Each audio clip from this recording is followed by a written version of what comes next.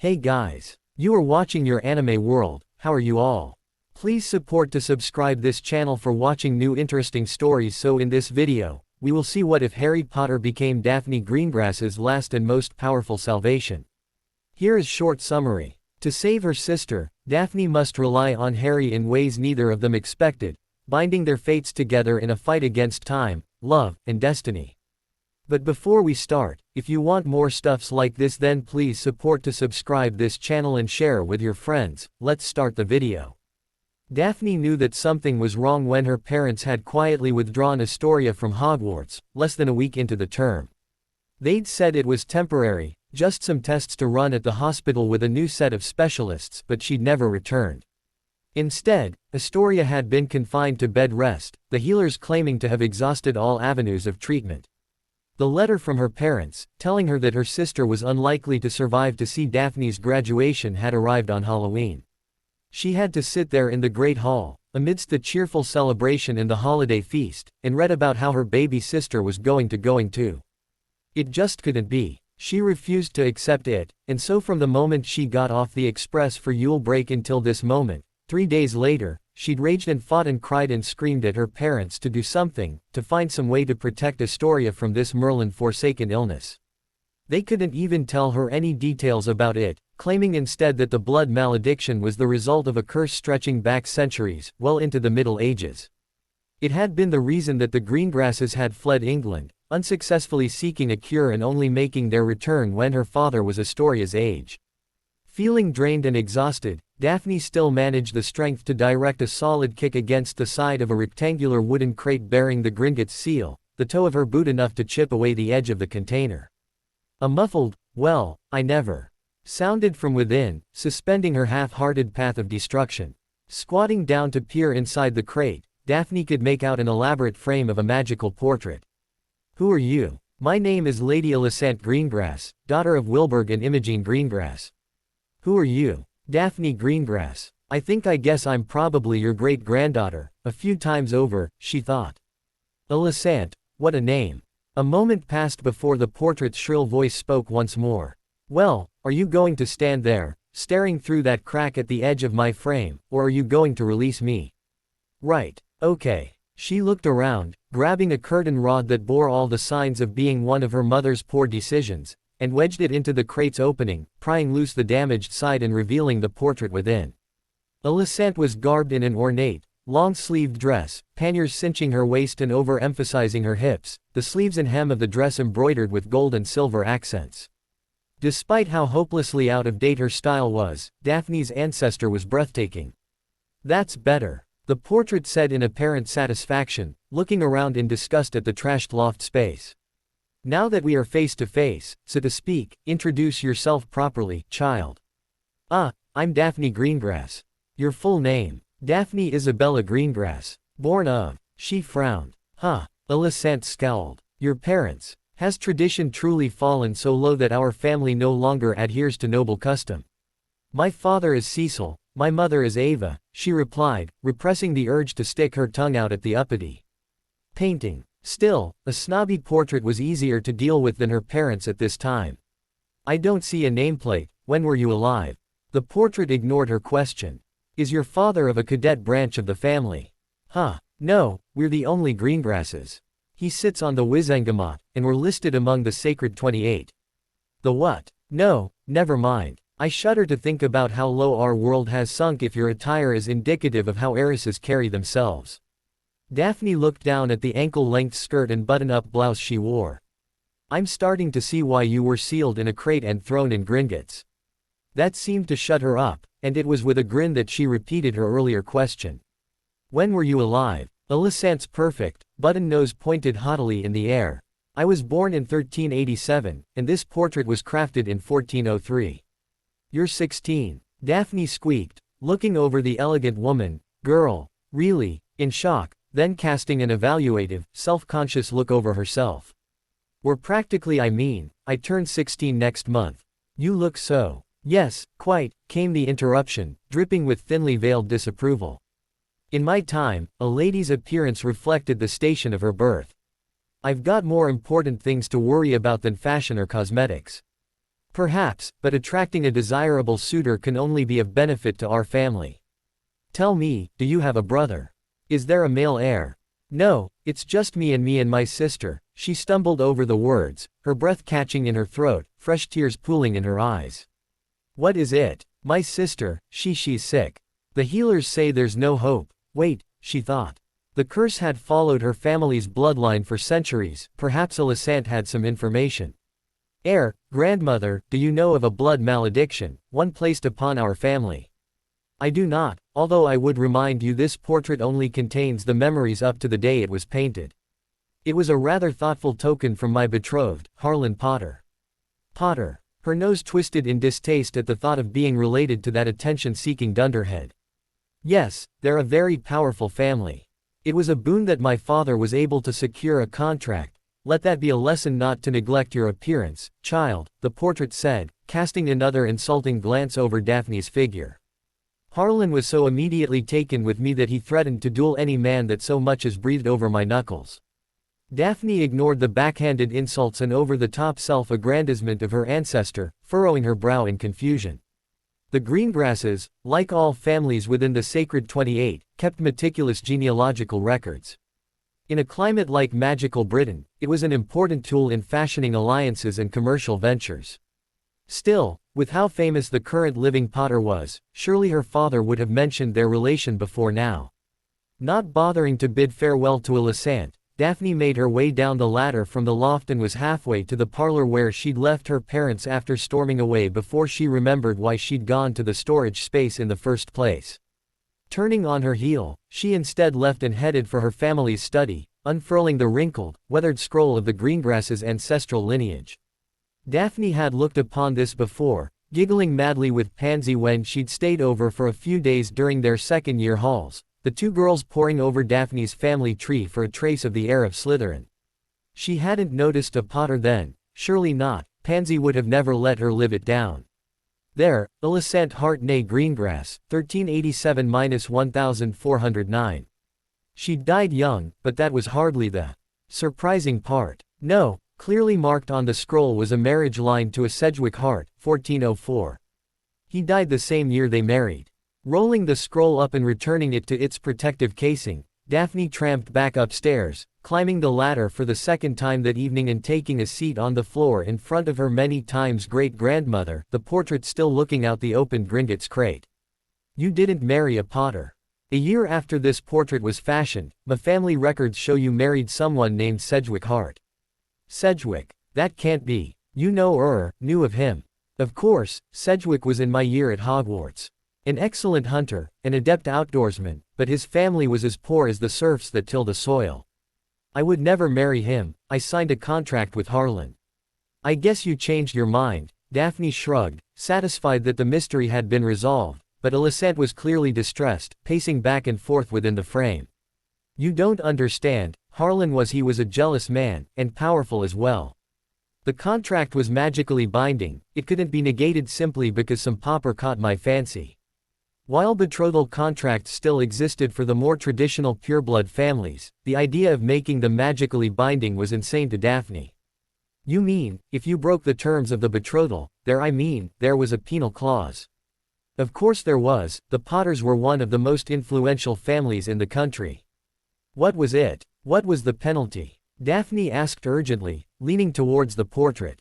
How should I know? My father negotiated the contract, I am a lady, after all.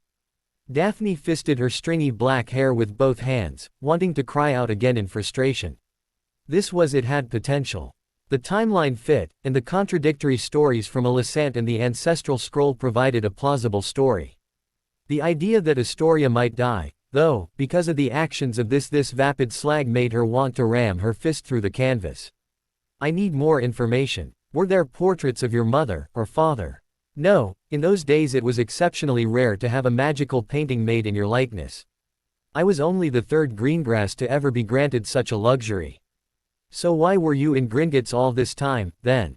Alicent sniffed, a haughty expression adorning her beautiful features. An impudent great-nephew of mine did not take kindly to the wisdom that I offered, and took me from the family manor and dumped me in our vault. Daphne couldn't blame him for that. Well, thanks for the information. I'd say it was nice meeting you, but it wasn't.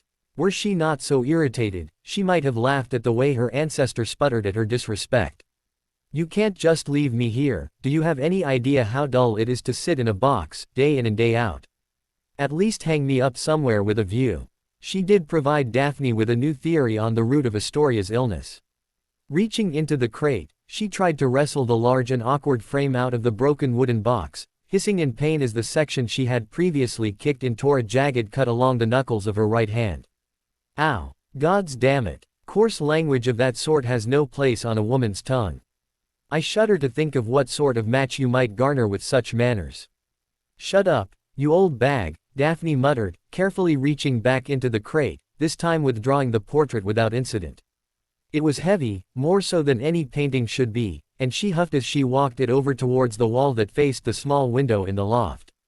Jostling it a bit as she leaned it against the wall, Daphne could feel the liquid warmth of a thin trail of blood from the cut seeped between her fingers. A dark, crimson stain smeared across the brass frame, sending a heavy jolt through her body, from the top of her head to the tips of her toes. The back of the frame clicked. What was that? She asked herself, bunching her skirt to wrap around her cut finger. With her uninjured hand, Daphne felt around the back of the portrait, seeking out the source of that unexpected noise. There was a secret compartment built into the frame, disillusioned and hidden. She felt parchment, old and tattered, and carefully withdrew it from the compartment for closer inspection. It was actually several pieces of parchment, sewn together to form a rough, handmade sheath. There was a date at the top, the 31st of October 1409. What is that? She nearly jumped out of her skin at Alicent's question. It was hidden within your portrait's frame, she replied, spreading it flat on the floor directly in a beam of sunlight. You wrote it. What does it say? It was Old English, meaning there were a few words here and there that weren't comprehensible, and in other places, age had frayed the sections into illegibility, but Daphne was able to read most of it. You were frightened, and on the run when you wrote this. Apparently, you'd had a dalliance with Sedgwick Hart, 6 weeks before you were to wed, and your affair was discovered. I must have been bewitched. I would never. You loved him, Daphne said quietly, continuing to read as though there'd been no interruption. You loved Sedgwick, and Harlan killed him in front of you. He vowed to make you pay for betraying him, and unwove an enchantment that would poison the blood of your family with the pain of his heartbreak you by.ch. She suddenly screamed, my sister's going to die because you couldn't control yourself a month before your wedding. Alicent was quiet, for perhaps the first time that evening.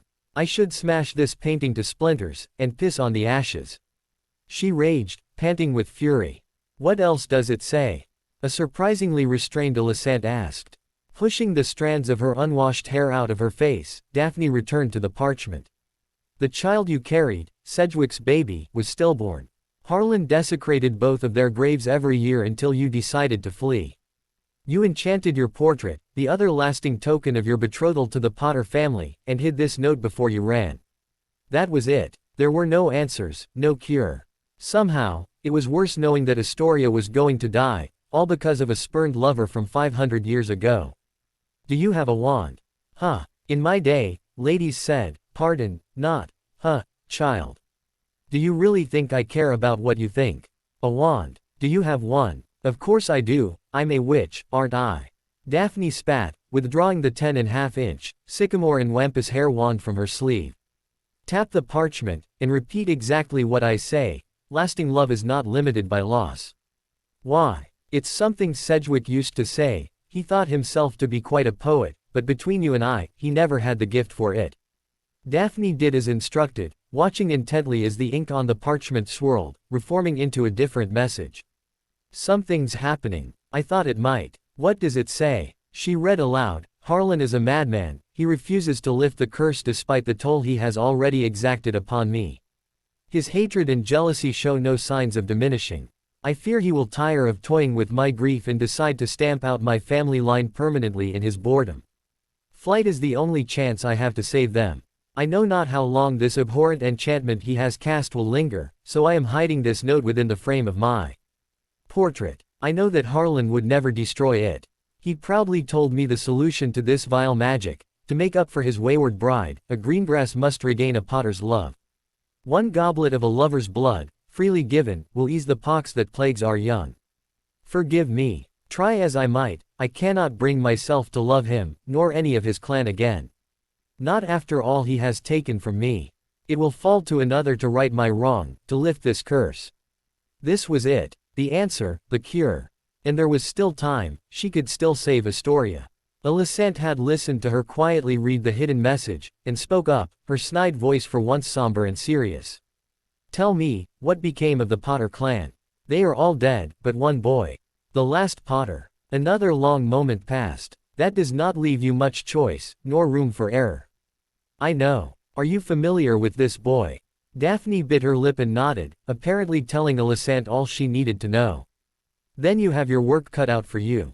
You'll need my help. Seated there in the dusty, junk-covered storage loft of her family manor, next to the portrait of her long-deceased, disgraced ancestor, Daphne Greengrass settled on her newfound purpose in life. Tricking Harry Potter into falling in love with her, to save her sister's life. And then there was a flash and he returned, the Triwizard Cup in one hand, Diggory's corpse in the other. It was really scary. Alicent was quiet, having listened to Daphne's recitation of every rumor and piece of gossip related to Potter she'd heard over the last 5 years, occasionally interjecting with a comment or question. It had taken the better part of 3 hours, during which time the sun had set completely, the shadows stretching over the dimly lit storage space creating an ominous and frightening atmosphere. You say your interactions with him have been contentious, to this point. I mean it's just house rivalry stuff, she mumbled, my best friend likes to tweak their noses. It's just a bit of a laugh, you know, that sort of thing. Even as she defended Pansy, Daphne tried to think of a single instance of Potter, Granger, or Weasley making fun of them first. It suddenly wasn't quite as funny. But you knew, even before meeting him, that he was and would be an influential figure in society.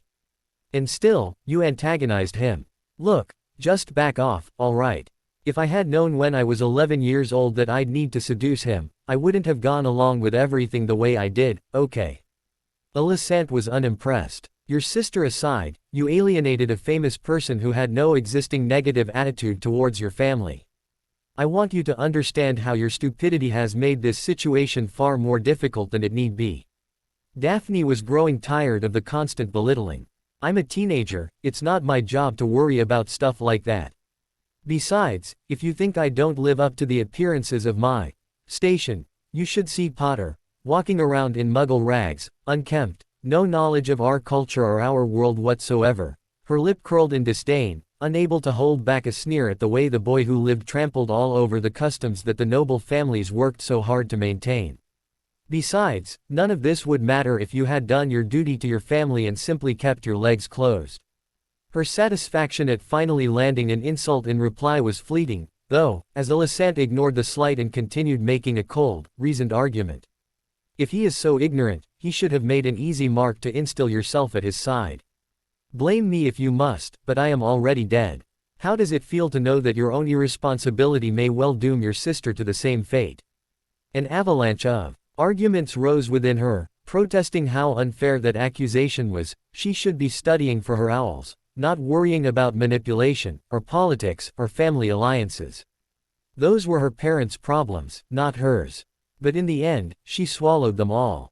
Alicent was right, giggling at Draco's antics, having a go at the mudblood with Pansy. Those things weren't nice, and now Astoria may well pay the price for her own immaturity. Okay, she said quietly. I'll do better. Good, came the approving nod. Now, let's have a look at you. What? We really must work on your diction and speech. Ladies say, pardon, my dear. Right. Well, pardon. The portrait made a shoo-ing motion. I need to see what we're working with. You've been looking at me this whole time. Daphne didn't understand, giving herself a quick once-over, taking in the dirty and rumpled skirt and blouse she'd been wearing since first climbed up to the loft. It's just us ladies. Disrobe. What? Here. She could feel her face heating up. No way. Anyone could come up. Alicent rolled her eyes. I assure you, this room does not get many visitors. I would know. But very well, modesty is an attractive quality. Take me to your quarters. The memory of just how heavy the brass-framed portrait was had not faded from Daphne's mind. I don't think I can carry your frame down that ladder. Are you a witch, or not? I'm underage, it's forbidden. Her ancestor was quiet for a stretch, probably weighing just how much things must have changed in the centuries since her life. You will need to fetch your parents then. We'd agreed that I would accompany you back to Hogwarts, yes. So you'd have needed their help, regardless. Yay, that's true, Daphne agreed, standing up to head downstairs, but Alicent's next question halted her. Will you bring them into your plans? I don't know, she answered honestly. Surely they would be excited about the potential to save Astoria, right? Still, it was hard to imagine her overprotective father agreeing to his not quite 16-year-old daughter seducing a man in such a fashion. He'd probably simply approach Potter's guardian and seek a betrothal, and just who was that guardian that would allow the boy who lived to wander about looking like a homeless stray?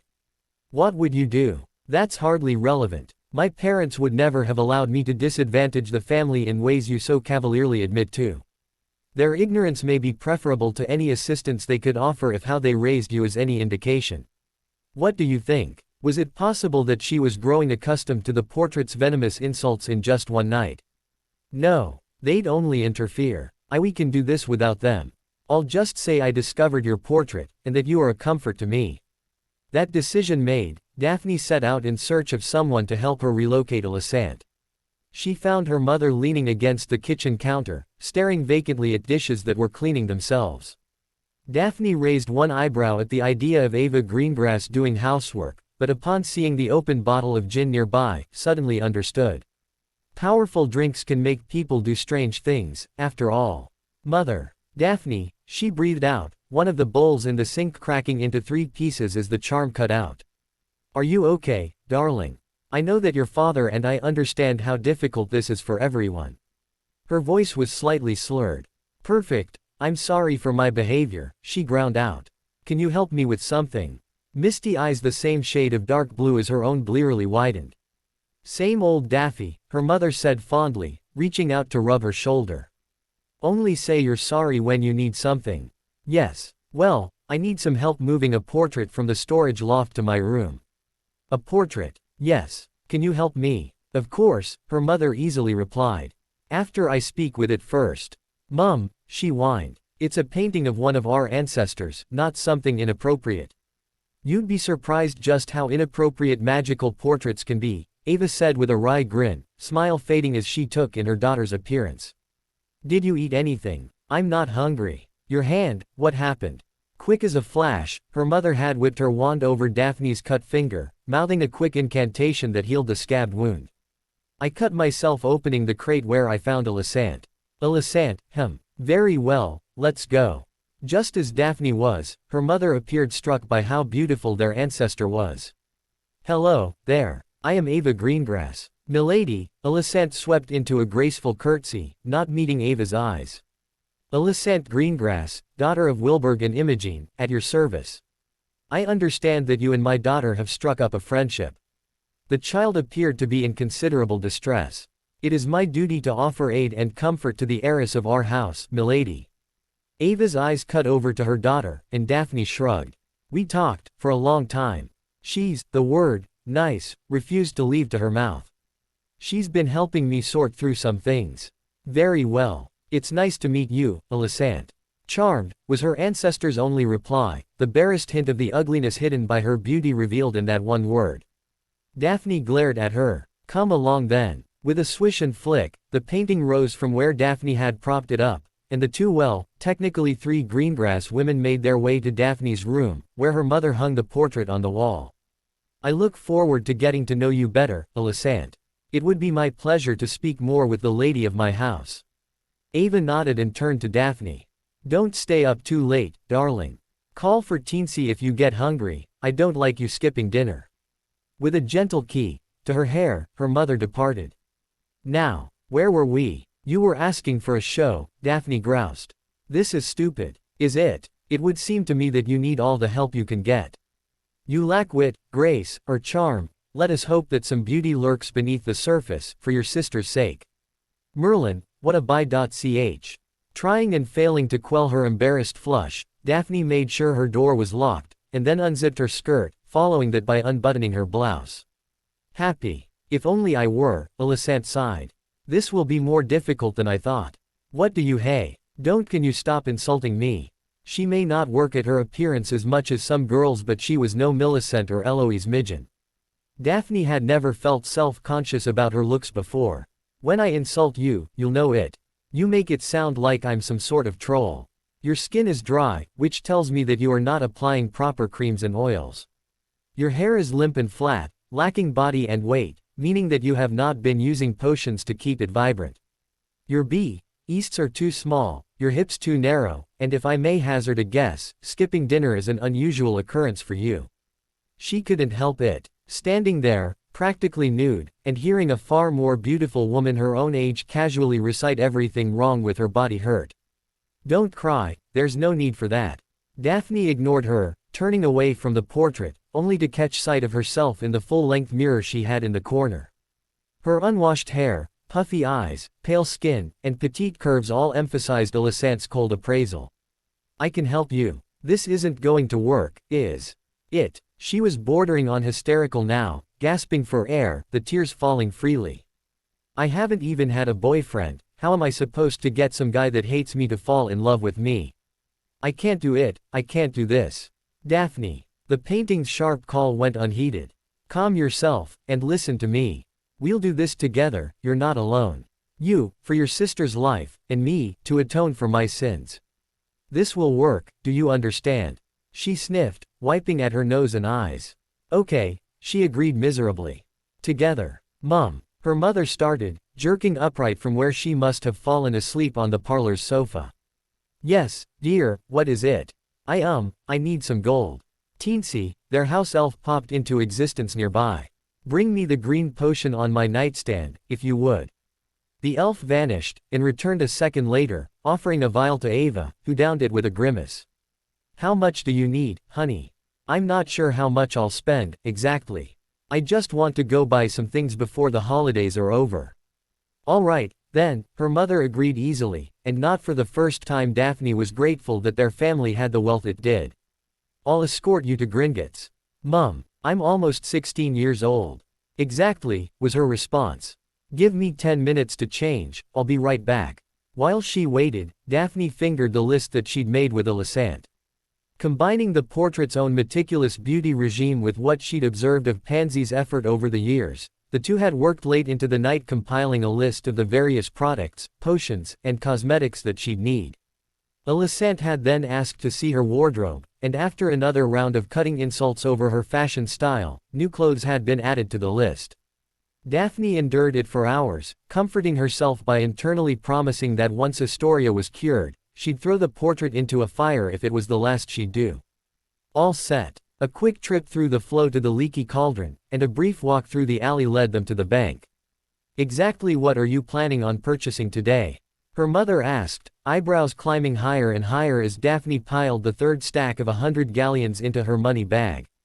Just some fashion accessories. Some cosmetics. Maybe a dress or two. Thankfully, no further questions were asked, and mother and daughter left the bank without incident.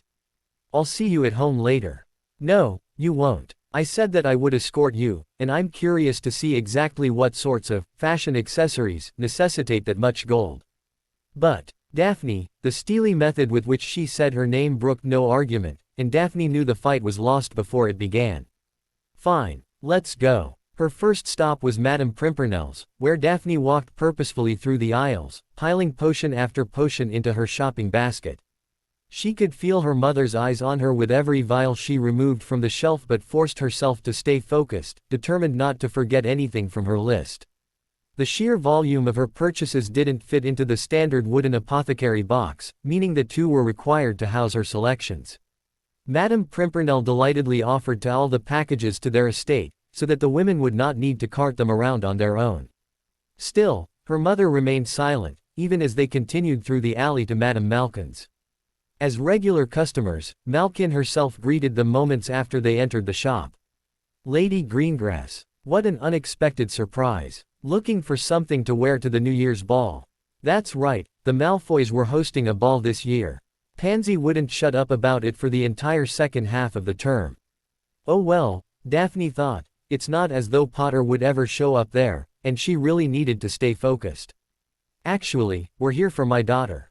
Go ahead, Daphne. I need a set of dresses.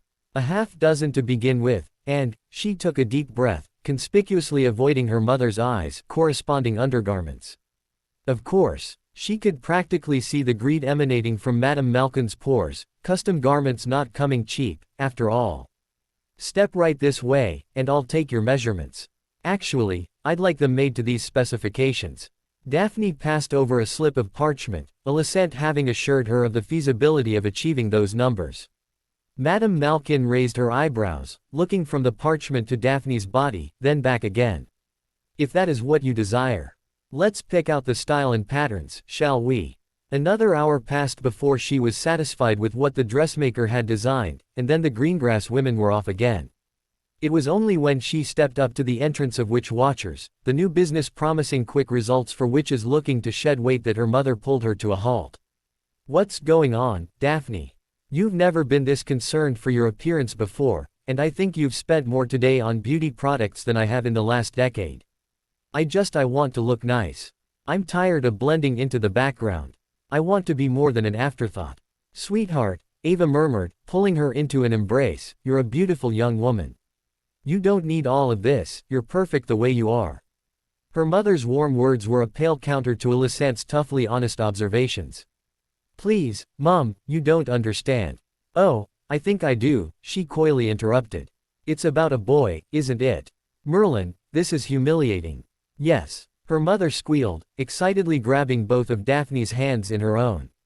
I knew it. Come on, let's go to Florine's and you can tell me all about him.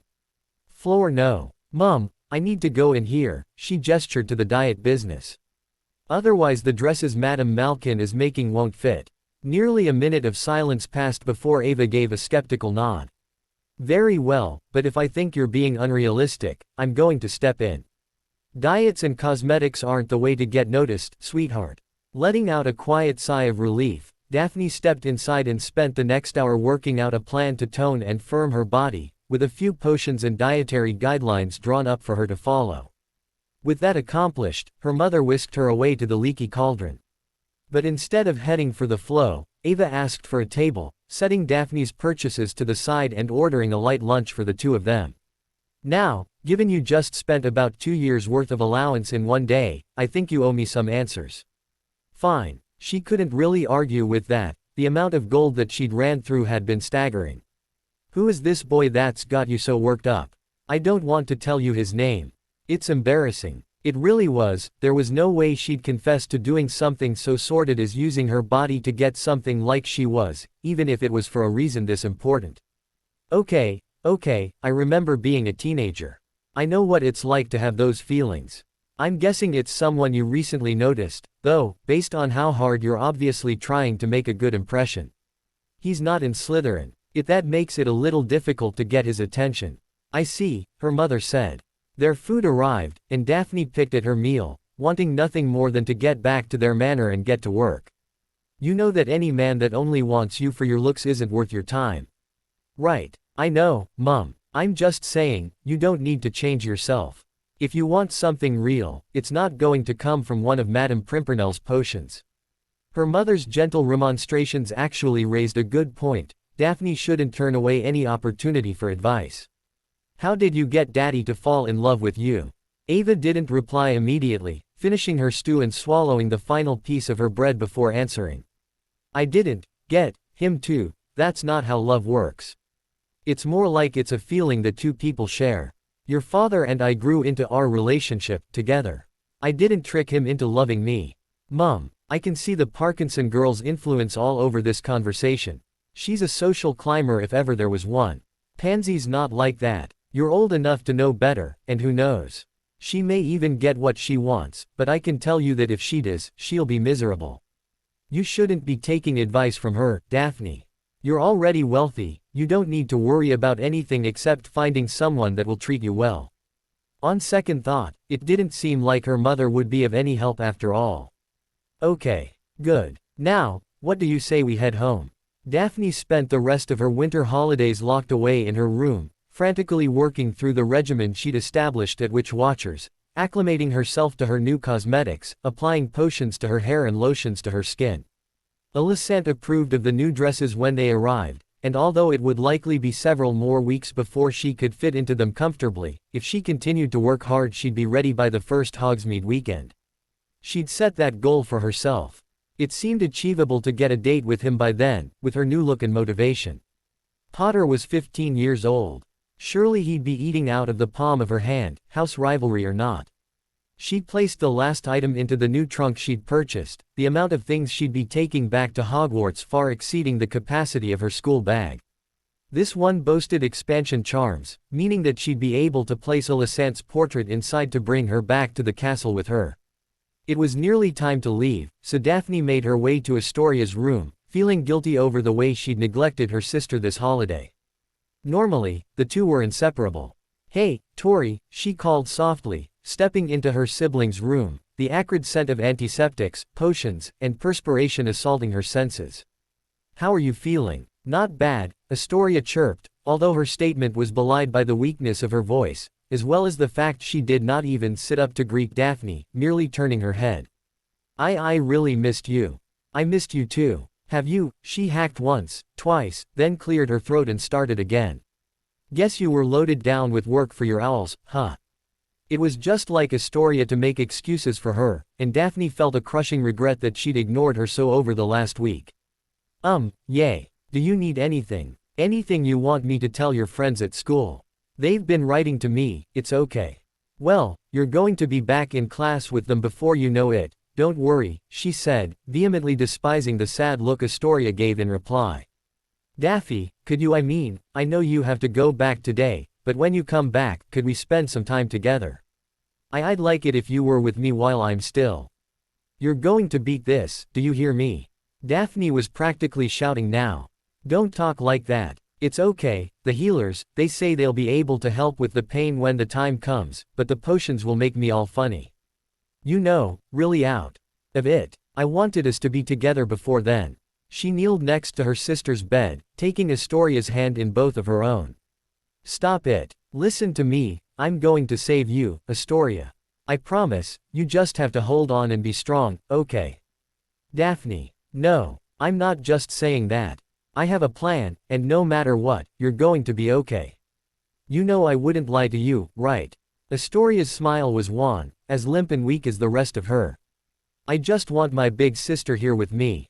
It's really hard to be brave when I'm alone. She didn't want to cry in front of her. She'd done enough of that over the years, already. I'm not giving up on you, don't you dare give up on yourself.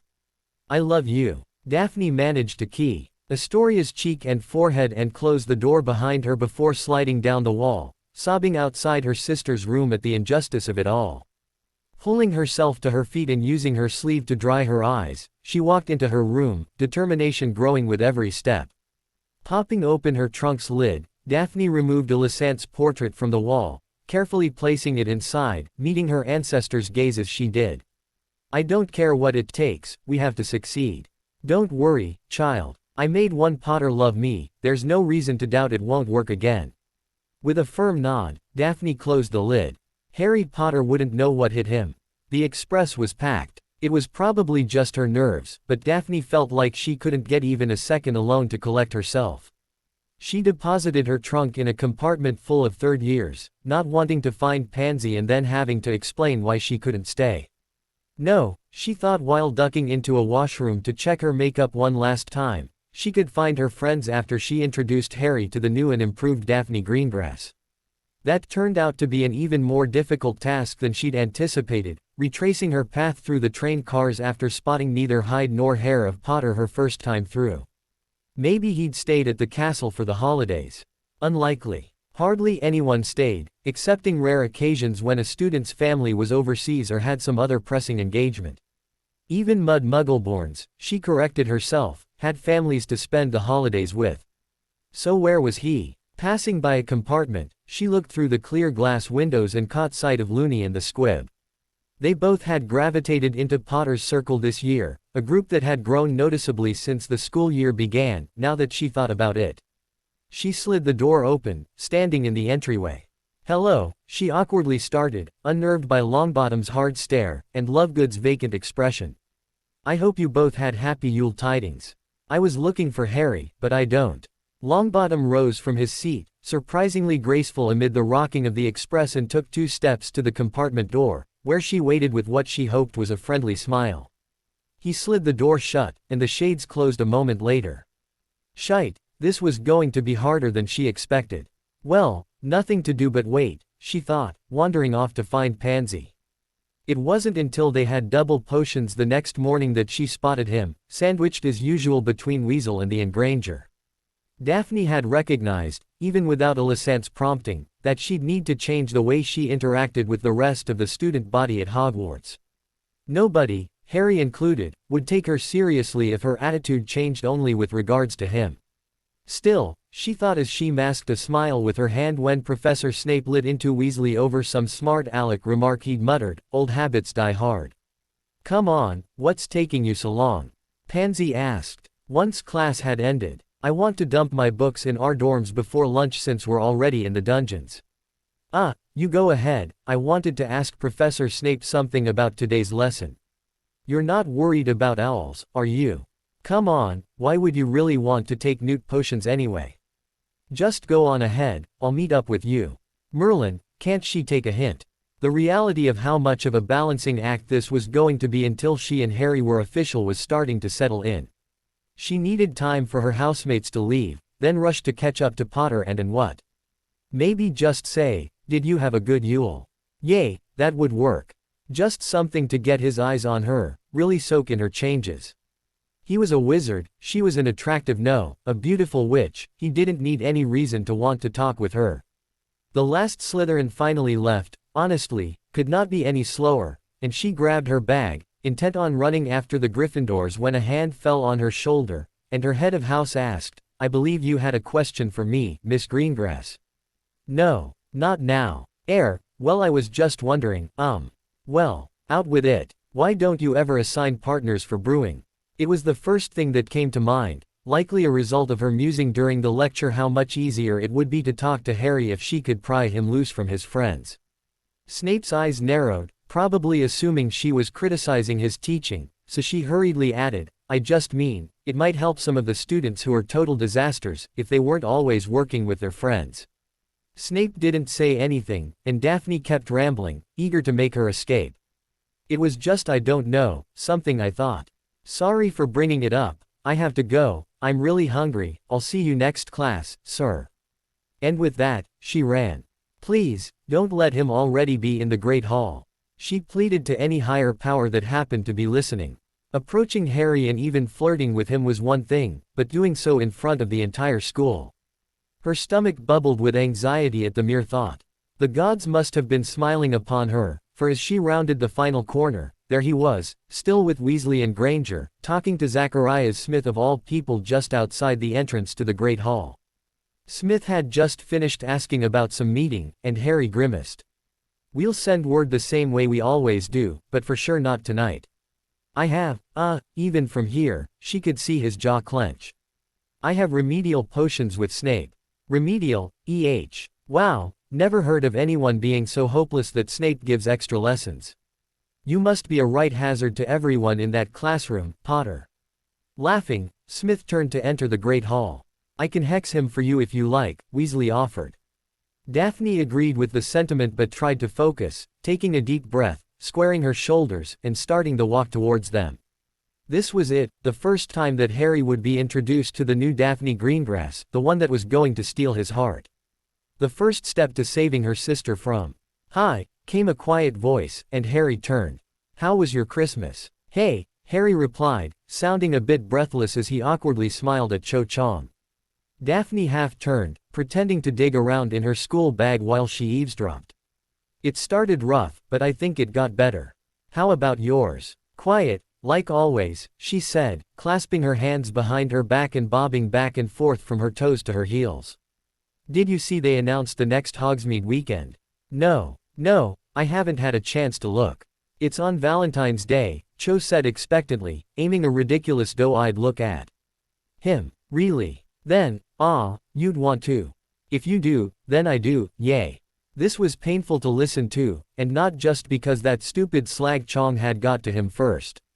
Merlin, how did she ever land Diggory if this was the extent of her charm? Mercifully, it seemed that Harry was either too dull or too cowardly to take her up on her obvious offer. He started to stutter, and Chong gave a sad smile. It's not a big deal, really. I'll see you around, Harry. She turned, heading away from the Great Hall, and Daphne tried not to let her sigh of relief be too audible as Chong walked past. Giving up the ruse of looking in her bag, Daphne slung it over her shoulder and prepared to make her move, only to nearly be bowled over by Harry himself as he ran right past her. Cho. Hey Cho, wait. It wasn't like he had to run to catch up with her. The Ravenclaw was walking ridiculously slow, likely to try and make him feel bad. Daphne didn't bother turning around to watch, merely listening to him boorishly ask that no-good snob out for Valentine's Day, and for Chong to obnoxiously accept. Daphne walked into the Great Hall, collapsing into a seat at the nearly empty Slytherin table. Besides Vince and Greg, all of her other housemates had followed Pansy's example and went back to their dorms to leave their books behind, so Daphne felt no qualms about locking her gaze on Harry, as he blushed at Granger's knowing smirk and accepted congratulatory slaps on the back from Weasley. He'd ran right past her. Even with the potions, the creams, the oils and lotions. Even losing almost 2 kilograms in a single week, he'd ran by her like she wasn't even there. She had to pull it together. This wasn't over. It seemed like dinner had barely begun when she observed Professor Snape push his plate forward, standing from the faculty table and departing the Great Hall. That was the signal she'd been waiting for, and she was proud of her attentiveness as she observed Harry's head turn to watch their potions professor leave. I've got to go. Pansy lowered her fork, eyeing her suspiciously. Where? I'm going to head back to the common room. I'm not very hungry and I need to add a bit more to my Transfiguration homework. You know how McGonagall is with the essays she assigns over break. Right, her best friend said slowly, watching as Daphne pushed her empty plate away and stood from their table. Pansy had not been very impressed with the changes Daphne had made over the holidays. In fact, she'd been almost hostile ever since laying eyes on her during the trip back to Hogwarts, giving short and succinct answers about her break in the Malfoys' ball, with none of the usual gossip that Daphne had come to expect. No matter. She had more pressing concerns than Pansy's bad attitude. He answered on the second knock. Greengrass. What is it? Can I speak with you, sir? I'm busy, he replied shortly, moving to close his office door.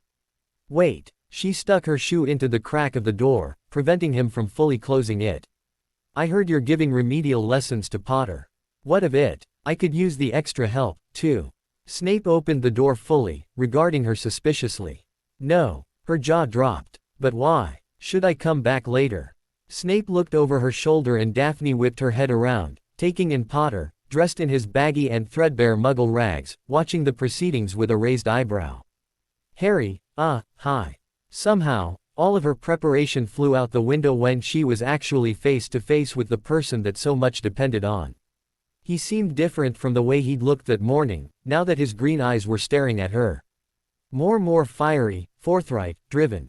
Suddenly, it wasn't such a mystery why more and more students were gravitating towards focus. Remembering Alicent's lessons, she kept her eyes downcast and idly toyed with one of her bangs, making sure to arch her back to emphasize her bust. There was a rustle as he stepped closer and then right past her, carefully avoiding so much as a brush against her to move into the classroom. Daphne was outraged. That was twice he'd ignored her. The coquettish smile she'd plastered on her face melted away into a scowl, and she turned once more, seeing her normally stoic head of house watching her with a baffled expression. As you can see, I have to begin my lesson, he said. Daphne didn't care how it made her look, she wouldn't give up. It's not fair. You can't give certain students extra help and deny it to others. The look he wore, Daphne wasn't sure whether he'd laugh in her face or strike her. Instead of doing either, he stepped into the corridor and closed the door behind him. Your scores in my class have never dipped below and exceeds expectations. You are not in need of remedial lessons. What is this about? Daphne mumbled an excuse about owls, but it was nonsensical even to her ears. Look at me when I'm talking to you. She met his beady black eyes, and maybe it was the stress of the day, or having skipped dinner, but a headache started to form. Well, it was worth a try. Indeed, he said, his voice lacking the impatience and irritation present before. Good night, Miss Greengrass. Dejected, she made her back to the dorms.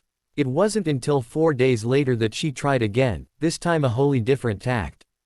Daphne had selected arithmancy and ancient runes as her electives by default. There really wasn't much choice, given her interest in avoiding the oafish groundskeeper-made professor, disbelieving the merit of teaching magical children about muggles, as well as being relatively sure that she was not, in fact, able to tell the future. While runes was a bit dull, sort of a linguistics-focused history class, arithmancy just clicked for her.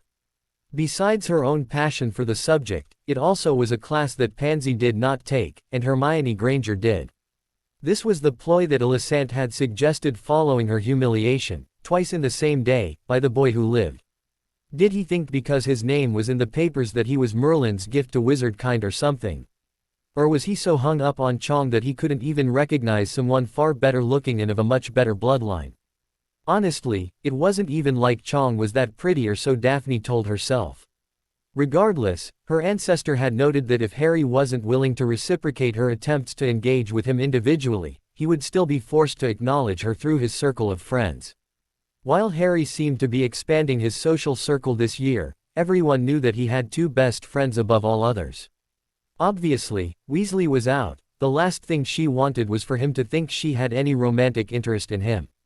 That left Granger, and Merlin, how her past was coming back to bite her. While Draco and his friends were certainly the most antagonistic towards the Gryffindors, Daphne had joined Pansy in teasing the Muggleborn on a fairly regular basis over the years, running across her semi-frequently while she was alone in the library.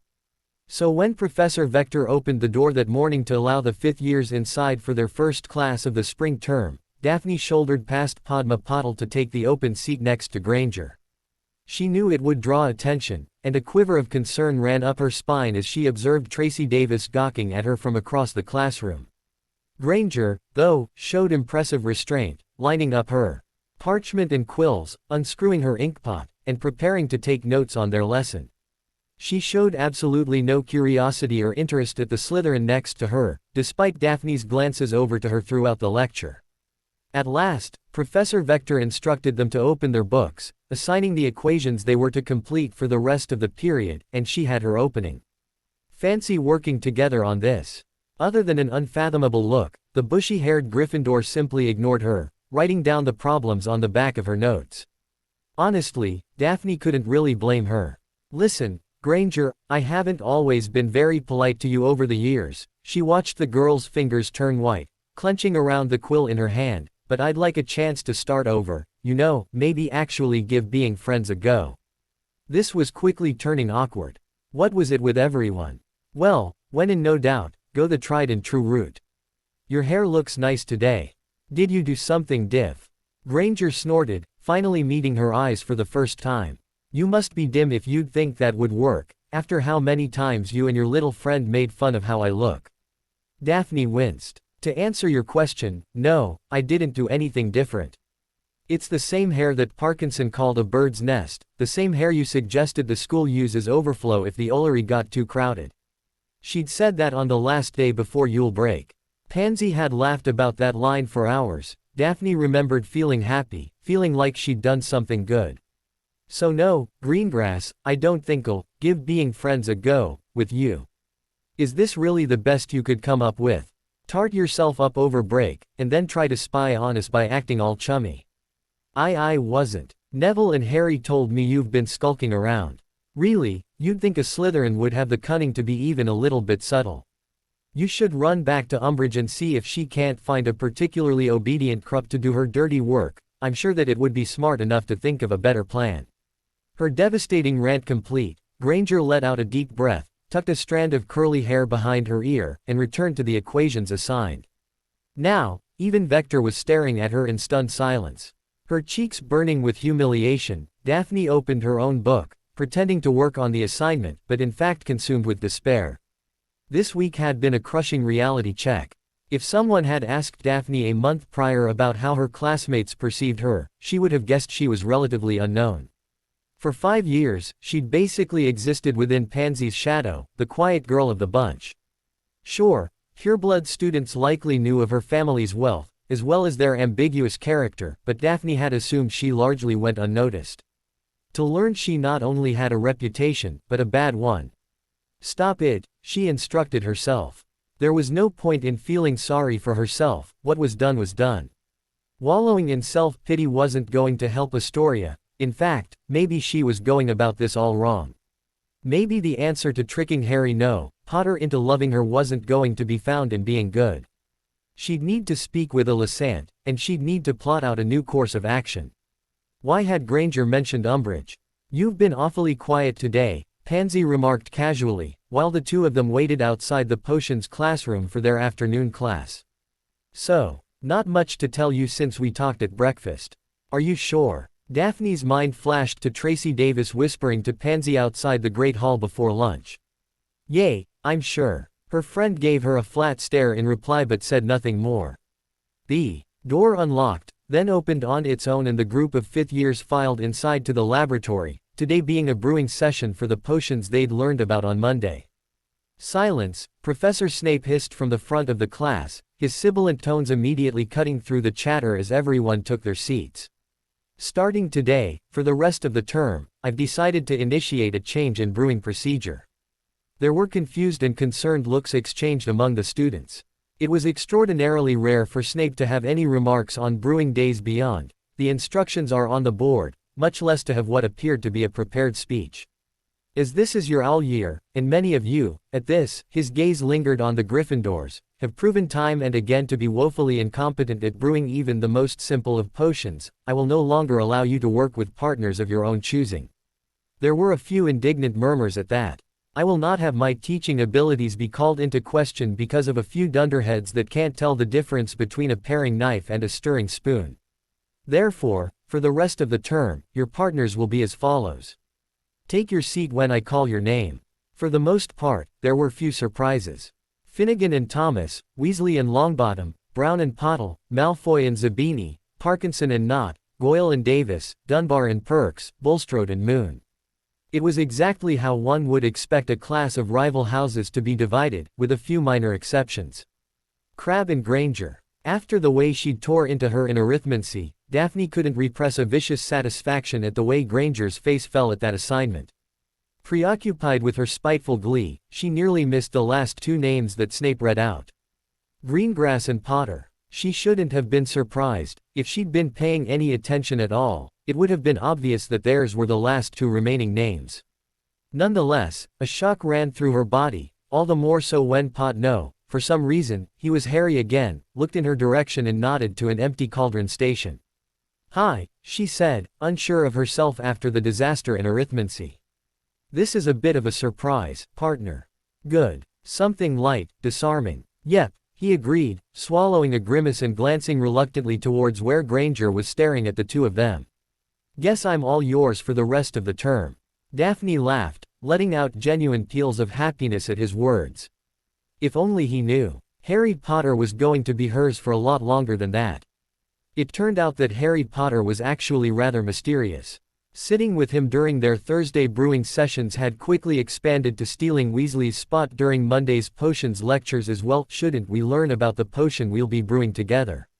She'd asked, meaning that Daphne's goal of spending more time with him was actually progressing rather well.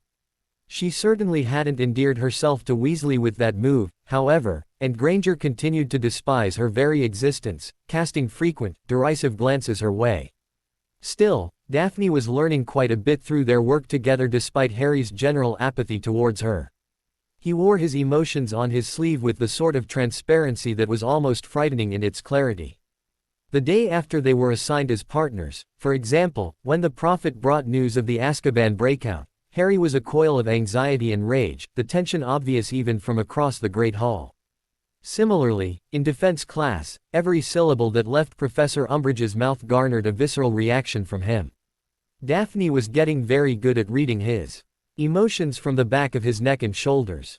Harry was also, much to her own chagrin, rather effective at keeping secrets. The meetings that Smith had referenced their first day back from the holidays were never mentioned again, but he and Granger were working on something near constantly in a deserted corner of the library. Despite her best efforts to sneak up on them to learn more, they always managed to change the subject to something inconspicuous just as she came within earshot. She'd be impressed, were it not so frustrating.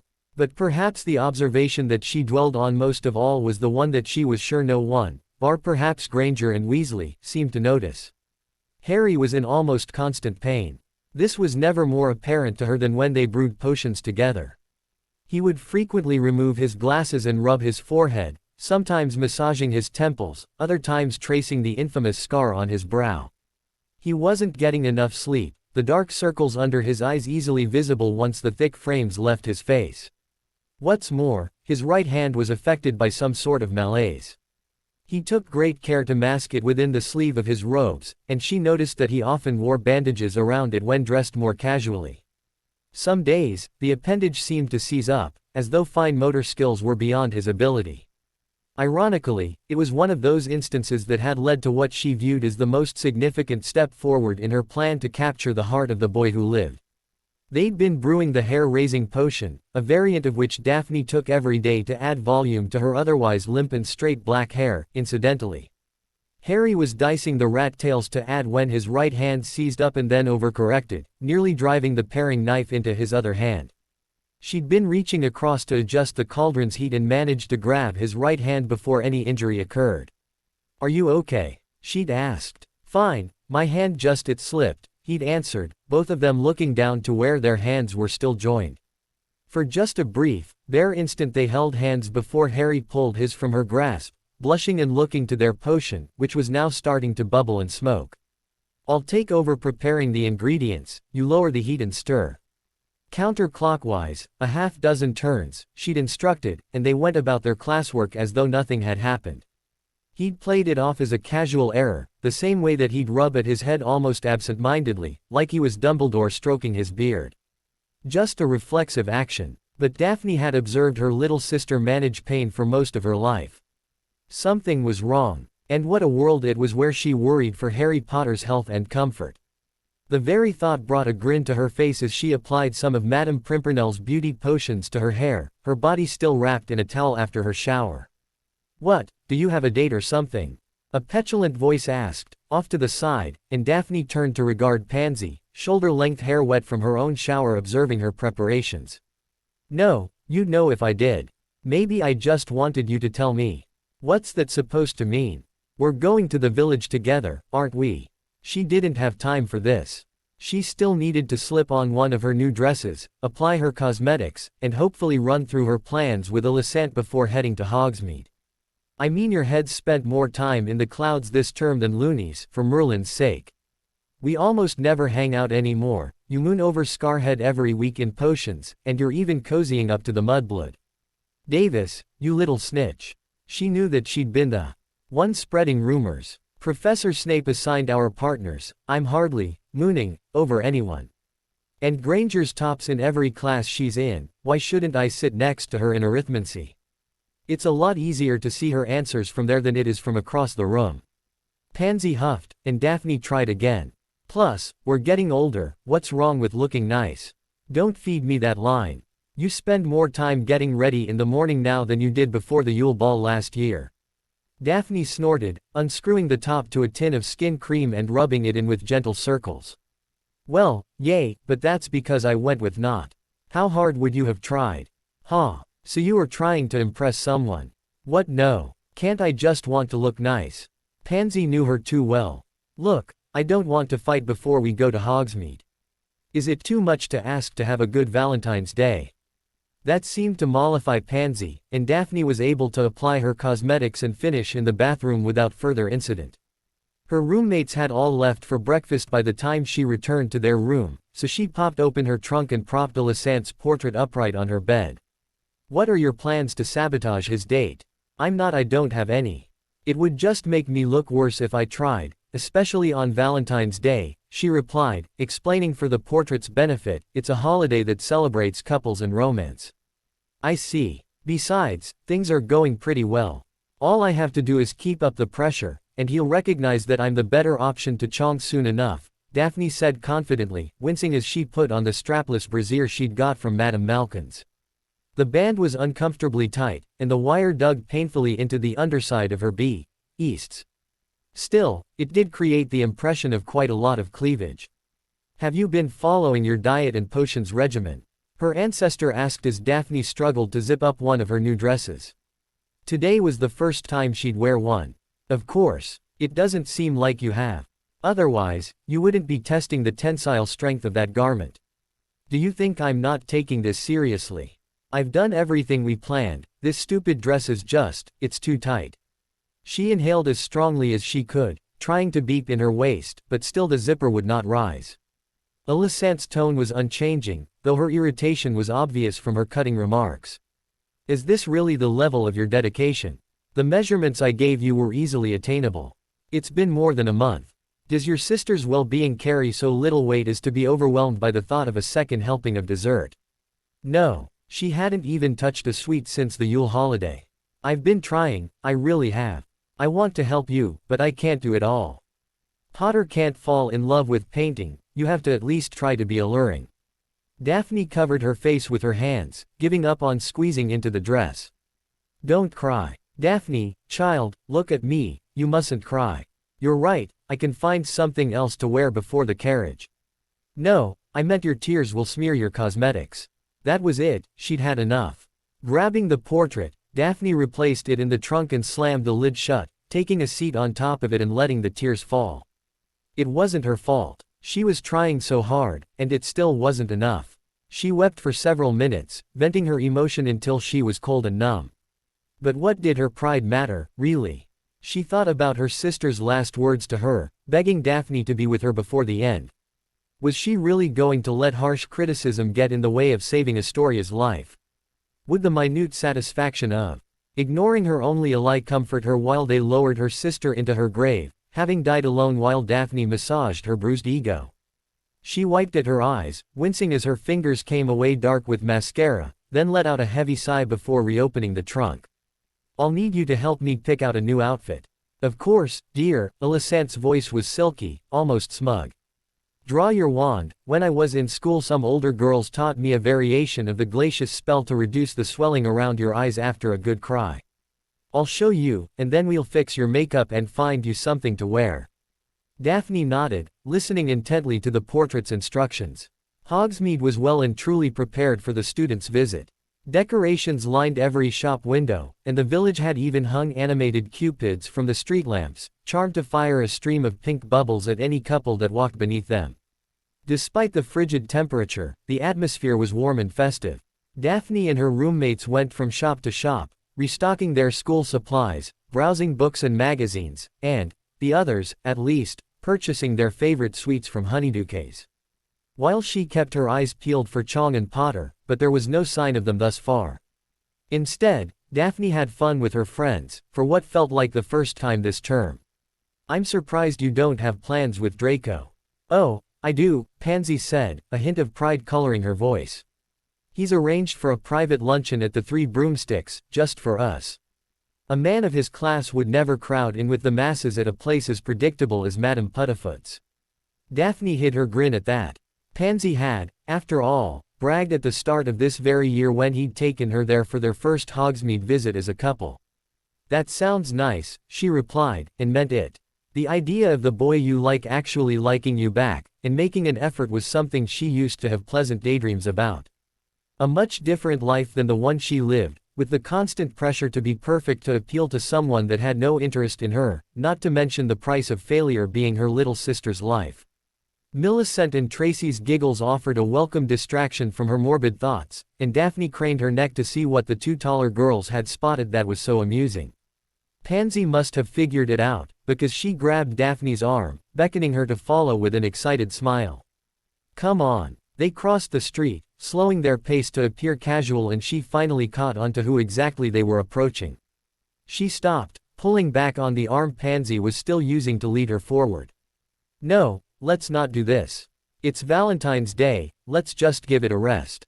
Pansy's head whipped around to face her, hair swirling tempestuously as her dark eyes flashed with irritation. She opened her mouth to say something, then abruptly turned away and continued with the rest of the Slytherin fifth-year girls. Although Harry looked upon their approach with some trepidation, Daphne being familiar enough with his body language by now to see the warning signs, Chong merely watched the younger girls with a raised eyebrow, her fingers linked together with Harry's. They looked to be having a lovely date, she admitted to herself, albeit very grudgingly. What's all this then? Potter, and Chong. Pansy fell naturally into her role as ringleader of the group. What of it? Chong asked, somewhat fearlessly in Daphne's opinion. Honestly, your taste is rather lacking, don't you think? At least Diggory was handsome, Potter's a. Cut it out, Daphne interrupted, stepping between Pansy and the couple. Let's just go, we've got better things to do. Like, what? Maybe you want to run off and let the mudblood talk down to you some more.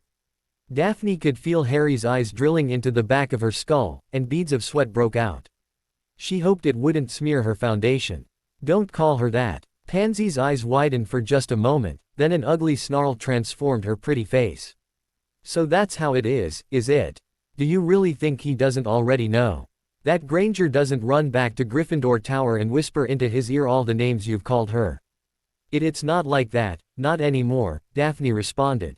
Please, can we just not do this? But Pansy was like a dog with a bone now. You're telling me, she started, pausing to let loose an ugly laugh, that you're actually hung up on this homely little half-blood. She could hear Chong gasp at the accusation, but refused to turn around to see Harry's reaction. What does it matter if he's a half-blood? Tracy is, and you've been friends with her since first year. Millicent and Lilith both let out shocked exclamations, and Tracy's jaw dropped. How could you? She cried, running down the street in the opposite direction. Real nice, Greengrass, Pansy hissed, stepping closer, into Daphne's personal space. I told you that in confidence, and you throw it in my face for him. By now, Daphne's temper had blown well beyond its breaking point. You told me to keep it a secret because she'd do us favors for hiding her mother's blood status. It was hardly a generous act. Finally saying it out loud, the fact that she and Pansy had been essentially blackmailing their roommates since first year was deeply shameful. Are you sure you want to do this? Pansy asked, her voice dropping. He'll never want you. Think about what you're throwing away. The protests immediately rose in her throat, that of course she wouldn't give up Pansy, her best friend, for Potter, that she didn't even like him, not really. Instead, with great effort, she swallowed them, and with the hurt thickening her own voice, replied, I'm fine with my choices. I'm not going to be that person any longer, for Astoria's sake, she silently added.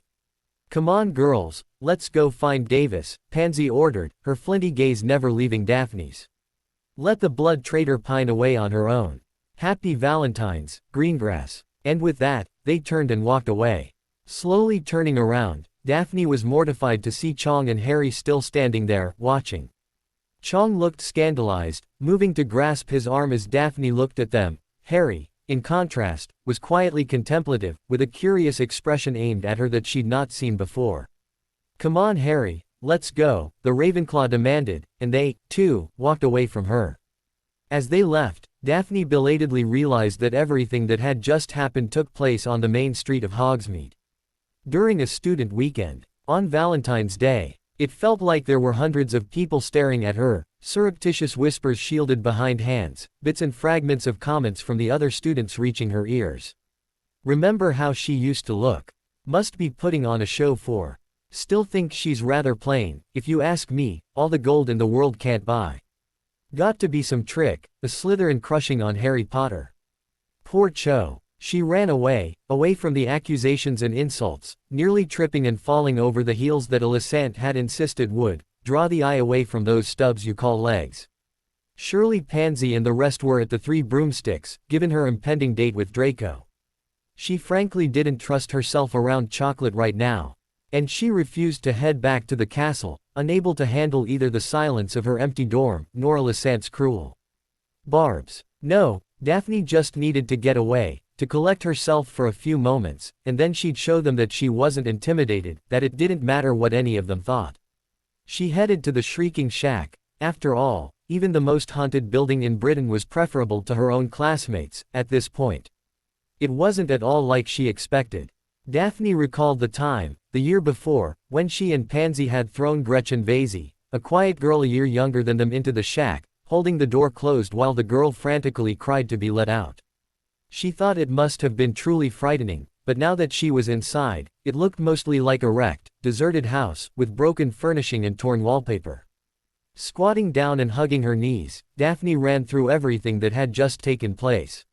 Maybe she could pull Pansy aside later, tell her the truth about why she'd changed so drastically over the Yule holiday.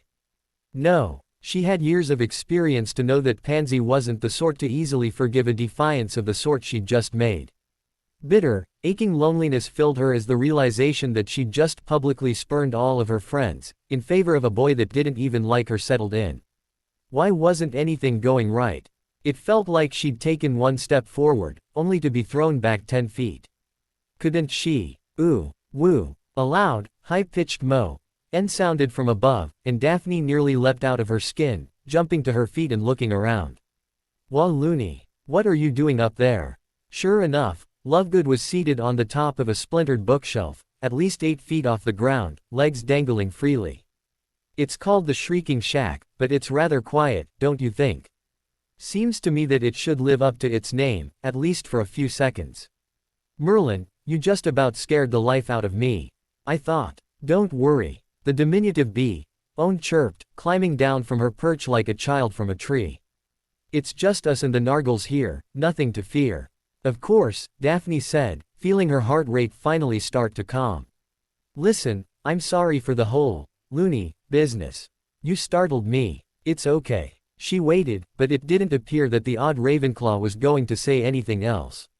Frankly, Daphne wasn't sure she wanted to hear anything that would come out of Lovegood's mouth, but she was probably the only person in Hogsmeade that hadn't just seen Daphne's life implode. Why are you here? The same reason as you, I imagine.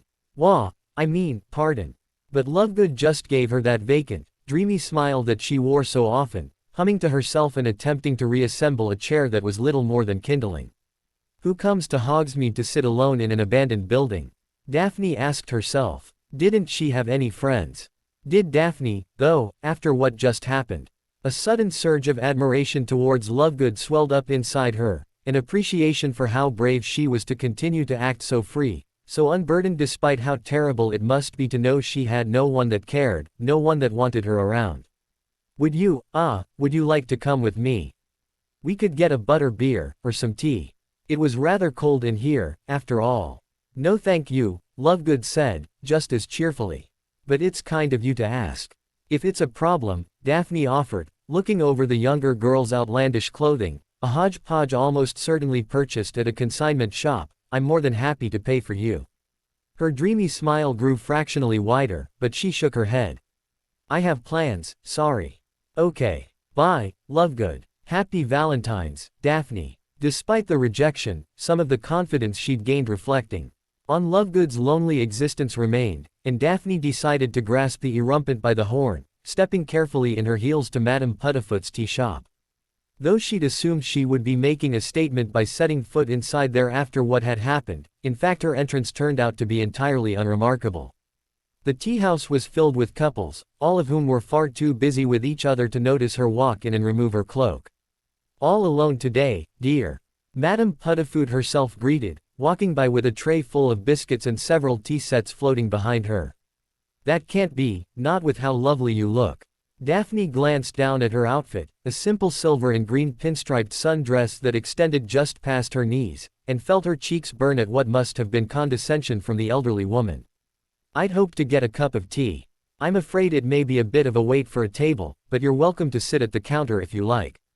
The coat rack is in the back, she said, walking past her to drop off the biscuits and refill various teacups. Putting her cloak away, Daphne took a seat on a stool at the counter, her eyes quickly locating Harry and Chong, seated further in the back next to a couple snogging in a manner quite inappropriate for a public setting. He looked rather put out, miserable actually, while Chong seemed to be berating him over something or other, a far cry from how blissful the couple had looked prior to Pansy's interruption earlier. Daphne felt a little better, sparing no guilt at seeing the two of them arguing. So maybe she wasn't perfect. The ministry wasn't built in a day, after all. Accepting a cup of tea from the proprietress, Daphne took a sip, luxuriating in the warm liquid, while she continued to watch Harry's date collapse into shambles. Surprisingly quickly, given that they couldn't have been here that long, he stood up, pulling his cloak off the back of his seat. He gave a questioning motion towards the exit, and even from across the shop Daphne could understand the rude gesture that Chong made in reply. He didn't seem all that concerned, which she found a bit surprising. Perhaps he wasn't as into the Ravenclaw as she'd thought, watching him head towards the exit, alone. Wait, why am I just sitting here? Digging out a few sickles from the pocket of her dress to leave on the counter, Daphne's eyes jumped from where the door was closing behind Harry to the back of the shop where her cloak hung. Without a second thought, she rushed after him. Morgana's saggy tits. It was freezing. There he was though, walking quickly ahead of her away from the carriages. She took off in pursuit, calling out his name moments before she turned her ankle in the high heels she wore and collapsed to the frozen cobblestones. "Gods damn it," she shouted, pounding the ground with her fists in frustration and pain. "I've got to say," a familiar voice said from above, "you're rather skilled at causing a scene."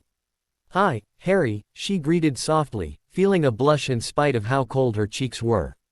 "Happy Valentine's. Happy Valentine's, Greengrass. Now, I swear you were wearing a cloak when I saw you earlier," he commented, not appearing at all out of sorts from his date's ending. "Yet here you are, outdoors in February in Scotland, in just that tiny dress." I was in a bit of a rush," she muttered, a bit put out that he didn't offer assistance as she stood up. Her ankle was positively throbbing. "I left it in Madame Puddifoot's." "Big date." "No," she answered firmly. "I came after you because I wanted to say sorry. You know, for what happened. With Pansy." He stared at her, and she fidgeted at the neutral expression he wore.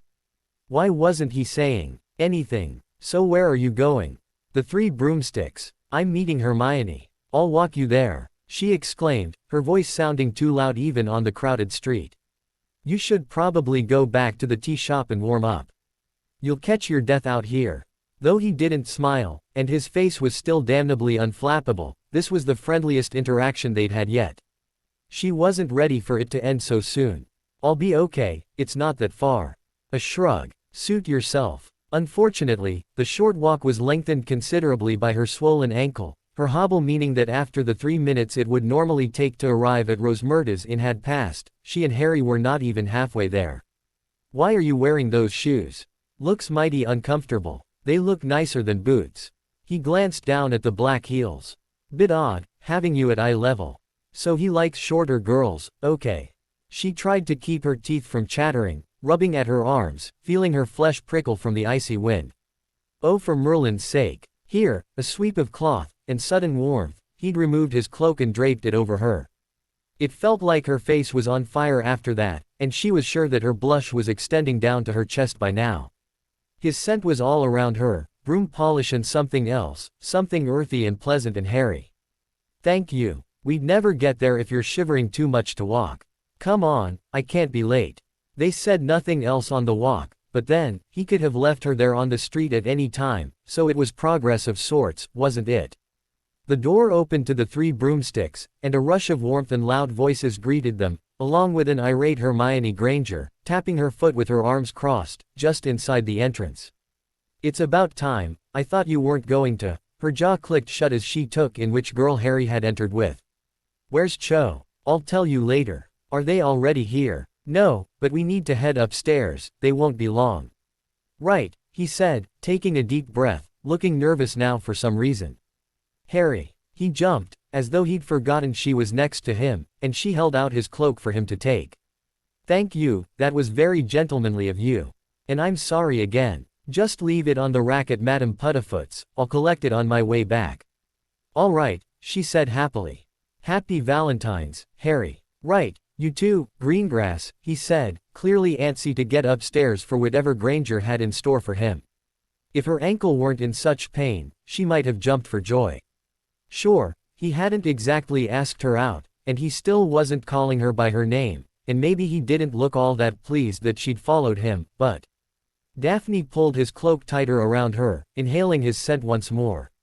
It was still a good start. She limped out the exit, not even noticing Lovegood walk in alongside Rita Skeeter as she left.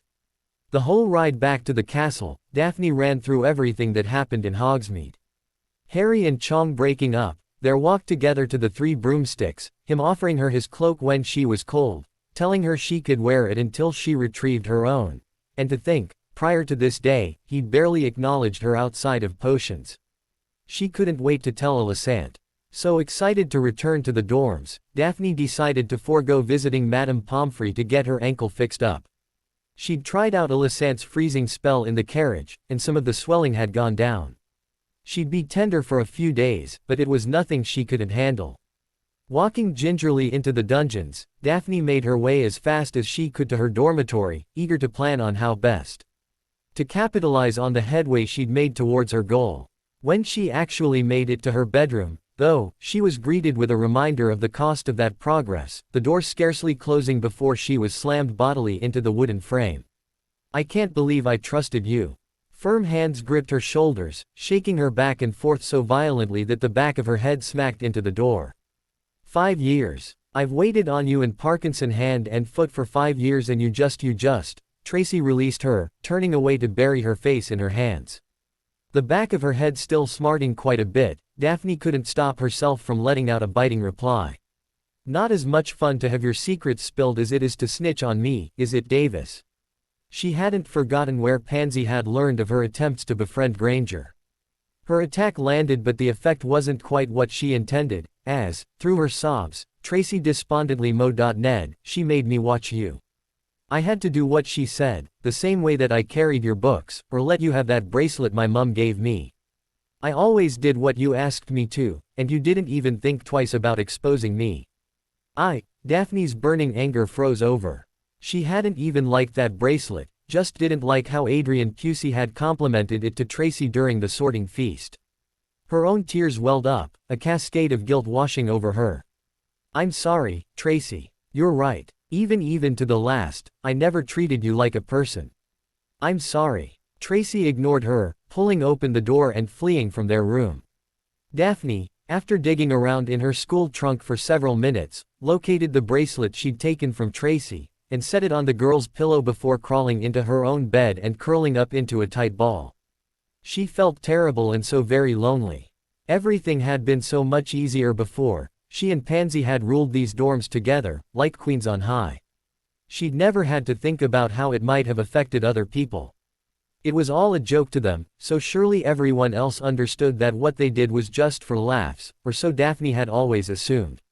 But it wasn't very funny, not anymore.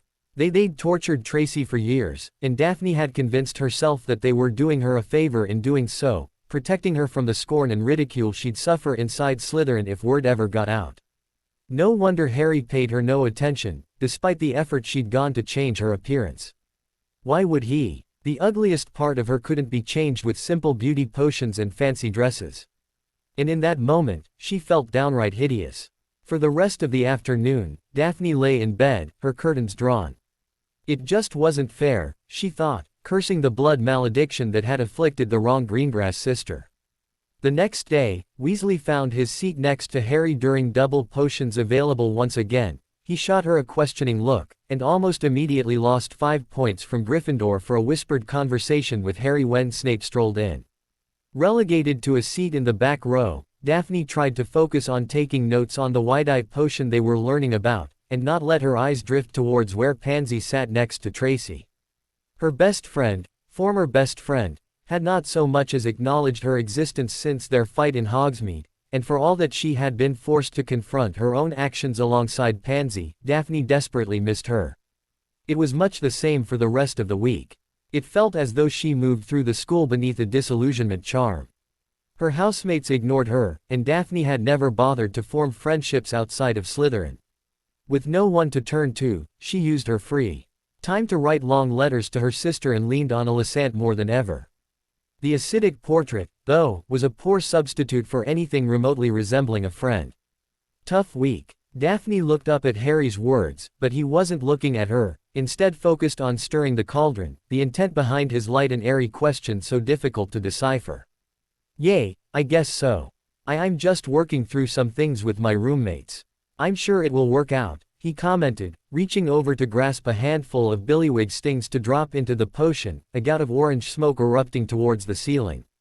"I'm not so sure," she went on, her voice dropping as Snape approached the brewing station next to theirs. "It feels like we're moving in different directions." She glanced at him from the corner of her eye, Seeing him finally turn his head to stare at her, that same curious expression he'd worn in Hogsmeade on his face. Potter, quit gawking at your partner and focus on your work.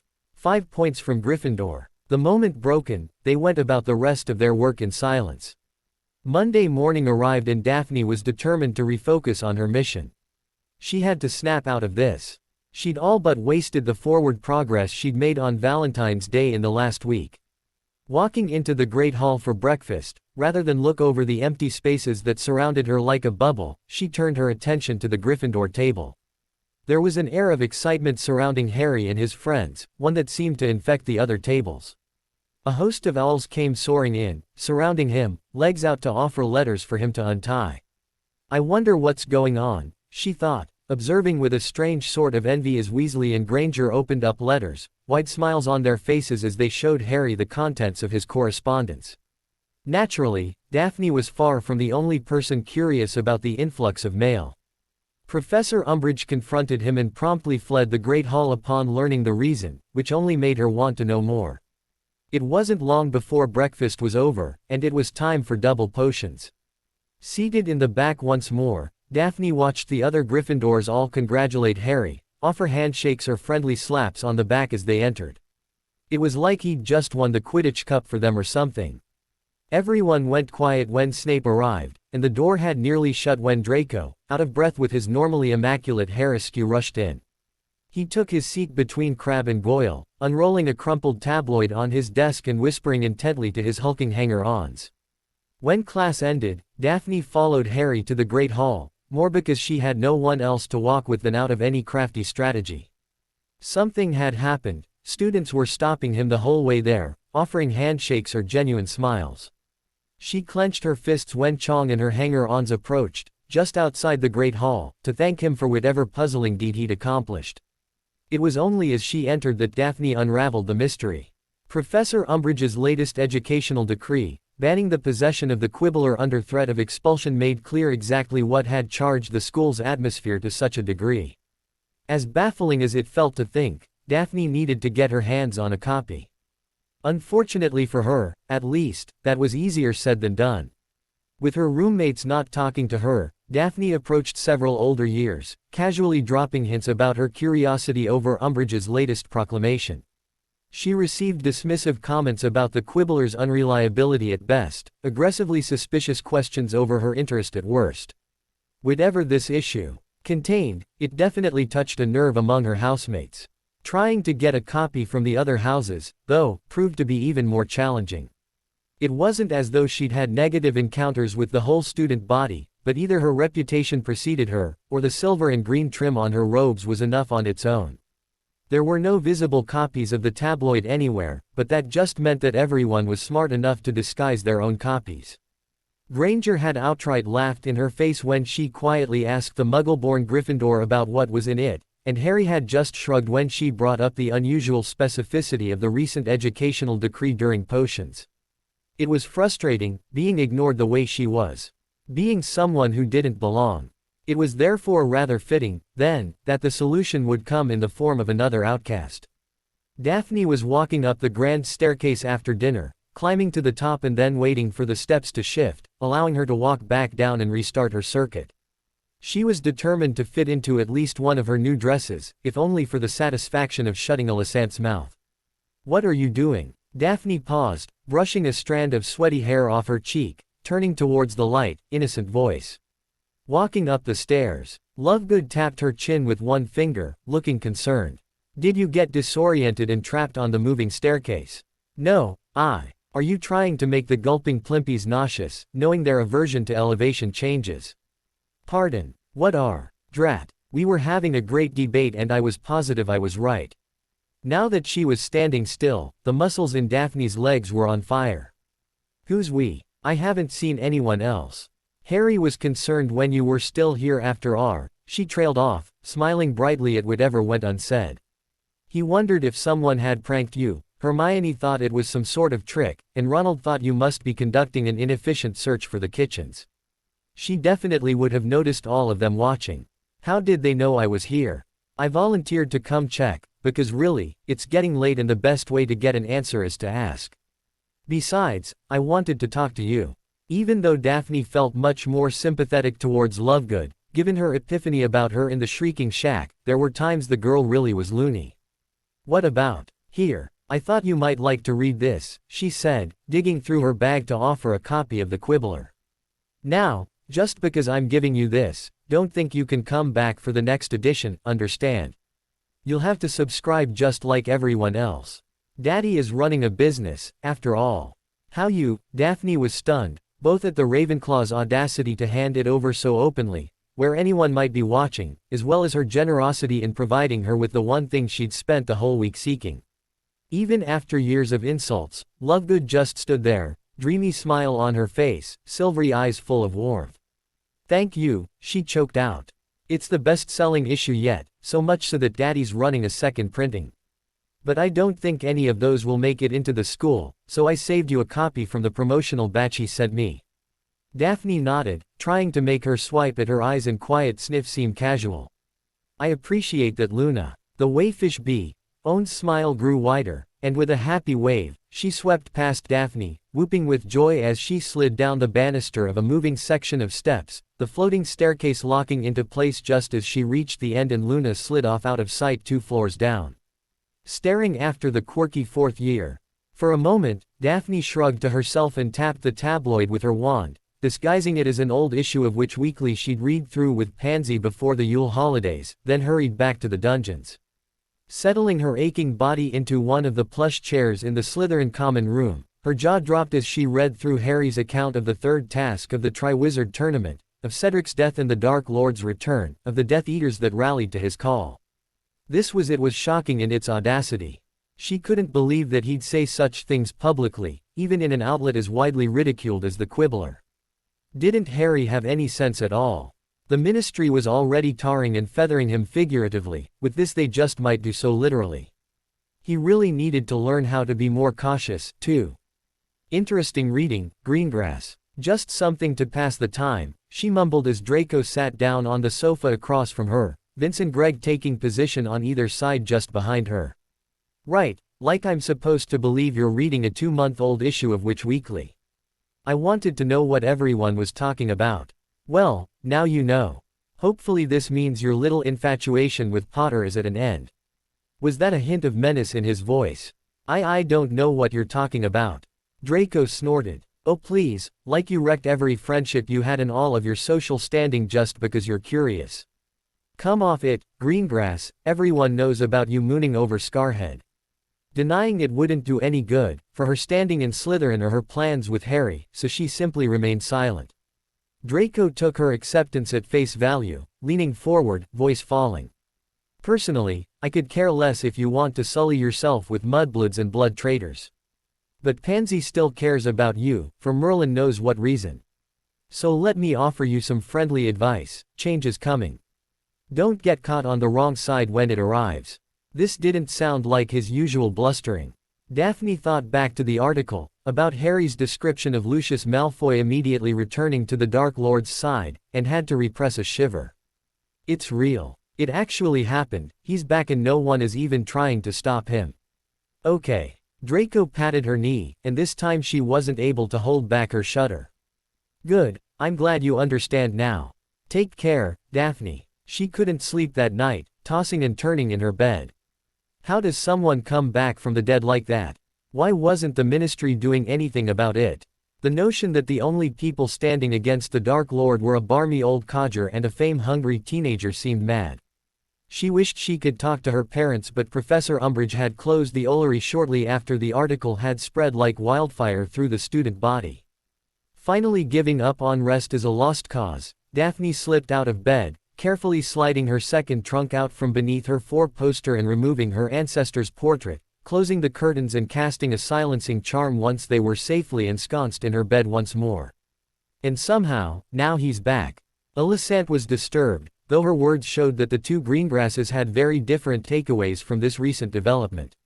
You must act, and quickly. What? I'm just a student, what am I supposed to do? Not about the Dark Lord, you silly child, Potter. If he is truly under threat, you cannot allow him to perish before you have the cure. He is the last Potter. Don't you understand the consequences of his premature death? Oh Merlin, she was right. If Harry were to fall to the Dark Lord before giving her his blood, the curse would last in perpetuity. Daphne's plan wasn't just Astoria's last hope, it was the Greengrass family's last hope. What can I do? He won't run away. Harry's not. Even if we were friends, he wouldn't listen to me. This was hard enough when all I had to do was seduce him. How, by all that's magical, am I going to keep him alive with the Dark Lord back and after him once more? Alicent made soothing noises, holding one hand up for her to be quiet. You misunderstand. I am not suggesting you take up arms at his side. Remember the stipulations to lift the curse. A Potter must fall in love with a Greengrass and freely offer their blood. This development does not change that goal, only the timeframe with which you have to accomplish it. What are you saying? Daphne asked, even though she already knew. You must make Potter love you before the Dark Lord ends his line once and for all. The next day brought with it a renewed sense of urgency. Daphne watched him carefully when able, immediately following when he and Granger stood after dinner, parting ways with Weasley. Good, they were heading to the library again, she figured. This time, rather than skulk about the stacks nearby in an attempt to eavesdrop, Daphne boldly stepped forward and joined them at their secluded table in the back. What do you want, Greengrass? We're busy. Ignoring her, Daphne sat down at the table, eyes only for Harry. I read your interview, in the Quibbler. I believe you. Granger's jaw dropped so immediately that Daphne idly wondered whether it would fall off and hit the tabletop, but Harry just cocked his head, that inscrutable look in his eye. Thank you. I'm glad to hear that. That's why you've challenged Professor Umbridge so much. Because you wanted everyone to know what really happened. That, and, he grinned, because she's a miserable toad who has no business teaching at a school. She took a deep breath. This was it. If I can help. Okay, that's it, Granger said, slamming the book in front of her closed. What are you on about, Greengrass? I'd have expected you to be happy to hear Voldemort's alive and well. Don't say his name, she hissed, feeling a chill run through her entire being. What are you afraid of? Your family. Hermione. Harry cut off her rant just as it was starting. Leave it be. No, go ahead, Granger. What about my family? The Muggleborn gave a cross look to Harry, and replied, we asked about the Greengrasses, about the First War. Your father supplied the Death Eaters with potions and medicine. How do we know he's not in league with Voldemort? She scowled as Daphne shivered once more, even as we speak. My father where did you hear that? Both of them wore cagey expressions at her question. Someone who fought in the war. Well, they must not have been on the Ministry's side, Daphne said forcefully, or they would have told you that my father supplied the Aurors with dragonhide armor. He got a commendation from Minister Bagnold herself. Don't, Granger warned, seeing the way Harry regarded Daphne. You know what's at stake. Harry opened his mouth to speak, then closed it. It's okay, Daphne said. All I wanted to say was that I believed you, and that I'm sorry you went through that. I'll let you get back to, a quick glance at the book Granger had shut showed they were reading about advanced combat charms, your homework. Good night, Harry, Granger. Standing and turning around to leave, Daphne paused for only a moment when Harry's soft, good night Daphne, reached her ears. She smiled the whole way back to the dungeons. While Daphne, by virtue of her heritage and house affiliation, didn't share the rest of the school's vitriol towards Professor Umbridge, she couldn't deny. After going nearly an entire year without casting a single spell in defense, that passing her all would be a challenge. Even in Slytherin, there were quiet grumblings of concern over how career trajectories might be impacted by the High Inquisitor's stubborn refusal to teach, regardless of the favoritism she showered on their house. A black market of Owl and Newt study materials had existed at Hogwarts for at least as long as Daphne had attended, but this year the demand had skyrocketed, and with it, the price inflated to epic proportions. The few Slytherin housemates that were willing to entertain selling them to her quoted eye-watering rates, even for someone as wealthy as she, those were the ones that wanted gold, that is. Graham Montague had suggested trading his Dada notes in exchange for needless to say, if she weren't pants at defense, she would have hexed him sideways for even thinking she'd agree to such scandalous behavior. None of the Ravenclaws were willing to part with their materials, even when Daphne offered, in her opinion, exorbitant amounts of gold. This was likely some form of blowback from her role in the implosion of Harry and Chang's Valentine's date. It was unfortunate, though, given that Ravenclaws always took the best notes. She made a few queries with Hufflepuffs and even approached a sixth-year Gryffindor that had been making eyes at her since she'd come back from the Yule holiday. None of them had any study materials for sale and appeared perplexed at the very question. It didn't make any sense. Why was no one outside of Slytherin concerned about their practical examinations? So, as March came and went, Daphne found herself spending more and more time in the library, reading up on spells normally taught in the fifth-year curriculum, miming the wand movements with her hand and mumbling the incantations. Interesting reading. She glanced up, seeing Harry looking down on her, Granger standing off to the side. While he wore an easy smile, his friend looked uneasy. The Standard Book of Spells, Year 5. That's a good one, but you'd better not let Umbridge see you reading it. We've only got a few months left before our owls, Daphne mumbled, glancing down at her notes. Having trouble. What's that? The ignition hex. Need a hand. Harry, Granger warned. What? He responded. Nothing wrong with offering some help, is there? We all promised to keep it secret. His smile faltered, and he glanced over his shoulder towards Granger. I know that. What am I doing wrong by offering to help, by myself? You'd help me. You know these spells. I've had good reason to study ahead over the years, he replied, grin turning crooked as Granger scoffed behind him. So, want to find an empty classroom and give it a go? Her eyebrows raised. Sure, she immediately answered, trying to hide her amusement. Typical boy, she thought. Do you mind if I put these books away first? We can meet in 20 minutes, in the unused potions storeroom 1 floor beneath the Great Hall. Harry agreed, although his smile faded as Granger practically dragged him away, whispering harshly to him the moment they were out of earshot. Daphne waited for them to leave before rushing out of the library, leaving the books she'd pulled where they were. She had to hurry. Several weeks of exercise had paid off, and she was barely out of breath by the time she got to her dorm room, stripping off her robes, jumper, and skirt, tossing each item of clothing haphazardly onto her bed. A light application of cosmetics, a touch of rouge dusting her cheeks to add some color, mascara to make her eyelashes appear longer, and the lightest sheen of lip gloss to catch the light. Daphne pulled out her favorite of the new dresses from Madame Malkin's, a gray, knee-length bell-sleeved design with an asymmetrical décolletage that offered a tantalizing display of the swell of her right B-east. It was probably still a size too small. She had to beep in her waist to zip it up, and it pinched uncomfortably under her arms, but she could finally wear it, and just in time. Nonetheless, the discomfort was worth it. She looked fabulous. Muttering a spell Alicent had taught her that quickly knit a halo braid along her hairline, she grabbed the rest of her thick black hair and used the plait to lock in a messy bun. Replacing her trainers with gray, black-toed ballet flats, she was ready for their date. Harry was already waiting when she arrived, unsurprising despite the abandoned storeroom only being 1 floor up from the Slytherin dormitories. Judging by the way his eyebrows raised, though, surely he'd agree she was worth the wait. So, she started nervously, feeling awkward and uncomfortable now that the moment was finally here. I'm glad you came. Were you wearing that beneath your robes? With a practiced swirl she spun in a circle, the hem of her dress rising just enough to reveal a glimpse of her thighs. Of course. Harry didn't immediately reply, stepping closer with his eyes well south of meeting her own. Daphne tried unsuccessfully to stem her anxiety. Wasn't this what she'd been working so hard to accomplish? Why did she feel this way, now that the moment was finally here? He reached out for her with both hands, and she couldn't stop herself from drawing a deep breath. What was wrong with her? This was for Astoria. What sort of sister did it make her that she was so reluctant to endure some clumsy gropes and a few snogs in exchange for a cure? Still, despite her mind's rationalizations, Daphne hated the look of concentration on his face, the way he wasn't even looking her in the eye, how he didn't even try to key her before setting free his wandering hands. It wasn't how she'd imagined he'd be, wasn't.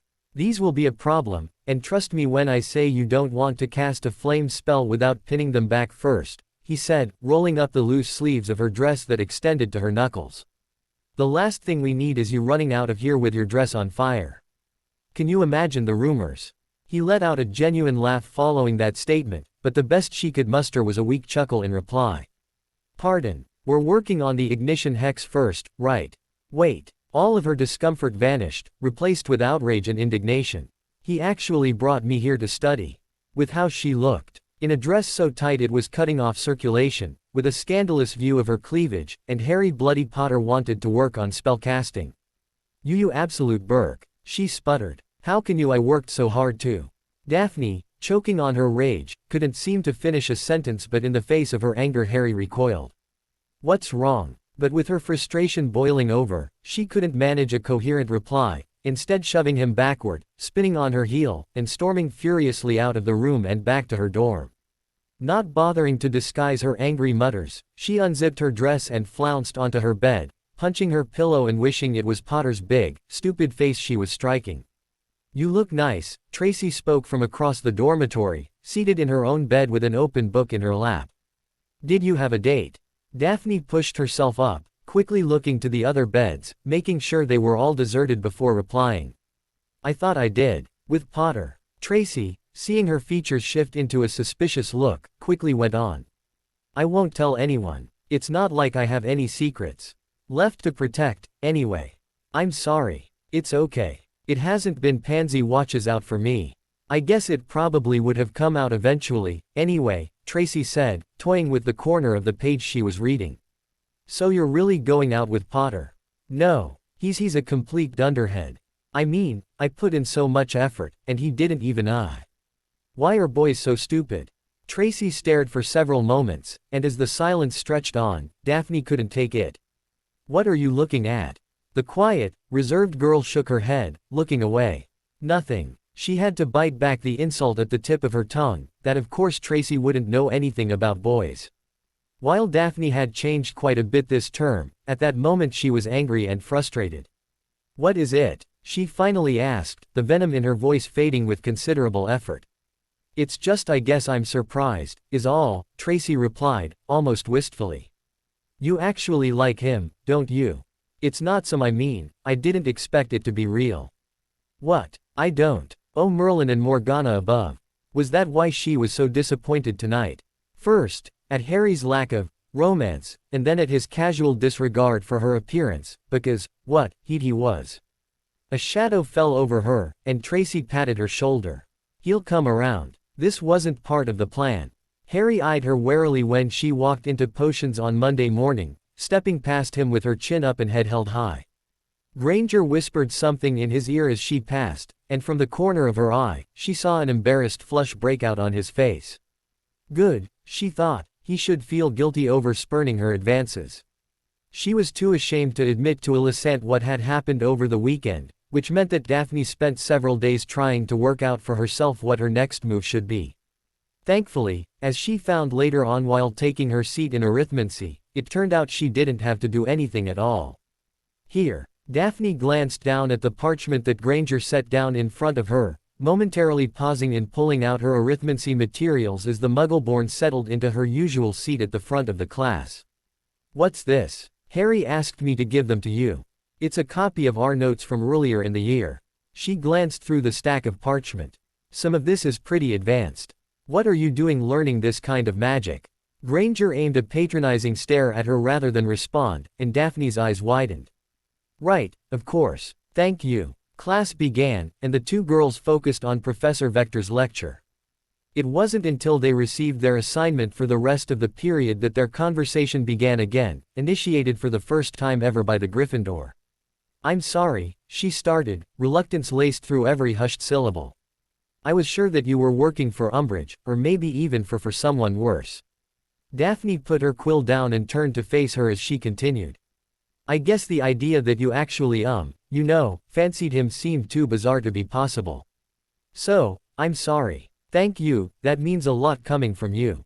And it really did. Having Granger supportive of her pursuing Harry was a huge win for her end goal. Does this mean I can call you Hermione?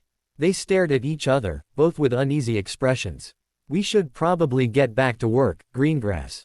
In Potions that afternoon, while brewing a deflating draft, Daphne nudged Harry's shoulder with her own.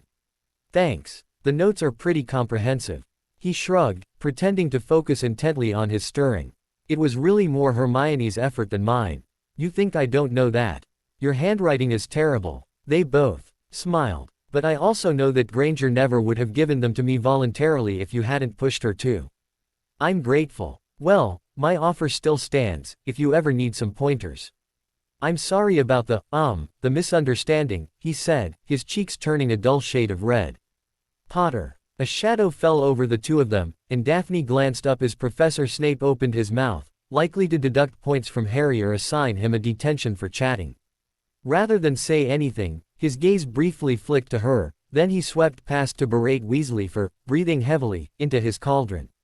Although Harry grimaced at the lecture his mate endured, he mouthed, "Phew," and mimed wiping sweat from his brow. "Guess you're my anti-Snape shield charm," he whispered. "Don't you forget it, Potter," she replied with a mischievous glint in her eyes. This time when their shoulders touched, Daphne didn't move away. Easter break was quickly approaching, less than a week away. Daphne was sitting near, not necessarily with, Tracy in the common room, sharing the notes that Granger had passed along. She was marking down spells that she'd not managed to successfully cast, making a list she planned on presenting to Harry with a request for another meeting, this time, without the misunderstanding. "Where is everybody?" Tracy murmured, barely audible from the next table over. Daphne looked around, realizing she was right. There were almost no students 5th year and above in the common room, only her, Tracy, Vazey, Zabini, and the Bull siblings.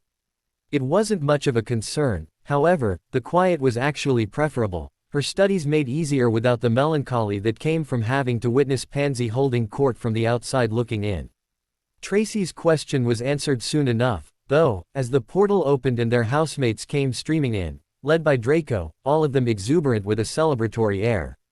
Fell flat on his face, even knocked those stupid glasses off. Pansy clutched at Draco's arm, looking ready to haul off and snog him senseless right there. "It was a perfect hit, you really are an incredible wizard." Skid a half-dozen feet on the stone floor, looked like he'd been hit by a bludger. "Spoke with the headmistress a few minutes ago, she asked for some volunteers to post notices around the school." The common room quickly took on an almost party-like atmosphere, as though they'd just won the Quidditch Cup. Something big had happened, of that there was no doubt, but she was too intimidated by the wild mood to draw attention to the fact she'd missed out on whatever was going on. Gathering her notes and materials, Daphne crept out of the common room, slinking up the stairs and drawing the curtains around her bed. Answers quickly came the next morning, from flyers hung all over the school during the night, announcing Professor Umbridge's ascension to the position of headmistress. The rumors told tales of Potter organizing some sort of militia at Dumbledore's request. Supposedly, their former headmaster had engaged in an epic battle with Ministry Aurors before escaping in the dead of night. Outside of the Slytherin table, breakfast in the Great Hall was subdued with the aura of a wake. Harry looked particularly forlorn, head down and occasionally nodding in response to Granger's frantic whispers, while Weasley glared at the Ravenclaw table with all the fury of a killing curse. If only she could talk with Harry. Weasley might have to find another seat in double potions. Daphne needed to find out what exactly went on last night. Unfortunately, Pansy stiffly handed over summons to the headmistress' office immediately following breakfast. "What's this about? Am I in some sort of trouble?" She thought Pansy might ignore her, at first. "The headmistress is looking for volunteers among the right sort of students. I had Draco mention your name, don't make me regret it." "Okay," she replied, wanting to know more but too pleased to press for answers after her first interaction with her former best friend in months. To her surprise, Pansy led her not to the headmaster's office but to the same quarters Professor Umbridge had used since assuming the Dada post. Dancing kittens decorated rows of plates and dishware around the office, and the newly minted headmistress wore a look of unabashed triumph. "Thank you, Miss Parkinson, you may return to class." Pansy nodded and left the room, fixing Daphne with one last hard look. "Daphne, may I call you Daphne, dear? I'm so pleased you could meet with me." Of course, Professor. I wasn't told what this was about, though. There will be some changes at Hogwarts in the coming months. All good things, of course, but I'm afraid that subversive elements may resist the Ministry's efforts at cleaning up the former administration's mess. Umbridge summoned a house elf, who set a tray of biscuits on the desk. "I've therefore decided to create an inquisitorial squad to help me root out such troublemakers." "An inquisitorial squad, ma'am?" Yes, made up of the students from trustworthy families. Naturally, Mr. Malfoy will be leading this group, but a number of your classmates have already agreed to assist me. As an Inquisitor, you'd have the ability to add or remove house points, assign detentions, and in exchange for your efforts will get the most glowing letter of recommendation you could imagine to take with you in the future. Have you ever considered a career with the Ministry, Daphne? She blinked. It sounded like this new student disciplinary group would have even greater powers than the head boy and girl. Of course, but I think I'd more likely take over my father's business. Yes, Cyril is tremendously successful, and from such a fine bloodline. You know, dear, the Sacred 28 was very nearly the Sacred 29, but my grandfather made the mistake of offending old Cantankerous Knot, and so the Umbridges were excluded.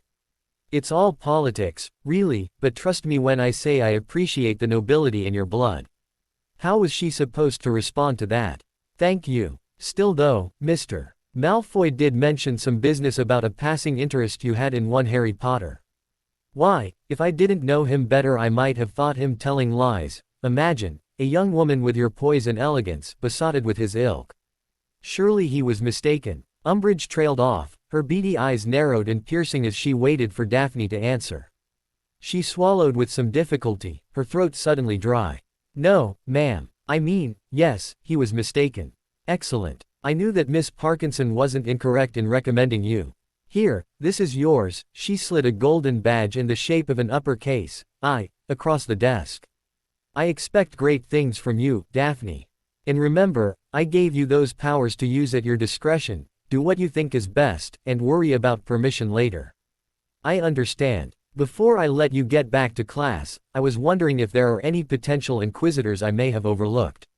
Can never have too much support when it comes to stamping out seditious lies, after all. Daphne pursed her lips, weighing whether or not to make a suggestion. I think that Tracy Davis would be a valuable addition. I've shared a room with her for 5 years now, and she's loyal and kind. Davis brown hair, rather tall and willowy. Daphne nodded. She wouldn't by any chance descend from a cadet line of the Davies family, would she? Fine. Family, the Davies. No ma'am. Tracy is a half-blood.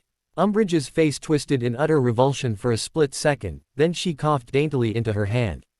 I'll take your recommendation under advisement. That will be all, Miss Greengrass. Exiting the office, Daphne leaned against the closed door and exhaled heavily. Glad to see you made the right choice. Nearly jumping out of her skin in surprise, she turned to see Pansy waiting nearby. You never went back to class. Pansy shrugged. We're members of the Inquisitorial Squad, I'm sure we'll get a lot of leeway. Still, we've got owls this year. I don't think we should be skiving off our work like that. Fine, the two started walking together down to the dungeons, side by side just like old times. Merlin, you've turned into such a bore, haven't you? Yep, just like old times. My parents would lose their minds if I get below an acceptable on any of my owls. You know how they are. Draco says it's not what you know, it's who you know. I can have him ask his father to put in a good word for you with the examiners, if you like. That's okay. Pansy glared at her briefly, clearly taking offense at her refusal, but brightened as they approached the potions classroom. Oh, I'm so glad you've come to your senses. I swear if I had to sit with Bulstrode and Davis much longer, I'd have gone spare. You know those two combined don't have 2 brain cells to rub together. She looped her arm through Daphne's. The gals in green are back together again. Professor Snape gave them a brief nod as they entered, Pansy dragging her towards her old seat in the 3rd row. Apparently, Daphne was a glutton for punishment, as she couldn't contain a worried stare at the 3 Gryffindors in the front row. Granger softly gasped at the golden badge she wore, her face morphing from surprise to outright fury. And Harry, it was like she watched his expression harden in real time, emerald eyes flickering between her, Pansy, and the inquisitorial badge.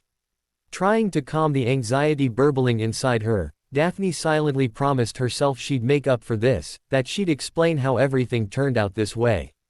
We can't all be Gryffindors, after all. It was like the last 3 months had never happened.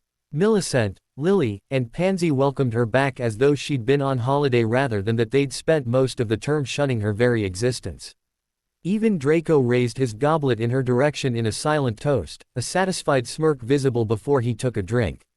It was as though nothing had changed, but Daphne's perspective was irrevocably different. How many times had she stared longingly at Pansy, wishing she could be back where she was sitting at this very moment? Too many to count. But now that she was actually here, it felt like someone had slipped her polyjuice potion, like she was having to try hard to act like someone else, lest the others notice that she was a fraud. Plastering a smile on her face as Pansy offered Millicent, friendly, advice on using depilatory spells on one's upper lip, Daphne's eyes darted to the entrance of the great hall as Harry and his friends walked in, her heart plummeting at the stony glare affixed to his face in the direction of the Slytherin table. Only, she realized, his vitriol wasn't aimed at her, no, he was glaring furiously at Draco, his gaze having slipped right past her as though she didn't exist. Somehow, that was worse. Harry had barely taken a seat when Filch took him away. She frowned, realizing he'd been dragged away without even a bite to eat. Daphne waited for his return, but he never did. Instead, the Great Hall, along with the entire first floor, exploded into conflagration with an incredible array of magical fireworks. Not having any classes with Gryffindor for the rest of the day, Daphne didn't catch a glimpse of him again until dinner. He arrived late and his head down to confer with Weasley and Granger. This time, he didn't even bother with a glance at Malfoy. When he stood up not long after arriving, moments after Snape left the Great Hall, she knew that finally an opportunity had arisen to speak with him. Making excuses to Pansy and her other roommates, she hurried after him. Unfortunately, she wasn't the only one who had that idea. You have to understand, the DA meant so much to all of us. We can't believe that Marietta would have done something like that, Chong said. Daphne silently peered around the corner, watching sullenly at the way she reached out to touch his arm. Harry grunted at her words. Then I suppose she fooled all of us, yay. It's not like that, she's not a bad person, not really. It was her mother, she works for the ministry. You're going to defend her. Ron's dad works for the ministry too. Somehow he managed not to betray us. It's not like anyone was hurt, she mumbled. Well, at least anyone that makes the mistake of trusting her again will have ample warning, now that it's written all over her face. That was a rotten thing to do, jinxing the list like that. Granger should have warned us. Harry's face might as well have been carved from stone, for all he reacted to Chang's plaintive words. You don't really expect me to say a word against Hermione, do you? Didn't you learn anything from the DA? I stand by those who stand with me. Mustn't speak ill of St. Granger, is that it? Whatever he might have replied, their conversation came to an abrupt end when the door to Snape's office opened, and the potions master ordered Harry inside. Chong made a frustrated noise at the abrupt end to their argument and stormed away. Stupid bint. My one chance to speak to him privately, and she stole it away. Daphne lingered in the corridor for several moments more, pondering whether it was worth remaining here and waiting for his lesson to end. She didn't much relish the idea of a confrontation with Granger, so this might very well be her only opportunity to get Harry alone. That indecisiveness paid off, as shortly after the door closed Draco arrived, fetching Professor Snape to assist with some emergency or other. Her head of house hurried away with Draco in tow. This was her chance. With hurried steps, she made her way to the entrance to the office, coming to an abrupt halt at the open door. What was this? Whatever was going on in these lessons, it certainly wasn't remedial potions. Harry stood motionless in front of Snape's desk, his finger dipped inside an elaborate stone basin within which ethereal blue light swirled, illuminating his face with a ghostly hue. She called his name, but he didn't respond. Daphne tried again, louder this time, but still there was no reaction. She stepped closer, entering the office, intent on physically pulling him away from whatever it was that had bewitched him so, when Professor Snape returned. He took one look at her, then his dour gaze locked onto Harry's stilled form, his face twisting in rage and hatred. Physically shoving her to the side, he stormed into the office and grabbed Harry, jerking him away from the artifact on his desk. Had a good laugh. Snape snarled. Your father was an amusing man, wasn't he? No, Harry was white as a sheet, looking more shocked than she had ever seen. Snape, still clutching Harry's upper arm, suddenly threw him bodily towards the door. Get out. Don't ever come back here again, Potter. Harry ran, and Daphne froze, abandoning her intent to chase after him as their potions professor rounded on her. His long, Crooked Nose was red with anger, chest heaving as though he'd just run a circuit around the castle. Greengrass, he hissed, coal black eyes burning into her own. How is your project coming along, sir? She asked, feeling her head start to pound. For some reason, the conversation with Alicent about only needing Harry to survive long enough to get Astoria's cure came to mind. An ugly smile spread across his face. Nothing. 5 points from Slytherin for intruding into my office unbidden. Get out. Hurrying out of the dungeons, Daphne ran as fast as she could, taking the most direct route she could towards Gryffindor Tower. Unlike the Hufflepuff and Slytherin dormitories, whose locations were hidden, it wasn't hard to nail down the general locations of the Gryffindor and Ravenclaw towers. Unfortunately, there was no sign of him anywhere she looked. Maybe he simply had too much of a head start. Daphne had been exercising more, but Harry was an athlete. Dejected, she turned back to return to the dungeons.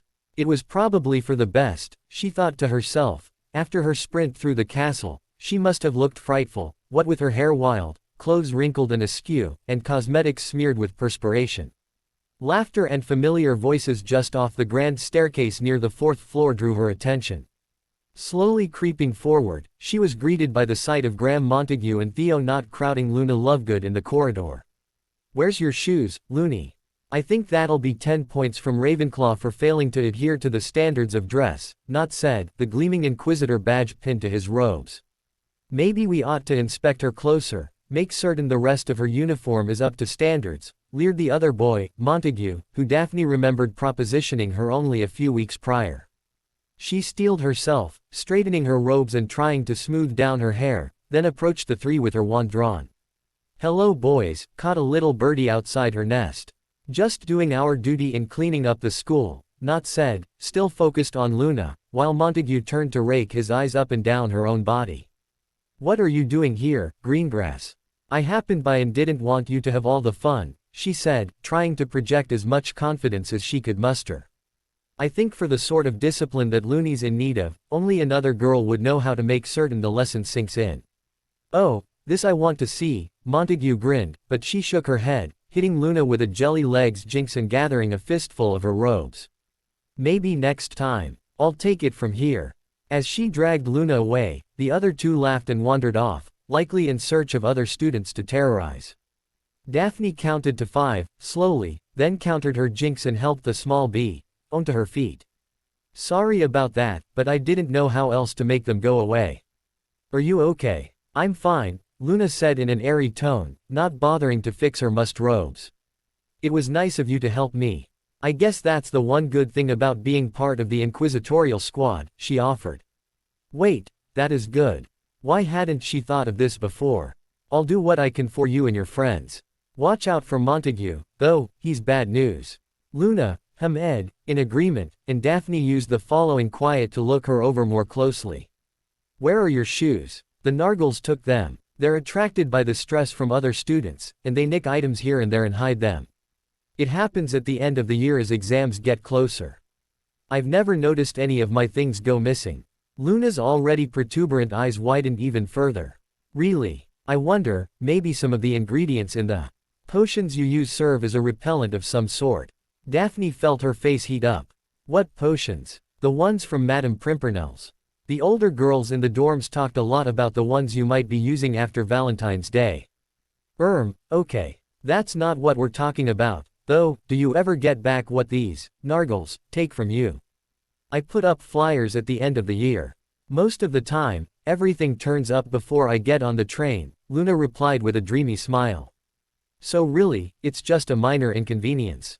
The stone floors of the castle were punishing enough even with shoes. Being forced to walk barefoot didn't sound minor to Daphne. You should probably head back to your dorms. I wouldn't want you to get caught by Filch. I suppose you're right. Come on, I'll walk with you, Daphne offered, and the two of them made their way to Ravenclaw Tower in companionable silence. Once there, Luna surprised her with a firm hug goodnight before shooing her away so as not to give up the secret of the Ravenclaw entrance. The younger girl had a way of catching her off guard, and so Daphne ended up walking away in the wrong direction, heading away rather than towards the grand staircase. Naturally, it was this aimless wandering that led her right to the person she'd been seeking. Harry. It didn't seem like he'd recovered at all from his encounter with Snape, wearing a pensive expression with a sickly pallor. There was no response from her greeting, so she called his name again, and at last he looked up. At first, it was like he didn't recognize her, then he blinked and his emerald eyes hardened. "What do you want, Greengrass?" She tentatively approached, sliding down the wall to take a seat an arm's length away. "I wanted a chance to explain about Umbridge and the Inquisitorial Squad, and," she took a breath, her exhalation coming out as a sigh. "And I wanted to make sure you're okay, after what happened in Professor Snape's office, I mean." "What, were you spying on me again?" he asked, attempting sarcasm but failing. "I wanted to talk to you, not spy on you. Right, just like how you spent the whole term creeping through the stacks in the library, trying to eavesdrop on me and Hermione. I hope you and Pansy practice hard with those notes you swindled from me. If you try to use them on any of my friends, I promise all. I wouldn't. That's not why." This was worse than she'd thought. How did they go from gentle flirtations to outright threats? "I haven't shared them with anyone except Tracy. Would you just give me a chance? I'm done giving chances. In case you haven't noticed, the lines are drawn. You're either with Umbridge, or you're against her. That badge on your robes shows you made your choice." He made to stand up, and Daphne reached out, lightly holding onto his arm. "Don't go." Harry jerked away from her touch. "Sod off." She hastily followed as he stormed away. "Can't you cut me some slack? I mean, we're 16 years old, can't we just be normal teenagers for a little while? Does everything have to be so serious all the time? You think I chose this?" Harry whirled around to face her. "That I want to be singled out, hated one day and worshipped the next. Do you have any idea what I would give to be normal?" Harry seemed ready to go on, but his rumbling stomach interrupted him. "You missed all the meals today," she stated rather than asked. "No, I didn't," he replied dismissively. "Yes, you did. I was." She blushed, then decided there was little point in pretending. "I was watching you. No one asked you to. Why can't you mind your own business?" As if on cue, her own stomach growled. The barest ghost of a grin on his face, Harry raised an eyebrow. "I suppose. Following me must be hard work. More than you can imagine," she groused. "But really, I'm just hungry all the time." It was true, between her diet and her exercise regimen, her appetite had increased considerably. His face softened. "Come on." Confused, she followed him, having to hurry to keep pace with his longer strides. "Listen, about the Inquisitorial Squad, it's not what you think." "Oh, you're telling me you accidentally signed up?" They exited the grand staircase to the first floor and made a sharp turn, taking a passage behind a painting that led out to a small staircase heading down. "No, but I was scared. Umbridge is the headmistress now, she's running the school. I was afraid of what she could do, of what my housemates could do." Harry didn't reply, just continued walking. "Is it really so unforgivable? Here," he said, gesturing to a painting of a bowl of fruit. "Tickle the pear. What is this?" Harry merely motioned to the painting, so she reached out and did as he instructed, glancing back at him when the pear giggled and transformed into a door handle. Harry opened the door, and Daphne stepped inside to an enormous room with high ceilings and multiple fireplaces, laid out with 5 large tables in the same configuration as the Great Hall. A horde of house elves all turned as one at their entrance, and she was overwhelmed as more than a score of the tiny figures charged towards them, offering food, beverages, cleaning, laundry, and more. Back. Dobby be serving Harry Potter. One elf, a number of ill-fitted and, if she was honest, hideous hats balanced carefully on his head waved a rolling pin threateningly. "Yous leave them be." While the Greengrasses had owned house elves for as long as Daphne had been alive, she'd never seen so many, nor witnessed them show the slightest aggression towards each other. She watched, dumbfounded as this strange elf engaged in a shouting match with several of the others before he finally turned back to them, an unhinged smile of adoration on his face. "Hey Dobby, have you been doing okay? Umbridge hasn't been mistreating you, has she?" "No sir, but she be asking the elves to watch the students, and report to lazy caretaker." "Filch." Harry frowned. "I see. Don't worry, Dobby and the others just watch students eat, or study. Elves obey without getting children in trouble." He leaned down and put one hand on the elf's tiny shoulder. "Thank you, and please thank the others for me as well. You're a good friend, Dobby." The elf preened at his words. This is Daphne Greengrass. Is there any extra food left over from dinner for her? Harry Potter's friend is hungry. That innocent question resulted in a flurry of activity, some elves popping a table and chairs into existence, others shoving preserves and fruit into a basket, still more setting steaming dishes of fresh food and beverages before them. It was a mouthwatering spread. Daphne sat down, accepting a goblet of pumpkin juice when Harry cleared his throat from behind her. Aren't you forgetting something? Pardon. Did you want the juice? His scowl told her that was the wrong answer. Thank you, Dobby, this looks wonderful. Who thanks a house elf? They enjoyed serving witches and wizards. Right, thanks very much, Dobby. The elf in question gave her a radiant smile and bobbed his head in acknowledgement, nearly losing his hats in the process. Aren't you going to join me? I don't think so. Now that you know where the kitchens are, you can come back before school lets out to stock up. If you learn the preservation charm, you'll have enough to last you the first month after the term ends. There was the feeling that she was missing something big, but Daphne couldn't figure out exactly what it was. Harry, wait, tonight, what was that about in Professor Snape's office? It's obvious you aren't meeting him for remedial lessons. He froze, and that morose expression he'd worn when she encountered him upstairs flashed across his features. I can't tell you that. Carefully setting her goblet back on the table, she stood up to intercept him before he could leave. Okay, I can understand that. But listen, before, you said all you wanted was to be normal, right? Harry sighed. Greengrass, I'm being serious. If you really want that, why are you so eager to run away? Why not sit down, have some food, and spend some time with me? Two normal 16-year-olds, talking about normal teenage stuff. I'm 15. See, that wasn't so hard, was it? She grinned, happy that he didn't ignore her and leave anyway. We don't have to talk about Umbridge, or you know who, or anything bad. We can just be Daphne and Harry, two fifth years getting ready for their owls. She waited while he stared intently at her, idly wishing that she'd planned this out for a time when she didn't look so harried. You know, I can almost understand your excuses for signing up with Umbridge. But that's the thing, Greengrass, the people that earn my trust are willing to do the right thing even when they are afraid. That's why I trust them, and why I don't trust you. With that, he turned and walked out, leaving her standing there, stunned. I don't know what to do. He hates me. Alicent. Shush, Ed her. Nonsense. The boy is angry at his circumstances, and venting that anger on you.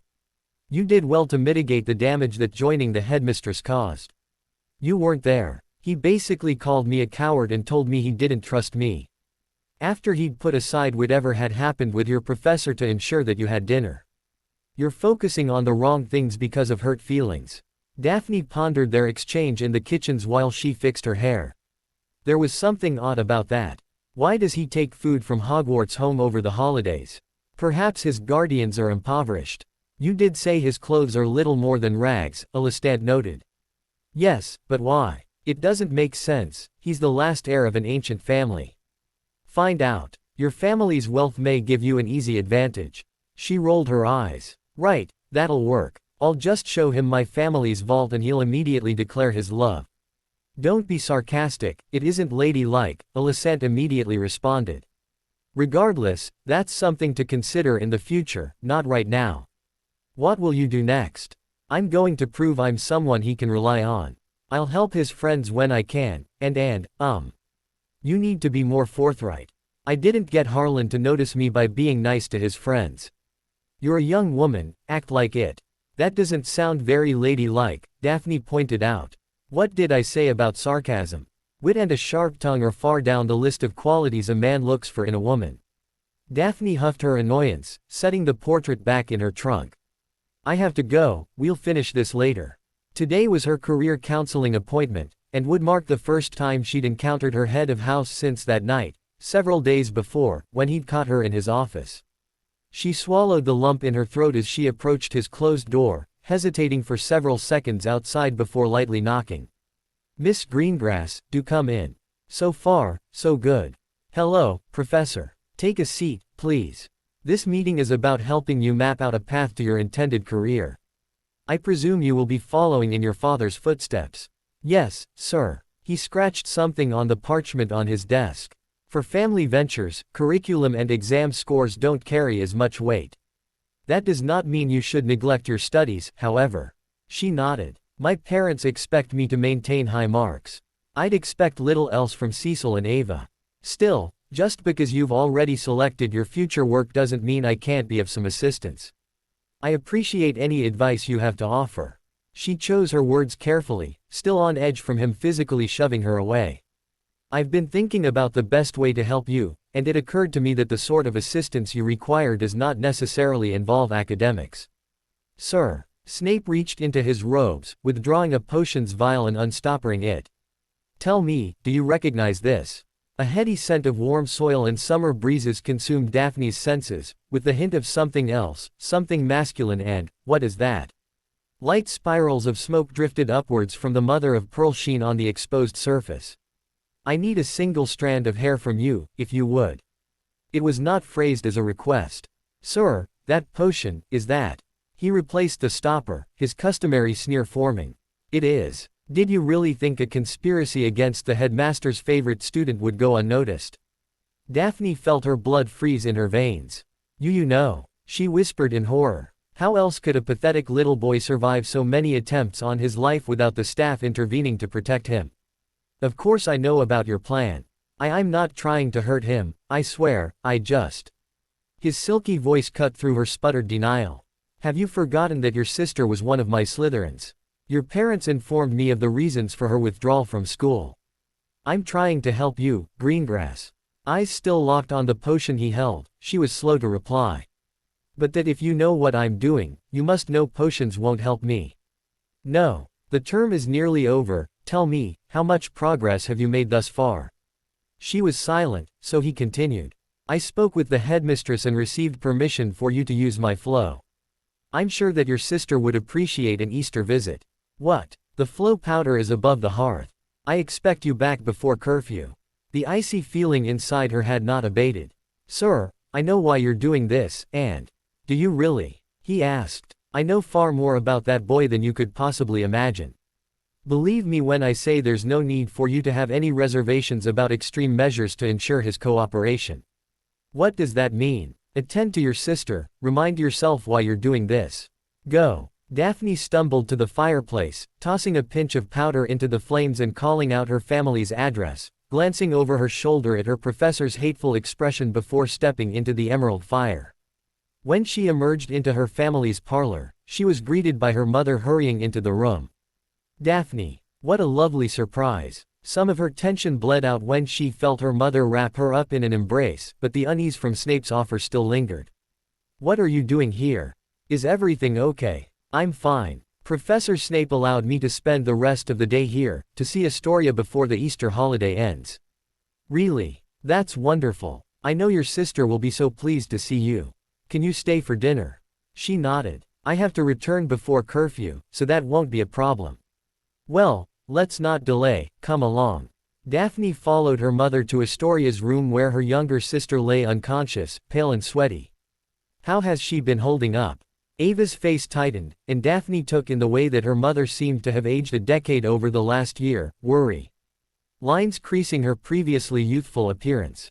The illness saps her energy. Your father and I let her sleep as often as we can to ease her discomfort. She gently rubbed her youngest daughter's shoulder. Astoria, darling, wake up. Someone's here to see you. Daffy. Her voice was nothing like the last time they'd spoken. Now, Astoria was hoarse, that one word coming out as a croak. Her eyes were bloodshot and sunken in, her skin yellowed and diseased.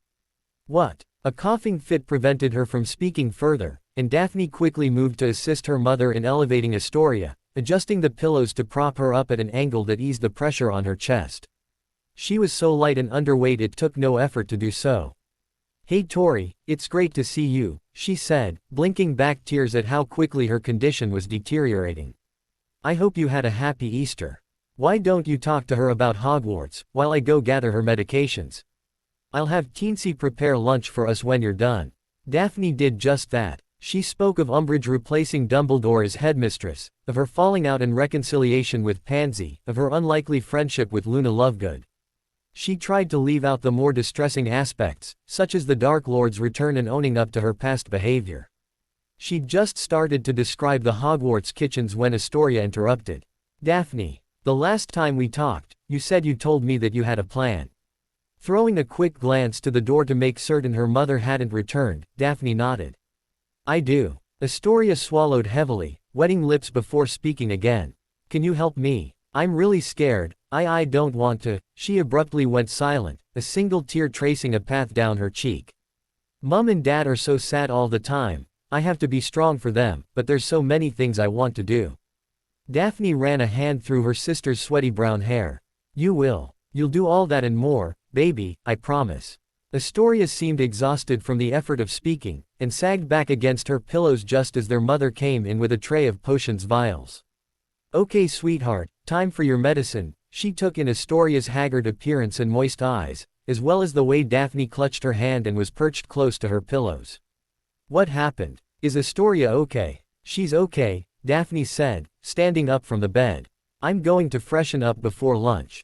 Daphne managed to make it to the washroom before she dissolved into tears.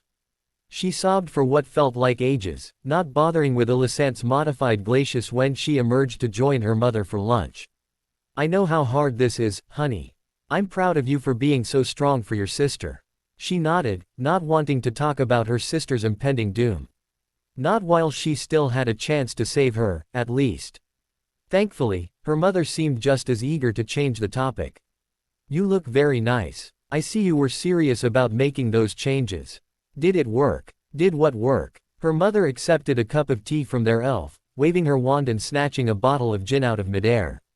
Your little crush. What happened with that? She punctuated her question by pouring a generous helping of liquor into her tea. Merlin, where to begin? He wasn't as impressed as I thought he'd be. But I mean we're starting to get to know each other a bit more. You mean all that gold was for nothing? Her mother asked, hiding a grin behind her teacup. Sounds like your young man is interested in more than just a pretty face. If this is your way of saying, I told you so, I don't really want to hear it. Come now, let me have my fun. It's not as though you've ever shown any interest in boys before. Now, Mum, all right, I'll stop, she said, though she still looked amused. The best things never come right away. I just can't seem to get him to notice me that way. Well, teenage boys aren't known for their insight.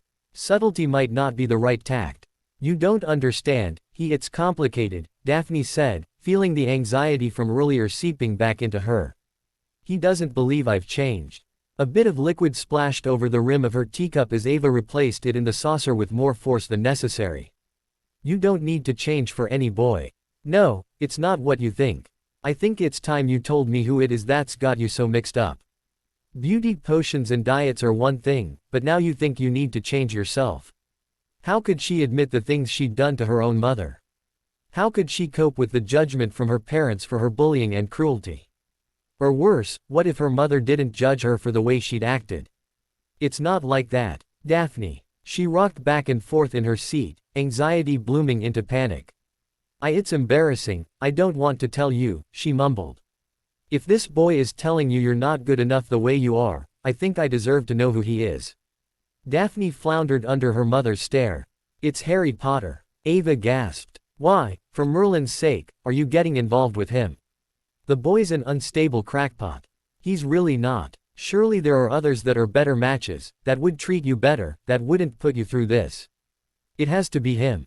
There isn't anyone else. Her mother stood, approaching her, but Daphne pushed her chair away from the table, rising to her feet and clutching at her ebony strands with both fists.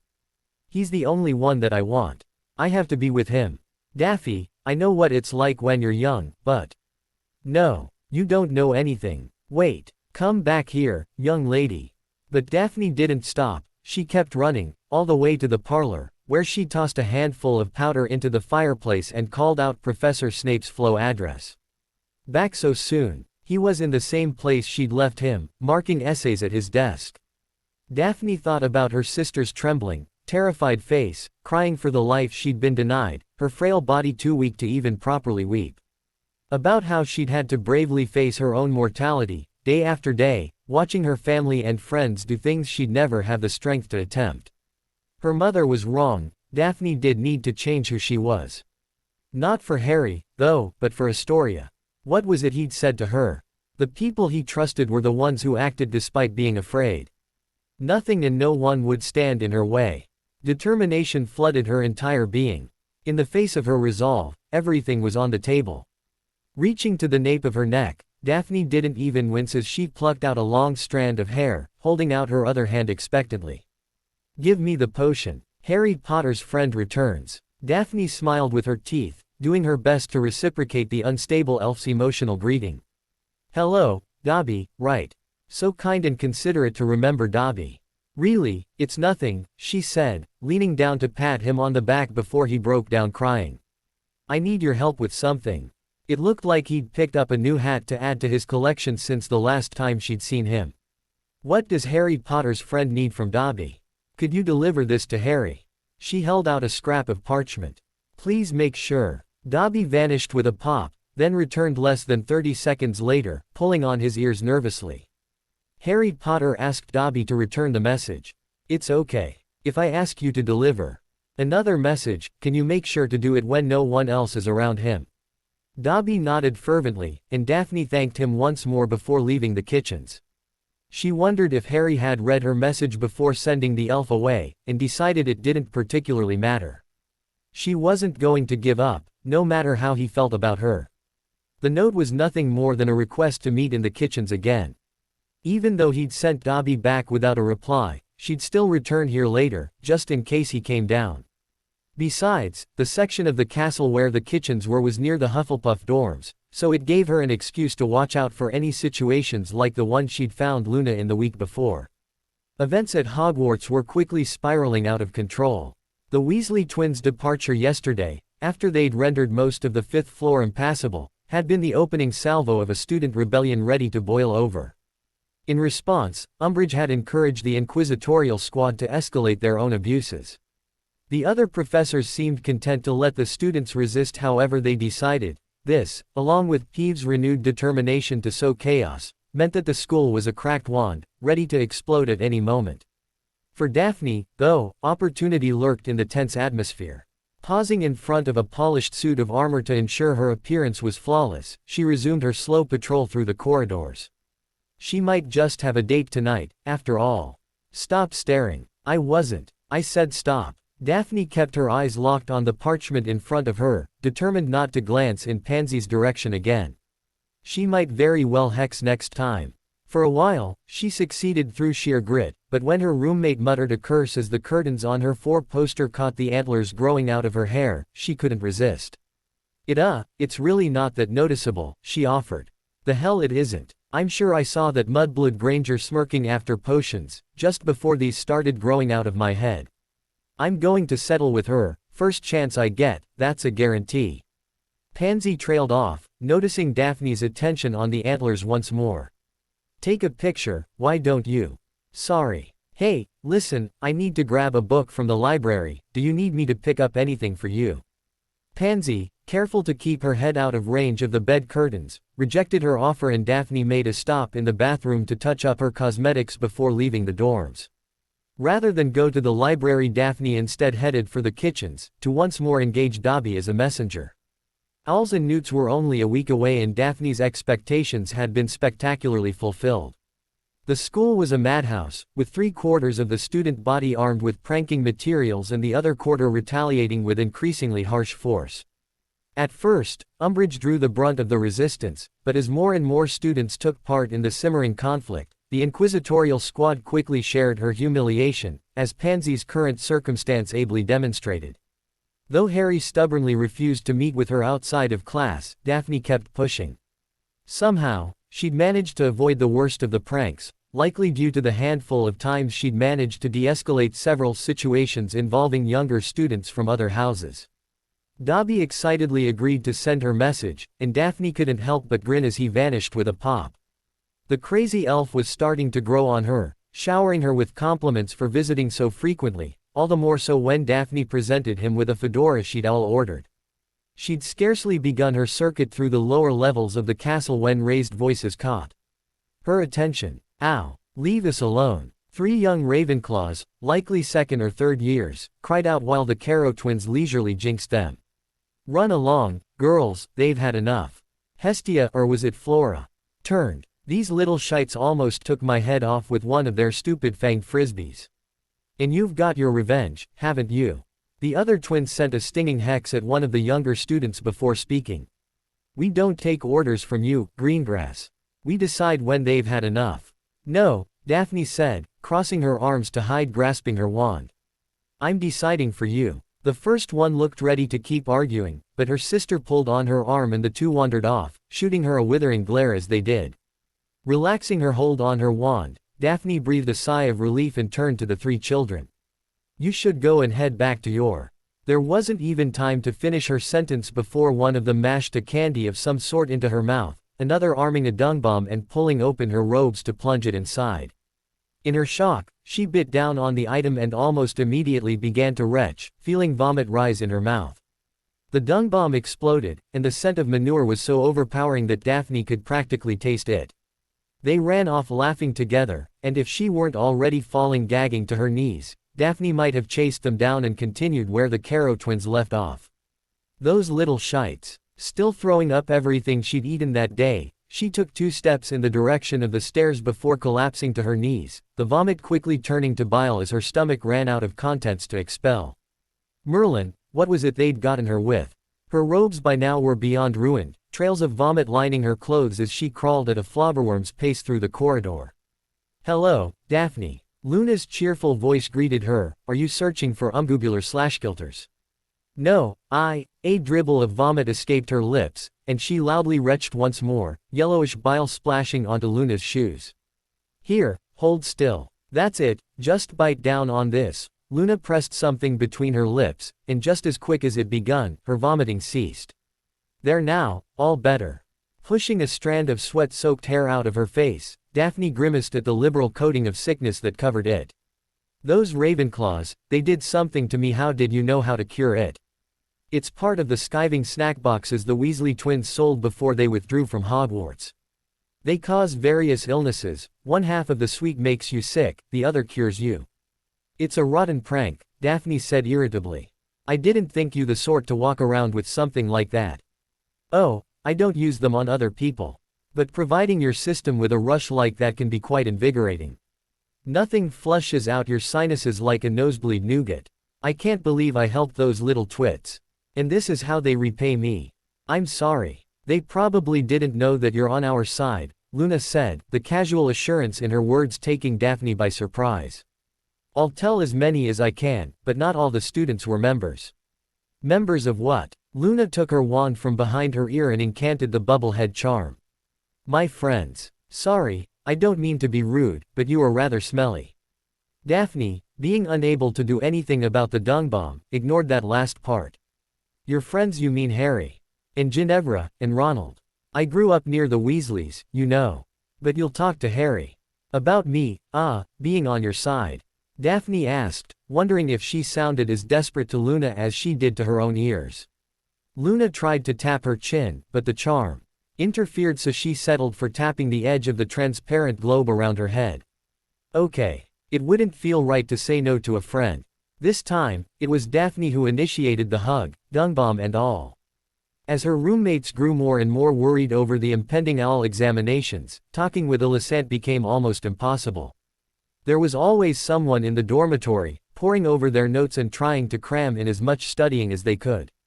It was funny, even a few weeks ago Daphne likely would have been right alongside her roommates, tearing her hair out in desperation. But now, well, Astoria's visage flashed in her mind's eye. She'd do well enough on her owls. And if not, she'd just retake them someday, once her sister had recovered. I'm telling you, it's like night and day. It's a huge relief to not have to worry anymore. Pansy was currently lording her recent purchase of powdered dragon claw, much to the envy of the other girls. I told Draco that the stress was going to cause my skin to break out, and he gave me the 18 galleons straight away. Can I have some? Millicent asked. You're going to do fine, Millie. I heard that stuff doesn't work anyway, Tracy interjected. It does so. Not like you'd know, anyway. Tracy shrank away following Pansy's exclamation, and Millicent continued to listen intently to Pansy's boasting. Daphne thought about saying something, but a faint pop drew her attention. She took a glance around, and spotted a scrap of parchment on her pillow that hadn't been there when she sat down. Kitchens. That one word sent a shiver down her spine. The note was unsigned, but she recognized Harry's scrawl from his Dada notes.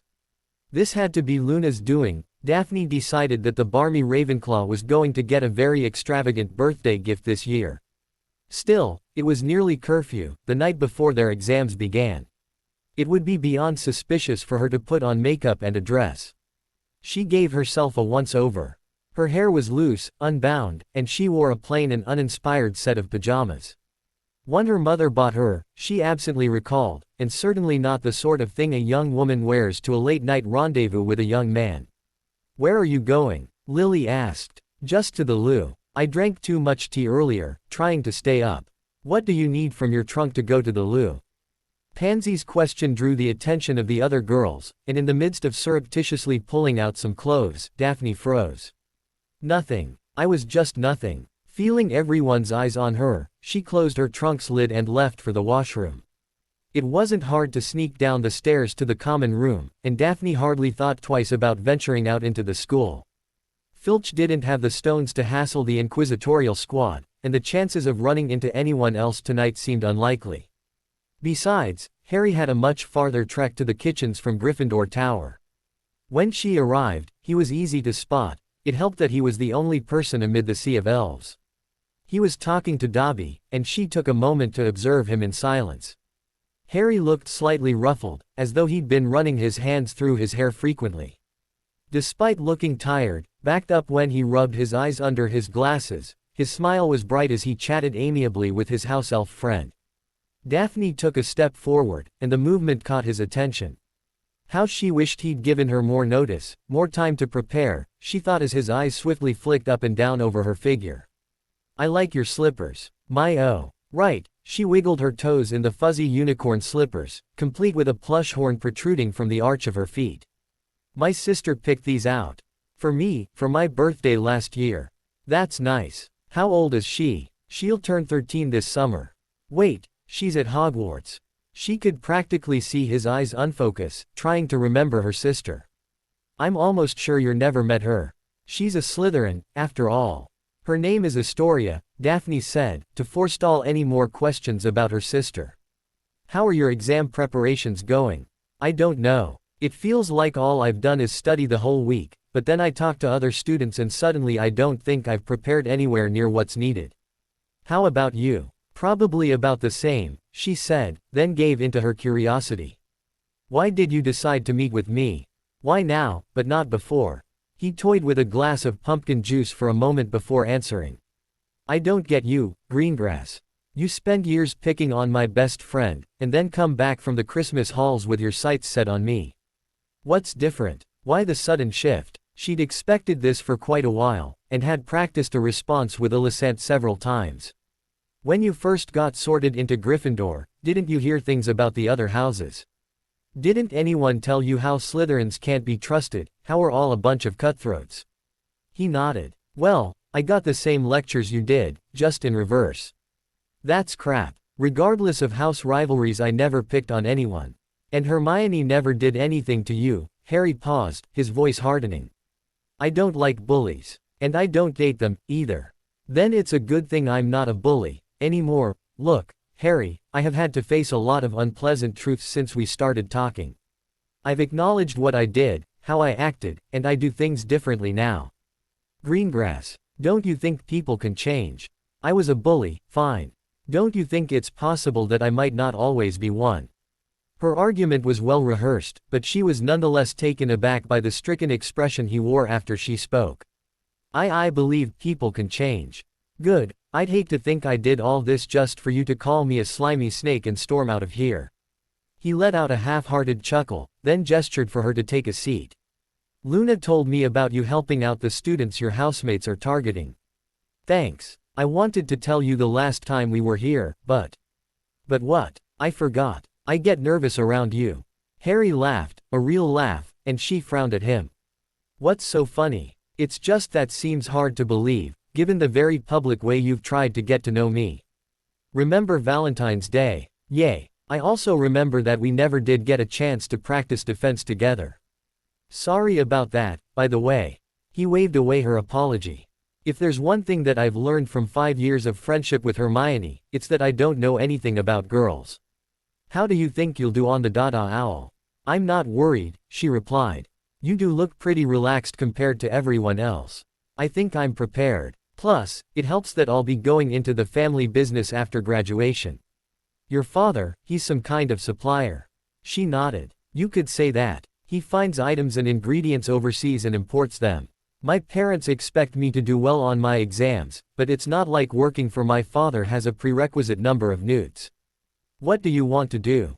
I'm going to be an Auror, he said quietly. There was a darkness settling over him, whether it be cognizance of the high scores he'd require for that career path, or something else entirely. I mean, if you ran an illegal dueling club this year, I'm sure you've got what it takes to catch dark wizards. Who told you that? He asked. Who didn't? It was all anyone talked about in Slytherin that weekend, not to mention the headmaster was sacked the same night. Oh, right, I guess that makes sense. She reached across the table to lightly touch his forearm. I can't believe I missed out on the chance for a personal lesson. Her tone was light and flirtatious, but rather than reciprocate, Harry seemed uncomfortable. I had a lot of help. Our defense owl isn't until Thursday. Yay, I remember Professor McGonagall saying that. We should meet before then, so you can give me a few last-minute pointers. I don't know, Greengrass, he started, but she swiftly interrupted. I wish you wouldn't call me that. I liked it when you said my name. You don't call your friends, Granger, and Weasley.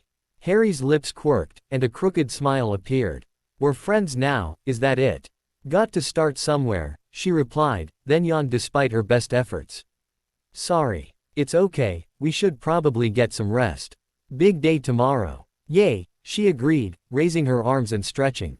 You'll make it back to your dorms okay. He didn't respond right away, eyes focused on something else, on her, she realized. Stretching in such a way had lifted the hem of her shirt, exposing a small section of her midriff. Harry. A blush broke out on his cheeks, and he met her eyes for a brief second before looking away. Sorry, what? I asked if you have a way back to your dormitory safely. It's got to be half-past curfew by now. I'll be fine. Want me to walk you back? I doubt my housemates would appreciate me showing a Gryffindor where the location of our dormitories is. About 6 feet past that tapestry with the men on horses, in the second sub-basement. Daphne stared at him in shock. How? He just grinned. Good night, Daphne. The whole morning after their first date, how could she think of it in any other way? Daphne couldn't contain her smile. Things were finally moving in the right direction, after months of frustration and setbacks. Pansy was looking a bit green during breakfast, and Lily teased her mercilessly that the powdered dragon claw was responsible for her queasiness, much to Tracy and Millicent's quiet satisfaction. Daphne didn't join in, more grateful that Pansy's nausea prevented her from asking why she spent almost an hour in the toilet the night before. After breakfast, the students milled around the entrance hall while the examiners prepared the Great Hall for their testing. She caught sight of Harry, rubbing a circle into Granger's back, and returned his smile when she caught his glance in her direction. Filing back into the Great Hall with her classmates, Daphne was disappointed to see that the desks bore name tags, arranged in alphabetical order. Harry was probably 50 feet behind her. Professor Flitwick cast a spell, and questions for their charms owl appeared on the blank parchment sitting on her desk. Daphne inked her quill, unrolled her own parchment, and began. She should have studied. She liked theory, and considered herself to be a quick learner when it came to understanding the how and why of spellcasting.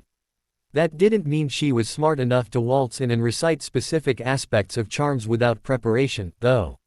Forcing down the upsurge of panic, Daphne took a deep breath and tried to focus on doing her best. It was much the same for the rest of the week. She thought she did okay in the practical portions, but was utterly adrift when it came to the theoretical examinations. Of course, her confidence wasn't helped by the fact that, by virtue of their last names, she was tested alongside Granger every time. She'd tried to say hello or wave a few times, but the Gryffindor was more melodramatic about her test anxiety than the worst wireless serial. Through it all, she kept her priorities in order, pretending to study with her roommates while actually keeping a brief correspondence with Harry. Scraps of parchment asking how his exams went that day turned into longer letters about her roommates, questions about his friends, the first thing he'd do after their last owl was finished, and more. Harry responded to the notes she sent via Dobby, but he begged off another meeting, claiming the exams were every bit as difficult as advertised. He couldn't be doing that badly, though, given the way that Pansy, who was tested with him just as Daphne was with Granger, never had any substantive criticism about his performance in the practicals. With the presence of so many officials from the ministry in the castle to administer the exams, Professor Umbridge loosened many of the more restrictive educational decrees. While the pranks against her continued, much of the tension that had been so unbearable for the last month gradually tapered off. As the second, and final week of testing began, Daphne felt that, at last, things were finally going her way. Tuesday was blessedly test-free, as it was the designated exam day for care of magical creatures and Muggle studies. Daphne took neither, and she used the opportunity to wait out her roommates, finally able to update Alicent on the exciting recent developments. "Very good, child. Did I not assure you that my plan would bear fruit? Our plan seems to be going well, yes. I'd really started to worry." Alicent accepted Daphne's correction without comment, pacing back and forth within the confines of her portrait. "Still, the timing is most unfavorable. You don't have much longer before the summer holiday." "I know." It was something she'd been thinking about. "I could always send him letters, though. That's far from enough. Someone with his fame and reputation surely already has a flood of well wishes awaiting his departure from the castle. Think harder. Maybe we could meet. Have a proper date somewhere." Alicent mulled this suggestion over, but eventually shook her head. "Not until we're more certain of the situation with his guardians. You wouldn't want to embarrass him by taking him somewhere he couldn't afford." "But I've got gold." "Certainly. Emasculate the pitiful boy by paying his way, that will endear you to him." "No, we need more information. You have nearly 3 months away from this castle, away from house rivalries and your new headmistress and his friends. Merlin, she hadn't even considered what school would be like next year.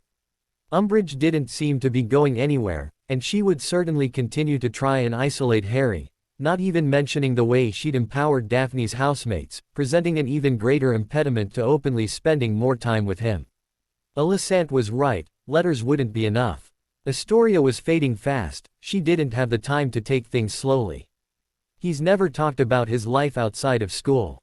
Then find out for yourself. Daphne mulled this over, quickly coming up with and dismissing ideas that felt unreasonable before settling on a proposition. After we get off the train, I could follow him to his home. How? And what about your parents? I'll tell them I'm going to Pansy's, they'll buy it. And the other part, what if his guardians apparate him?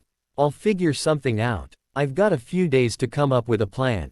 Wednesday brought with it the astronomy and arithmancy owls, and maybe it was due to the break she'd had the day before, but Daphne felt both of them went better than all of last week's combined. Arithmancy was her favorite subject, after all, and astronomy was mostly an exercise in rote memorization. The mood over dinner was relaxed, even with their practical impending in the astronomy tower just before midnight.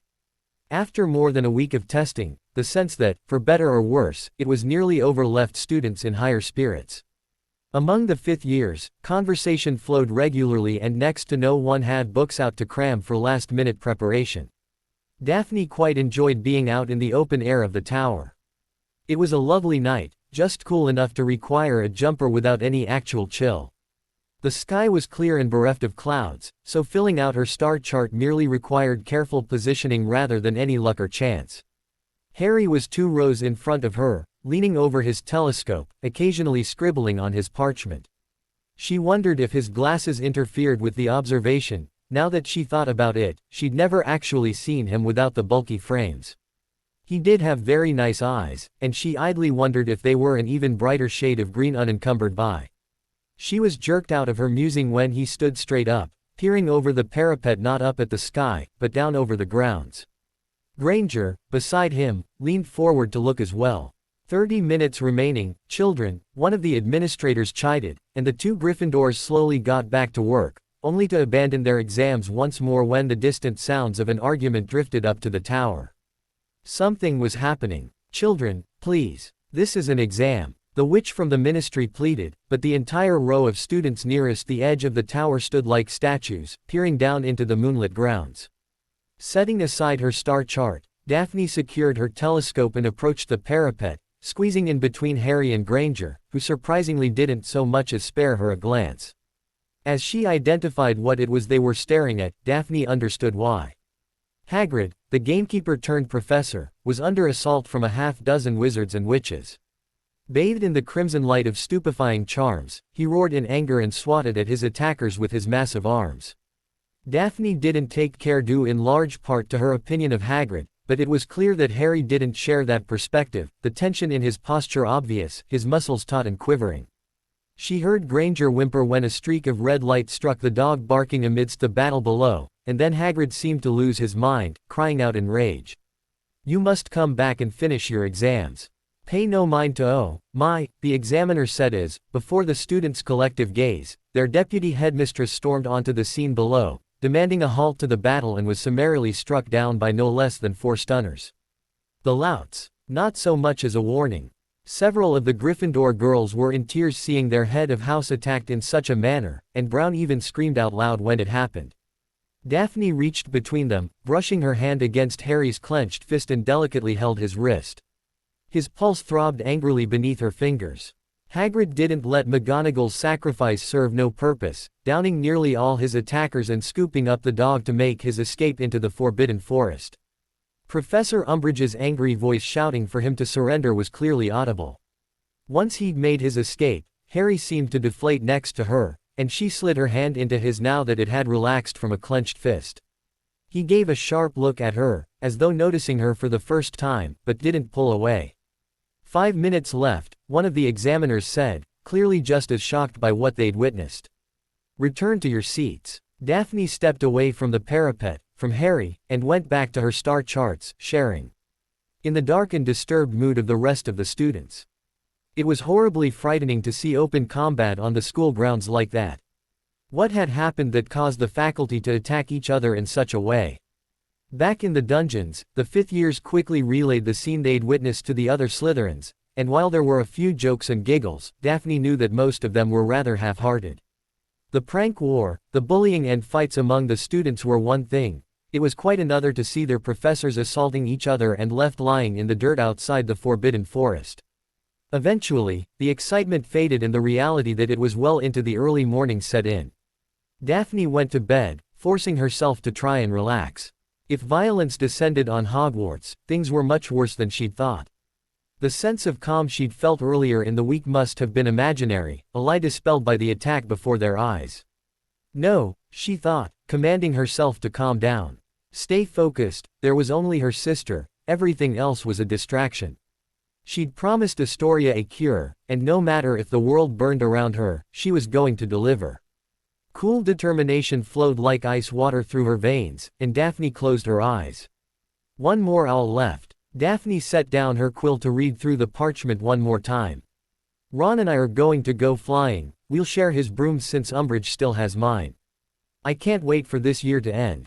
She'd asked what his plans were once their owls were completed, and assumed he'd understand that she wanted him to make plans with her. Honestly, was it so much to ask that he display even the tiniest interest in her? "Come on, let's get to the Great Hall. Don't want to face history of magic on an empty stomach, do you?" Pansy stood near the foot of her bed with one arm cocked on her hip, waiting expectantly. "Right, give me just a moment," Daphne said, tucking the parchment away inside her bag before standing up to join her roommate. Together, they made their way to lunch and Daphne couldn't help but enjoy Pansy's biting wit, her friend making predictions on which students would need to retake their owls. As they sat down to fill their plates, though, conversation turned to more mundane and safer topics. "What are you going to do over the summer halls?" Daphne pretended to focus on the cucumber sandwiches, making a show of selecting one. "Just stay home with my family." "And Astoria, how is she?" Her eyes flicked to Pansy's face, searching but finding only what seemed genuine sympathy. Pansy hadn't asked after Astoria in months, since well before Yule break. I'm looking forward to spending time with her. Maybe I could come by and visit. It's been a while since I've seen the little squirt. I'm sure she'd like that, Daphne replied in a neutral tone. What will you do for the summer? Plans with Draco. Pansy leaned forward, her voice lowering. Have you noticed he's been a bit off as of late? He's your boyfriend, Daphne pointed out, pausing for a bite before continuing. How do you mean? Just he seems excited. He usually complains about how boring it is at home, but this year, Pansy shrugged. I don't know. Maybe he misses his mother. Seeing her friend so vulnerable and concerned should have inspired some feeling in Daphne, but she was unable to muster even a mask of sincerity. Instead, she shrugged and turned back to her meal. Their other roommates joined them, and before long they found themselves waiting once more in the entrance hall to take an exam, their final hour in the last test of the year. Was it possible that Binns was somehow haunting this exam? Daphne never felt much affection for his subject, and found herself unable to muster much in the way of urgency to do well on this test no matter how high the stakes may be. Was there anyone interested in Newt history, after all?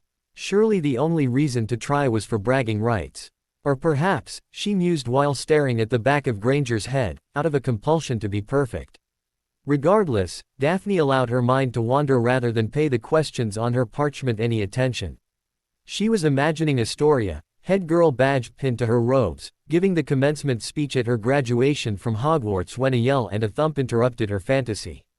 Someone behind her was screaming, but among all the students and administrators she wasn't able to identify what was going on, at least not until one of the ministry workers helped Harry to his feet, escorting him out of the Great Hall.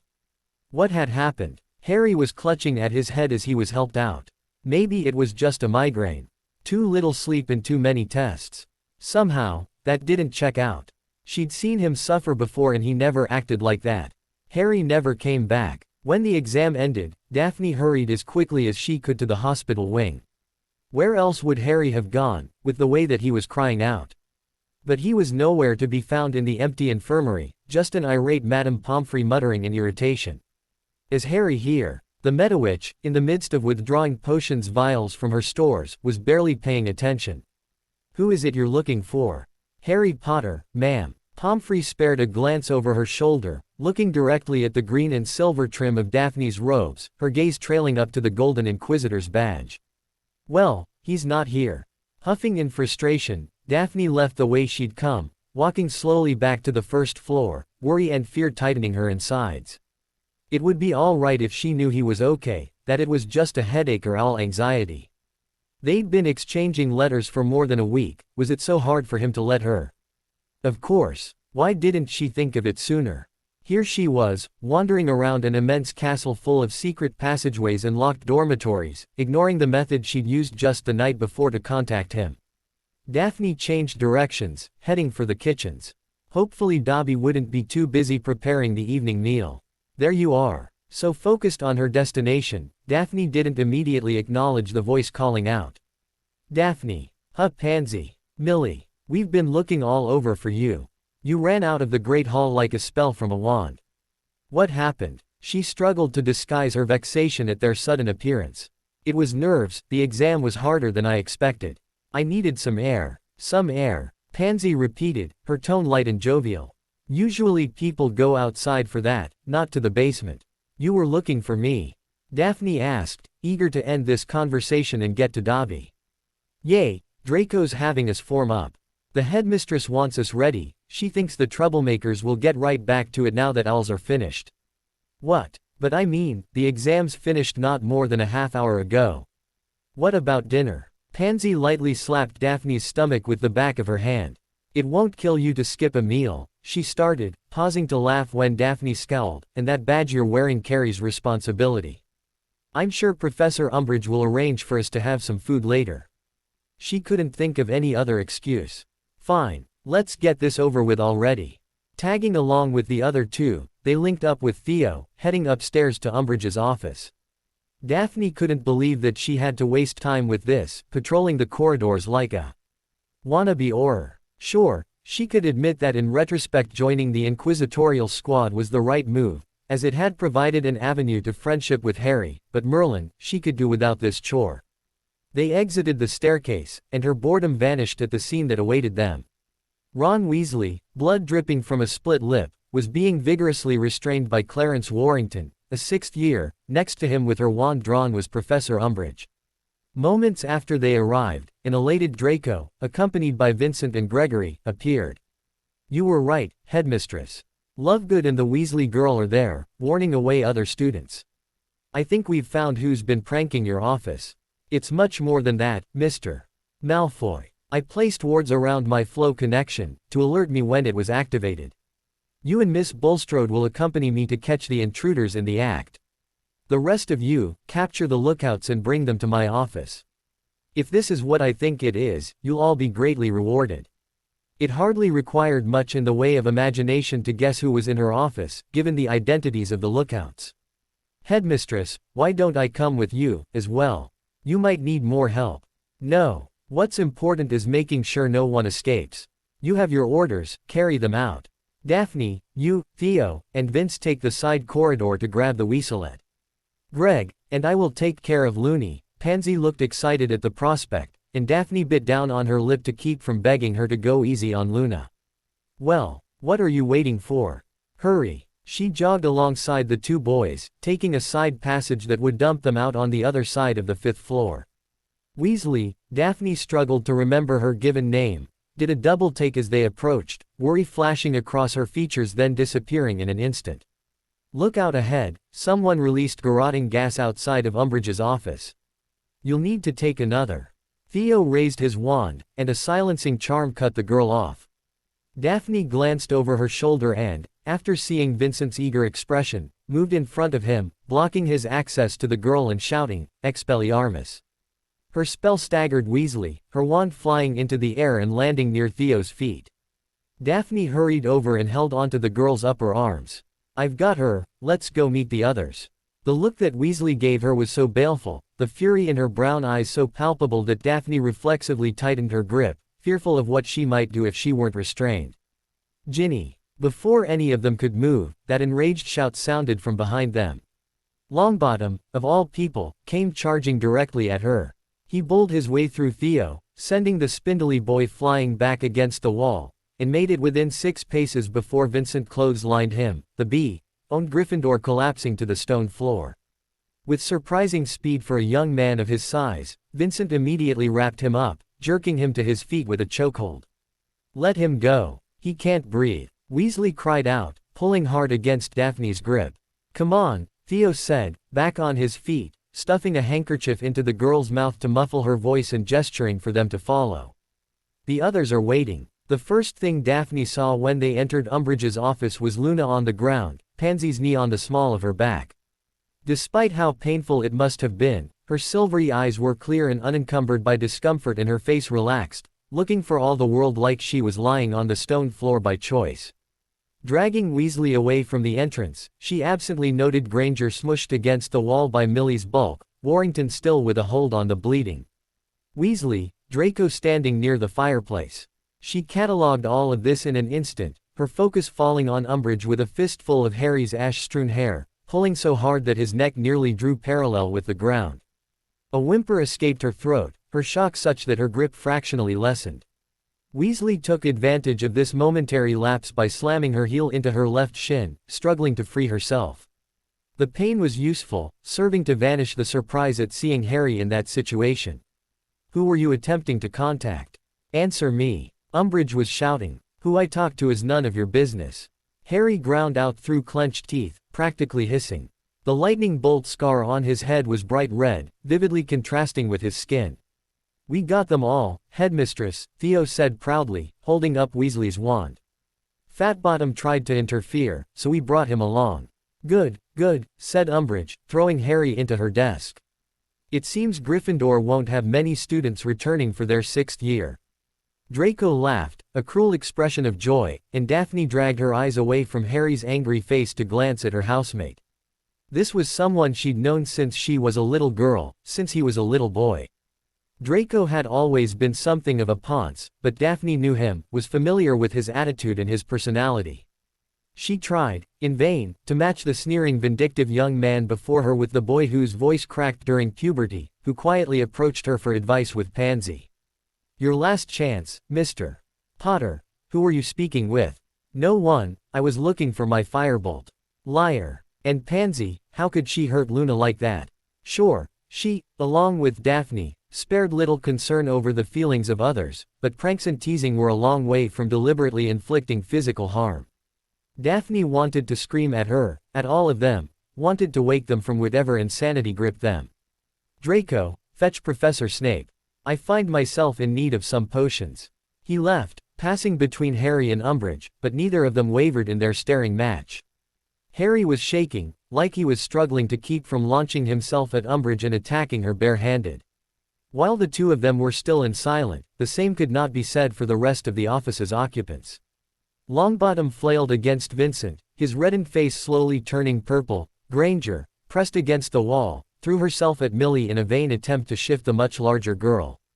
Ron Weasley was firmly restrained, and despite his grunts could do nothing against Warrington but bleed onto the floor, while Ginny Weasley stomped all over Daphne's feet. Through it all, Luna remained motionless, even when Pansy draped her forearm against the B's neck, putting her weight onto the slight girl. It felt like mere minutes went by before Draco returned, leading Professor Snape into the office. He glanced around, looking bored at seeing students hurting other students. "You summoned me, Headmistress. Potter refuses to comply with a lawful investigation. I require more Veritaserum. I told you the last time you wished to question him, that was my last bottle.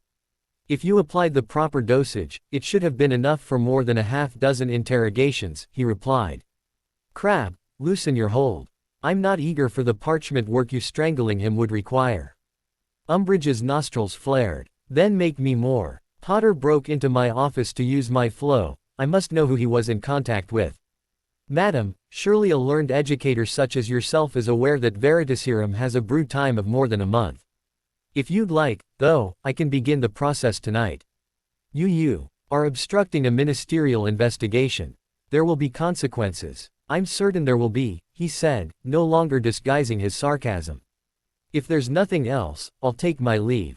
I have exams too." He has Padfoot. At the place, the one where it's kept, he has him there. Harry's desperate outburst halted Snape in his tracks, 1 foot out the office door. Umbridge rounded on Harry, taking 2 steps closer. "What is Padfoot? What is being kept? Professor Snape, what is he talking about? I haven't a clue." The boy is unstable, prone to bouts of incoherence. Surely you know that as well as I, after a full year of dealing with his delinquent behavior. Do with him as you wish, I have no desire to spend any more time listening to his nonsense. And with that, the door closed behind him and he was gone. Daphne shifted her gaze back to Harry, who now looked more defeated than desperate. "What is happening?" Umbridge stared at him, her beady eyes dull and unfocused for several moments. She seemed to reach some sort of decision, though, when she drew her wand and paced back and forth in front of him. "There's no other option, is there?" she muttered, talking more to herself than anyone else in the room. Whoever it was on the other end of that fire call, they exhibit a clear and present danger to the lawful government. No disciplinary issue, this is far more consequential. Abruptly, she came to a halt right in front of him. "I don't want to do this. Don't make me do this, Potter. Tell me what you know." He raised his chin, meeting her expression with a defiant and hateful glare. He did not respond. "Very well. I'm certain the Cruciatus curse will change your mind." The Crook no. She couldn't. Daphne couldn't just stand here and watch him tortured. She had to stop this. "No." Granger screamed before Daphne could speak. "You can't. It's against the law. I am the senior undersecretary to the minister himself. The minister wouldn't want you to torture him. Think of what the prophet would say." Granger continued, desperation evident. "Cornelius need not know. The information is the only thing that matters. Just as he didn't know it was I that sent the Dementors last year, he was happy enough to have an excuse to file charges. But the boy who lived had to weasel his way out of that, didn't he?" "That was you?" Harry asked. "You sent the Dementors. You had to be silenced. You and Dumbledore were attempting to incite a panic, to bring down the ministry." Daphne was in shock. Umbridge, she tried to kill Harry. Dementors were reserved for the worst of the worst in magical society, and she sent them after a 15-year-old boy. She sent them after the only person that could save Astoria. And now she was going to torture him, while she stood and watched. Her fingers tightened around her wand. Harry displayed no fear, standing proud while Umbridge pointed her own wand directly between his eyes. "Cruck! Stop!" Granger's shrill voice cried out once more. I'll tell you everything." "Shut up, Hermione. What are you doing, Harry?" Daphne thought. "Let her help you. I can't let this go on. We have to tell her." Both Weasleys stopped struggling, and everyone in the office, bar Luna of course, turned to face the Muggleborn, who sobbed against Millie's robes, all resistance gone. "We wanted to talk to Hermione." Weasley tried in vain to speak through his gag, but Granger ignored him. "Please don't, we have to. I can't let her hurt Harry like this." Some of Daphne's relief abated, and an ugly feeling welled up inside her at the way Granger sobbed for Harry's protection. "We were trying to contact Dumbledore." "Go on, Miss Granger. What about?" Umbridge still held Harry. At one point, but now her eyes were locked on Granger. "Tell me where he is, now." "We don't know. We flowed anyone we could think of, to try to reach him. He left us a mission, and we needed to tell him it was completed." "Miss Bulstrode, release her." Millie stepped back, and Umbridge beckoned Granger to come closer. "What was the mission?" We had a weapon, but he left before it was finished. It's done now, so we needed to tell him." Of course, Umbridge said, wearing a maniacal expression. "Take me to it. Take me to this weapon, and you won't be harmed." The almost sexual delight Draco displayed at the prospect of Harry being tortured slowly vanished. "It's a trick," he pronounced, but was ignored by the headmistress. "Let the rest of them go, and I'll take you."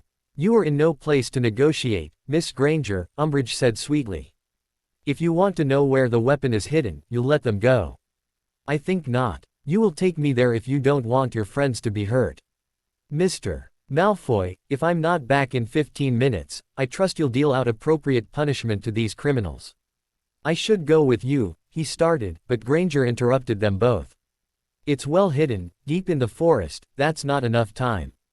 Umbridge was, by now, growing frustrated, her face growing blotchy and red. "Very well. 30 minutes, then. Potter will accompany us. If you try anything, believe me when I say that you'll regret it." She grabbed Harry's arm and shoved him towards the door. "Move, now." And with that, they left. That stupid, idiotic, what was Granger thinking? Neither of them had a wand, and Umbridge was obviously violent and unstable. She had to go after them, had to protect Harry. Still, she needed a way out of this office first. There were 7 obstacles standing in the way, though. Her housemates would need to be distracted somehow, preferably in a manner that didn't ensure she'd spend the rest of her time at Hogwarts in constant danger. 7 versus 4 weren't great odds. Daphne looked over Weasley's shoulder, trying to catch Luna's attention, to no avail. She was facing the wrong way. The other Slytherins were at least relaxed, wearing victorious grins on their faces. Millie was chatting with Greg by Umbridge's desk, and Draco was hyper-focused on the clock above the fireplace. Warrington looked like he was tiring from holding Weasley the way that he was, sweat plastering his hair against his forehead. Only Pansy and Vincent seemed aware and fresh, Pansy scanning their captives attentively and Vince looking at ease with Longbottom still in a headlock. Withdrawing a few inches so that Weasley's hair masked her mouth, Daphne whispered, "Get ready," sliding her hands from the girl's upper arms down to her wrists, crossing them behind her back. Pulling her wand from her robes, she pressed it into Weasley's hands, holding onto her wrists with her free hand. "Make it look real." She felt Weasley stiffen, and all resistance against Daphne's hold stopped. Daphne took Weasley's left hand and wrapped it around her own forearm. She peeked around Weasley's wild red hair for one last look, flinching as she met Pansy's piercing dark eyes. After a few seconds, Pansy looked away, and Daphne leaned back once more. "Push me towards your brother." There was no hesitation. Weasley jerked Daphne forward, swinging her around and launching her in the direction of Warrington and her brother, raising Daphne's wand and blasting Pansy with an impediment jinx. Daphne bowled over the 2 boys, trying to ensure that her housemate took the brunt of her impact. She must have succeeded, for quick as a flash, the other Weasley had rolled away and launched himself towards Vince. Freeing Longbottom. Spellfire flashed around the cramped office, but Luna was on her feet and armed with a wand, and she and Ginny Weasley were easily deflecting incoming spells with flawless shield charms. Draco went down, horrifying mucus blobs from his nose attacking him, and Longbottom came out from beneath the dog pile with his own wand, incapacitating Millie and Greg with 2 quick spells. Daphne pushed off of Warrington, rolling away just as the red jet of a stunner hit him. Just like that, it was over. Longbottom and Ron Weasley had their wands pointed at her, and Daphne held her hands out, showing she was unarmed. "Leave her be," Ginny Weasley ordered, throwing a disdainful glance at her as she cast a spell that tied up Vincent. "Come on, we have to go, Harry and Hermione need us." They filed out of the office and Daphne hurried after them, shouting as they ran through the corridors. "Wait, take me with you." "Piss off, Greengrass," the female Weasley said, but Daphne continued her pursuit. "I helped you. I gave you my wand." Luna reached out and pulled Weasley to a halt. "Is that true?" Weasley scowled, but nodded anyway. Ron, at the entrance to the grand staircase, shouted back at them. "For Merlin's sake, let her come. We don't have time to waste." Daphne held her hand out, and Weasley reluctantly passed her wand back to her. The 3 girls ran after the boys, down the stairs and through the entrance hall. She tossed her robes not long after they crossed into the Forbidden Forest. Even in Scotland, running at full speed in June had her soaked in sweat. She still ached from where Weasley had kicked and stomped at her legs, but Daphne pressed on. At least she was faring better than Longbottom, who looked on the verge of collapse. Daphne was too smart and too responsible to have ever come to the forest before. Part of her was grateful for the heavy breathing of the others, better to listen to them huffing than gods only know what was lurking just out of sight. The other, more logical side of her wished they'd stop making so much noise so she'd have some warning before something attacked them. There was an immense roar and several loud crashes further ahead. Daphne slowed down, but the Gryffindors seemed determined to live up to their reputations, charging forward without hesitation. And Luna, well, she was Luna. Just as she was ready to demand they stop and provide some explanation that the others had any clue they knew where they were going, raised voices caught her attention. They'd found Harry and Granger. In the darkness, all she could make out at first was that they were arguing, and a wave of relief washed over her as Harry berated Granger for not thinking things through. He was incensed, not calming himself even when Ron greeted them and returned their wands. "Your plan to get to London, anyway?" she asked as they approached. "I'd like to hear that, too," Ron said. "Ron, how? Come on, you taught us yourself. Do you really think a bunch of snakes could stand up to us?" "Daphne helped us," Luna added, lighting her wand so they could see each other. Daphne gasped as she took in Harry's bloody clothes. "What happened? Are you okay?" She reached for him, touching his face and running her hands down his chest, seeking the source of the sticky crimson liquid. "It's not mine," he said, grabbing hold of her hands and gently pushing her back. "It's giant blood, I'm not hurt." "There are giants in the Forbidden Forest?" Daphne asked. "We have to get out of here."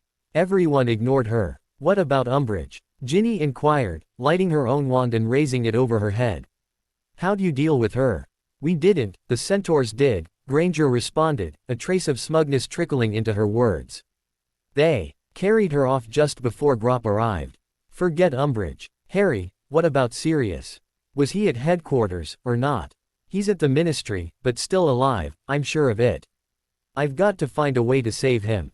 Daphne had no idea what was going on, but didn't like what she was hearing. "Sirius Black? Why would he be at the Ministry?" "This has nothing to do with you," Harry said. "Go back to the castle. Does anyone have any ideas?" "I suppose we could fly there," Luna offered. "I could fly there, but Ron's the only one with a broomstick." "No, he's not. I have a broom," Ginny interrupted. "So, you're not going," her brother immediately replied. "And why not?" she angrily asked. "You think I don't care about Sirius?" Harry added to her brother's protests. "You're too young, there's no way. Save it." The girl's temper easily matched Harry's own. "You were 11 years old when you fought you-know-who for the Philosopher's Stone. And I shouldn't have been there, either." "Stop it, both of you," Neville cut them off, speaking more authoritatively than Daphne had ever heard him before. "We knew what we were getting into when we joined the DA. The whole point was to rely on each other, wasn't it? Or were you making all that up?" Harry ran a frustrated hand through his hair, raising the fringe off his forehead as he did. His scar was still pronounced, an angry red color in the wandlight. No, I wasn't. This isn't the point. We still need a way to London. I already told you, Luna said, serene and unperturbed. We'll fly. Look, Granger started, if you don't have anything useful to contribute, can you stop interrupting? We're trying to be serious. Don't talk to her like that. Daphne said, her earlier ire at Granger rising up. Why are you even here, Greengrass? This has nothing to do with you. If you don't stop shouting, you'll scare them away, and then we'll really be out of options, Luna said, staring vacantly off into the distance. The strange thing was, Harry was staring as well. Luna, he breathed, you're brilliant. What is it? Longbottom asked. Thestrals. Hagrid said they're quite good at finding things. We can take them to the ministry, Luna said, making a petting motion with her hand. How many are there? Ginny asked. Just 2, Harry said, moving closer to where Luna was standing. We need 3, Ron said, looking around, clearly just as lost as Daphne was. We need 4, Ginny corrected. I believe that there's 7 of us here, Luna said. 7, you can't mean to bring her along. That was the youngest Weasley, who Daphne was really beginning to dislike. She's my friend, and she already helped us tonight, Luna replied. The section of the woods where they stood exploded into an argument. All the while, Harry was edging closer to where the invisible creatures were. Daphne followed. Let me get this straight. You know who and Sirius Black are at the ministry, and do you want to go there to help Black? Why? He's my godfather, I have to save him. So it's a trap set just for you, then. It doesn't matter, I can't abandon him. Daphne heard Luna behind them, announcing that a 6th Thestral had arrived, but she could only stare at Harry in abject terror. He knew that the Dark Lord was at the ministry waiting for him, and he was still going to go. You can't, he'll kill you, she said bluntly. Maybe so, but Sirius needs me. I can't let you go. Daphne grabbed his arm, holding onto it tightly. I won't let you. Get off me, Harry shouted, pulling his arm loose only for Daphne to wrap both arms around him. You can't. I need you, you can't die. Come on Harry, it's now or never. She looked over her shoulder, seeing the others all floating several feet off the ground. No, she cried, holding onto him even more desperately. Please, please don't go. Stop it. Leave me alone. I won't. It's too dangerous. Harry forced himself from her grasp, pushing her to the ground and leaping astride the invisible creature. Let's go. They started to fly away, and Daphne scrambled on all fours after him, desperately trying to stop him. She was too late. Harry and his friends rose into the sky, swiftly flying out of sight in mere moments. Daphne collapsed to the ground, pounding the soil with her fists, sobbing all the while. She'd failed. Harry was gone, off to confront you-know-who. A teenager, challenging the most fearsome Dark Lord in British history. She'd failed her sister. The night sky had given way to the encroaching dawn when Daphne returned to the Forbidden Forest. After the others flew away and left her, she'd stayed out there for hours, desperately hoping that Harry would return, and was still there when Professor Snape had found her. He'd questioned her, and she willingly confessed what she knew. Maybe he'd be able to summon help, to save Harry. Snape had said something to that effect earlier in the year, after all. It was all she had, the only positive shred of hope she could cling to. She followed him back to the castle, where he immediately ran off, ordering her to go to bed. Daphne didn't want to go back to her dorms, too intimidated by the thought of her housemates possibly lying in wait for her return.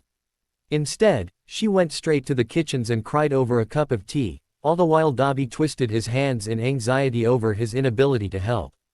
It wasn't supposed to end like this. Why couldn't Harry understand she only wanted to protect him? That she was, based on the way his friends enabled his risk-taking, the only one that wanted to protect him.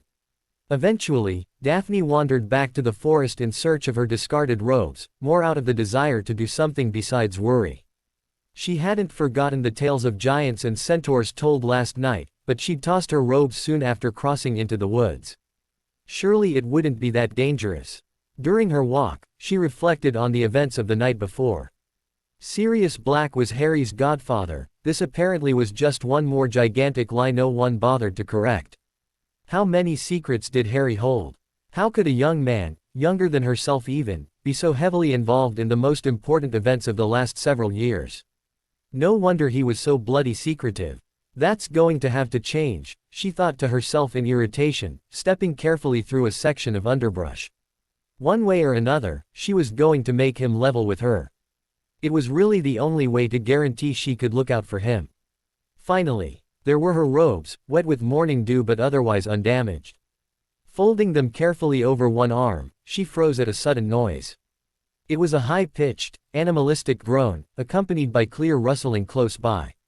Withdrawing her wand, Daphne took slow, careful steps backwards, scanning the woods around her for any sign of movement.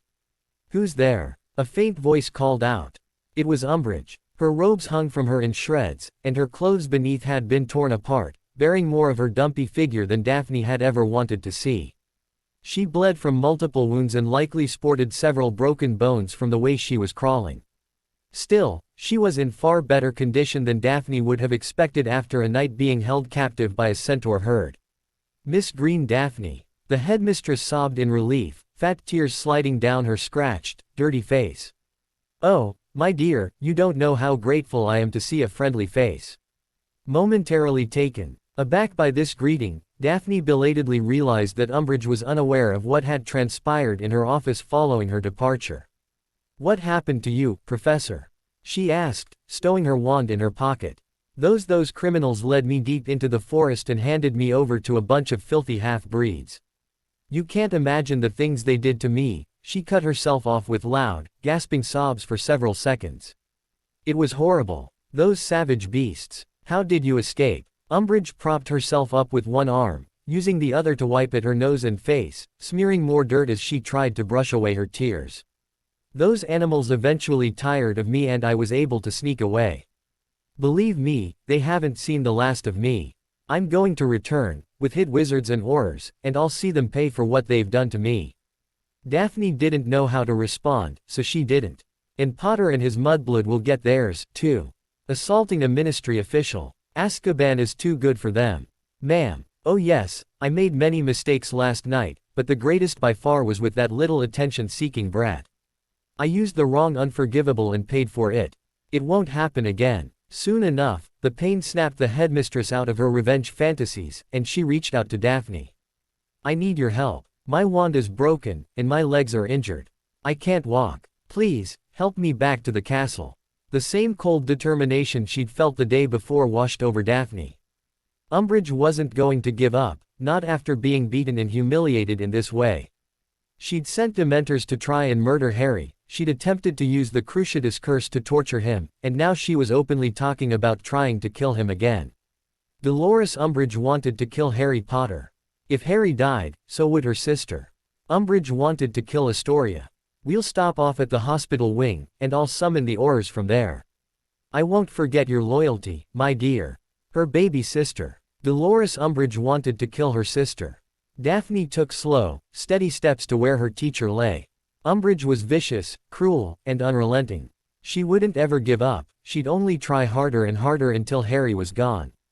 Umbridge may not have been much of a witch, but she had other kinds of power that she'd use to bury him. She was the High Inquisitor, the headmistress of Hogwarts, the senior undersecretary to the Minister for Magic himself. Umbridge would never stop, not while she was alive. "Use your wand, please, my legs, even if you help me up, I cannot stand." Daphne circled the prone woman, standing behind her and wrapping her recovered robes tightly around her fists, pulling the fabric taut between her hands. "Daff-erg." She slipped the wound robes beneath Umbridge's neck and pulled with all of her strength, pulled so hard that the heavy woman's midsection actually lifted off the ground. The headmistress flailed, clawed and tore at the strangling cloth, but Daphne's parents always ensured that her robes were of the highest quality, and the fabric held fast. Crippled as she was, Umbridge could do nothing to stop her. Daphne held on even after she stopped struggling, for several more minutes. Eventually, she relaxed her arms, and Umbridge's body flopped limply back to the dirt. Breathing heavily, Daphne looked at the robes wrapped around her hands, shedding them and letting them fall over her former professor while she drew her wand. Incendio. The astronomy tower was empty, the quiet solitude wrapping around her like a thick blanket.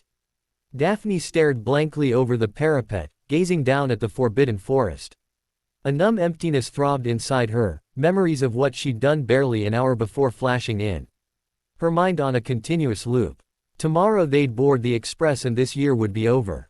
Daphne thought back to Yule break. When all of this began, she felt like a stranger in her own body. Was she really the same person who had claimed that teenagers shouldn't have to worry about the real world? Had she changed that much in just a few short months? She thought she just might have. Oh, someone said from behind her, and Daphne turned to see Harry standing at the top of the stairs. It's you. She didn't immediately reply, instead staring intently at him from head to toe. There were more bloodstains on his clothes, additions to the ones he wore last night. Are you hurt? He gave a passing glance to his clothes. It's Hermione's, not mine. I'm glad you're okay, she said, slowly approaching him. I was so afraid you wouldn't come back. Harry was quiet. Did she? What happened? Did you make it to the ministry? He raised his arms, the motion halting and hesitant. It took her a moment to realize that he was reaching out to her. She closed the gap between them, wrapping her arms around him, feeling his hands close around her back holding her. Their embrace was tight, suffocating. Harry held onto her like he was drowning. Was it really that terrible? She murmured into his ear, and she felt his chest, pressed against her own, hitch once. Yes, it must have been. They stood together for some time. The shadows of the early morning steadily receded as the sun rose further, bathing them in warmth.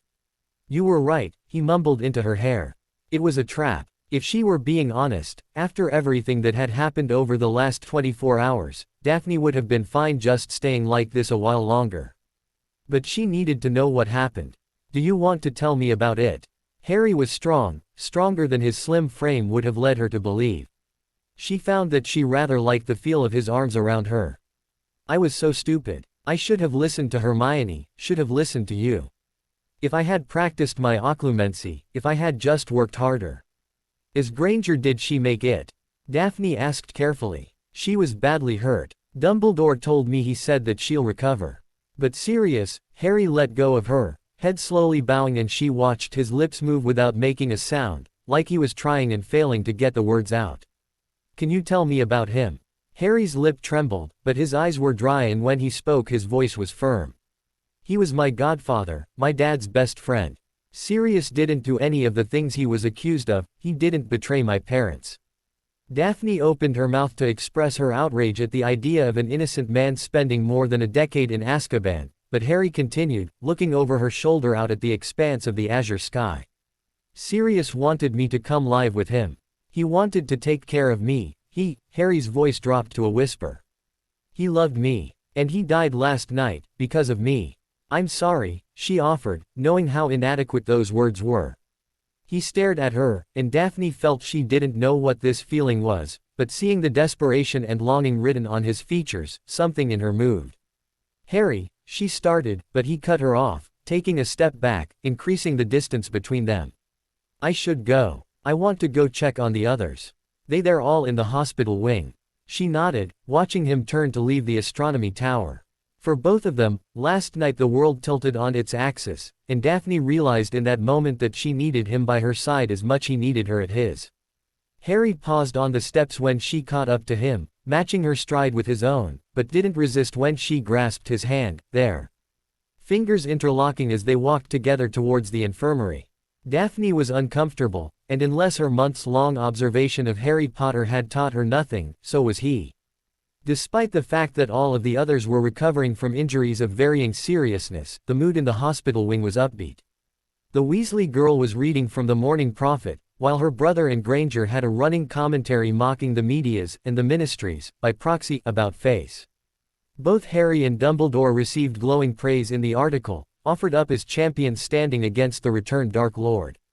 2 beds away from Granger, Neville was all smiles despite 2 cotton balls sticking out from his nostrils, his head held high. Luna sat in a chair nearby with the latest issue of the Quibbler upside down in front of her. She would have felt very out of place among the 6 of them had it not been for Harry's reaction. He was quiet, nodding along at the right places, but he looked like he'd prefer to be talking about anything but the previous night. How fast things went back to normal. Dumbledore didn't waste any time, did he? I guess not, Harry replied. Ron chewed on a chocolate frog thoughtfully, swallowing and then continuing. He came in here earlier, asking about what happened to Umbridge. Says the centaurs let her go, but no one's seen her. Daphne stiffened, trying hard to keep her reaction imperceptible. Maybe she already went back to the ministry. Granger asked, her tone unconcerned as she eased herself down from her seated position. Does it really matter? She's probably humiliated at being so easily tricked into the centaur's territory. She really didn't want to talk about their former headmistress. Daphne's breath was short, like she'd been walking up the grand staircase for an hour. Thankfully, Granger changed the subject. Speaking of centaurs, do you think that Firenze will keep teaching? It didn't seem like he'd be welcomed back in the forest anytime soon. Who cares? Ron asked, rubbing a potion on the wounds covering his arms. Divination's nonsense, anyway. I don't know, Luna said without looking up from her magazine. The Death Eaters seemed to think there was something to the prophecy we were fighting over. Ron flushed, ducking his head momentarily and rubbing at his arms a bit more fervently, while Granger and the other Weasley glanced warily at Harry. It's a shame that it broke before we could hear it. What prophecy? Daphne wondered, seeing the thoughtful regret on Ron and the girls' faces, and the cagey nervousness on Longbottom's. I've got to go. What, where? Harry was tense, rising to his feet suddenly. I'm Hagrid, I gotta go. Everyone, Daphne included, watched him leave in awkward silence. Without him there, Daphne felt intensely out of place. I should probably head out, too. You don't have to, Luna said, lowering the quibbler for the first time since she'd come in, her trademark dreamy smile on her face. You're with friends. Thanks, Luna. I'm glad you all are okay, but I need to get some sleep. That wasn't a lie. Daphne had been up since the morning before their history of Magic Owl, and the exhaustion was pulling at her like there were lead weights lining her clothes. Offering one last wave, she left the hospital wing and dragged herself down the stairs to the dungeons. Breakfast had finished more than an hour before, and it seemed that most students were off enjoying their last day at Hogwarts before the summer holiday. Daphne entered her dorm and collapsed onto her bed, not bothering to change out of her filthy clothes. Where have you been? Turning her head, she looked over at Tracy. Nowhere. Pansy was looking for you. Daphne rolled over onto her back and shrugged. She probably just wanted to talk about last night. I can't believe it's really scary, Tracy said. What do you think is going to happen? What do you mean? Daphne asked. Dumbledore's back, everything will go back to the way it was. You think he can beat you-know-who? Oh, I thought you were talking about what happened last night with the Inquisitorial Squad. Tracy was nearing hysterical. What if he attacks my mother? I'm sure you've heard the stories about the last war. Well, Harry and Dumbledore caught a bunch of you-know-who's best last night, didn't they? Maybe this time will be different. Yay. Maybe, Tracy said, but didn't sound convinced. I'm going to send a letter to my parents now that the Ollery is open again. The door to their room closed behind her, and Daphne shut her eyes, surrendering at last to sleep. It was still light out when she woke up. Daphne grimaced, feeling her dirty clothes clinging to her like a second skin. The dorms were still empty, and a quick tempest explained why. She'd awoken directly in the middle of dinner. Stripping off her clothing, Daphne marched into the shower and scrubbed herself pink. Even though hunger gnawed at her stomach, she had no intention of joining the other students in the Great Hall. Instead, she took advantage of the empty dorm and pulled out her second trunk, opening it to find Alicent glaring up at her. I'd thought you might have forgotten about me. Be quiet and listen, I've got a lot to tell you. The portrait stared impassively while Daphne relayed the events of the last week, remaining quiet up until the point where she told of Harry flying off to London. I hope now you understand why I've been pressing you to be more assertive in your pursuit, Alicent said. I've been making progress. And he made it back safely. Of course he did. That much is obvious by your reaction. Give me some credit, child. Have you thought about how you will meet with him this summer? I know. Everything's been happening so fast. This is why we have to make plans. Your sister doesn't have time for you to fumble your way blindly, this is our only chance. Fine. If you're so smart, what have you got? The portrait, much to her chagrin, didn't hesitate in coming up with a suggestion. Sedgwick was an excellent woodsman, incorporating magic in his hunting. What's your point? Hunters track their prey. Have you even bothered to research any spells that might allow you to follow Potter to his guardian's home? She hadn't. Well, And how exactly are you planning on getting there if you do manage to track him? I could well, there's always the night bus. The what? It's never mind. I'll figure something out, Daphne promised, although her voice was less than confident. I should probably go to the library. Wait, finish telling me what happened. There isn't a lot more to tell, Daphne responded cagily, choosing to leave out what happened with what she'd done in the forest when retrieving her robes. No, he survived the Dark Lord once more and there's nothing to tell. Did anyone notice? Was he injured? Now isn't the time to hold things back. Harry wasn't hurt, and yay, it was the front page story in the newspaper this morning. And that's it, Alicent stated. What more do you want me to say? A celebrity, a boy considered a hero, does something extraordinary once again and you do nothing. The portrait paused for a moment, then continued in a low, angry voice. You naive, ignorant, stupid girl. Daphne knew from experience not to let her wind up when Alicent started in on her like this. Get to the point, you old bag. Before, he was ostracized. He was tarred as a liar, unstable, even criminal. And now, he'll be more popular than ever. I know that, Daphne interjected. They're calling him the chosen one. See, do you understand why I'm so frustrated with you? You're acting like I've been lazing about for weeks. This all happened last night. I'm trying to make you understand how the situation has changed. Potter will have options now, witches who are smarter, better connected, and much more beautiful than you. That stung, and Daphne couldn't hold her tongue. Shut up. You don't know anything. I met with him this morning. Harry doesn't care about how the rest of the country sees him.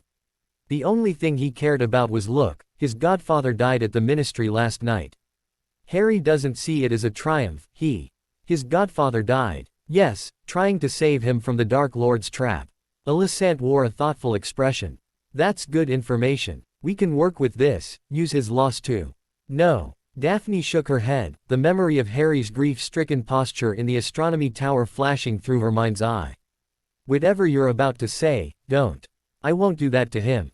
What happened to your determination? To doing whatever it takes to save your sister? Nothing's changed. That just doesn't seem like a good tactic. It's too risky. Her ancestor's portrait stared intently at her for several seconds, eventually nodding. Fine. You should get to work, time is running out. Daphne closed the trunk's lid with an odd sense of relief at their conversation's end. A moment later, though, a wave of guilt washed over her as she fully processed Alicent's accusation. Was she betraying Astoria by refusing to use his godfather's death to manipulate him? After all, hadn't last night proven there was no act too extreme in her pursuit for a cure?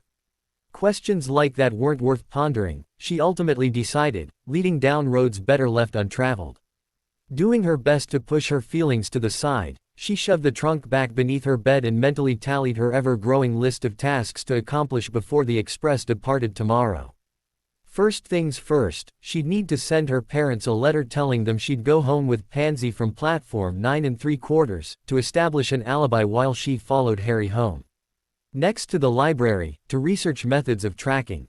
Lastly, it would be nice to find a better option than the night bus. Daphne only took it once, and wasn't eager to repeat the experience.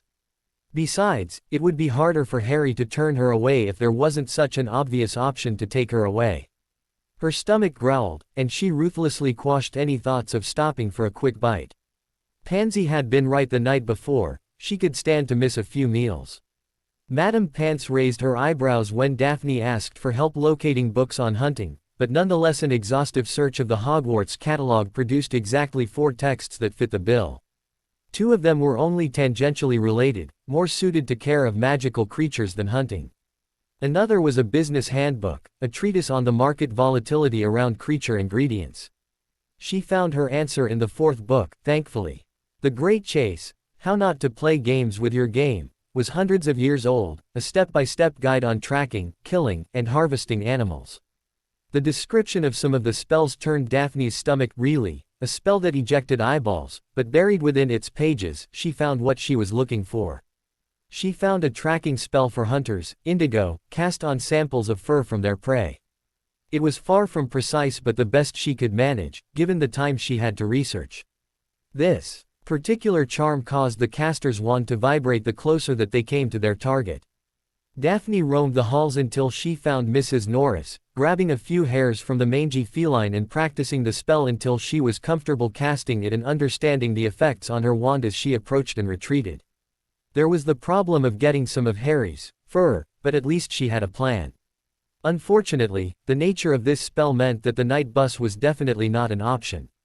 She could hardly ask the operator to just drive around while she tried to work out his location. What she needed was her own form of transportation. There was, however, one tiny issue with that plan: she didn't own a broom. It's not as though she could nick one of the schools and take it on the express with her. Wait, she knew where there was a broom. A top-of-the-line, professional-quality racing broom. Harry's Firebolt. Umbridge had locked it up somewhere in the dungeons. Everyone had heard the rumor that there was a security troll guarding it, but Daphne knew better. Not even the Ministry used security trolls any longer, and Gringotts wasn't known for loaning out their guards. 2 hours passed, and Daphne had seen no sign of the broom. Why was this castle so bloody big? Her feet hurt, and her mouth filled up with saliva every time she had even the most passing thought of food.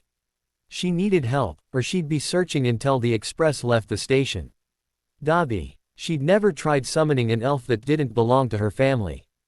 Pop. Miss Greenie calls for Dobby.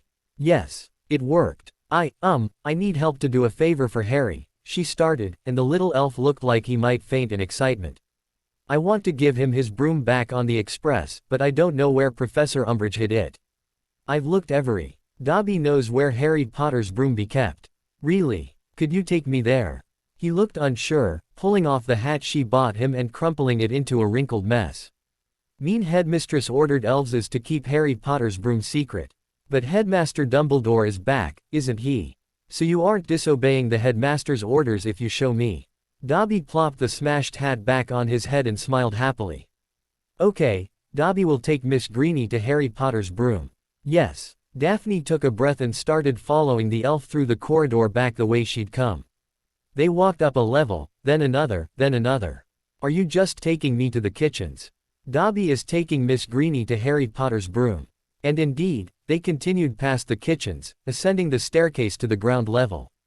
They walked past the Great Hall, past the antechamber where she'd waited with the other students for their owl practicals, finally coming to a halt just a few steps away from the entrance hall. Did she put it outside, on the grounds? Dobby shook his head. It'd be right here, he said, pointing. What? But that's Daphne felt a momentary surge of respect for just how Slytherin of a move this was.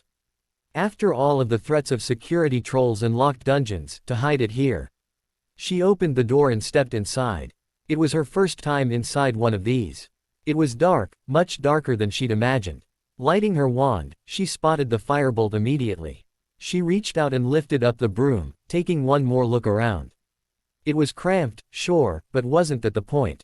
Daphne closed her eyes, imagining for a moment being held the way she was in the astronomy tower, pressed against the wall, his lips claiming her own. Miss Greenie. Her eyes snapped open. I've got it, she replied, coming out of the broom closet and closing the door behind her. You're a very good elf, Dobby. When I come back in the fall, I'm going to bring you a new outfit. Dobby blushed to the tips of his ears. Miss Greenie be a kind and generous witch. I want to surprise him with this, so please don't mention anything to Harry about helping me find his broom. He agreed, and she went back to the Slytherin dorms. It was late, she must have spent longer searching the dungeons than she'd realized.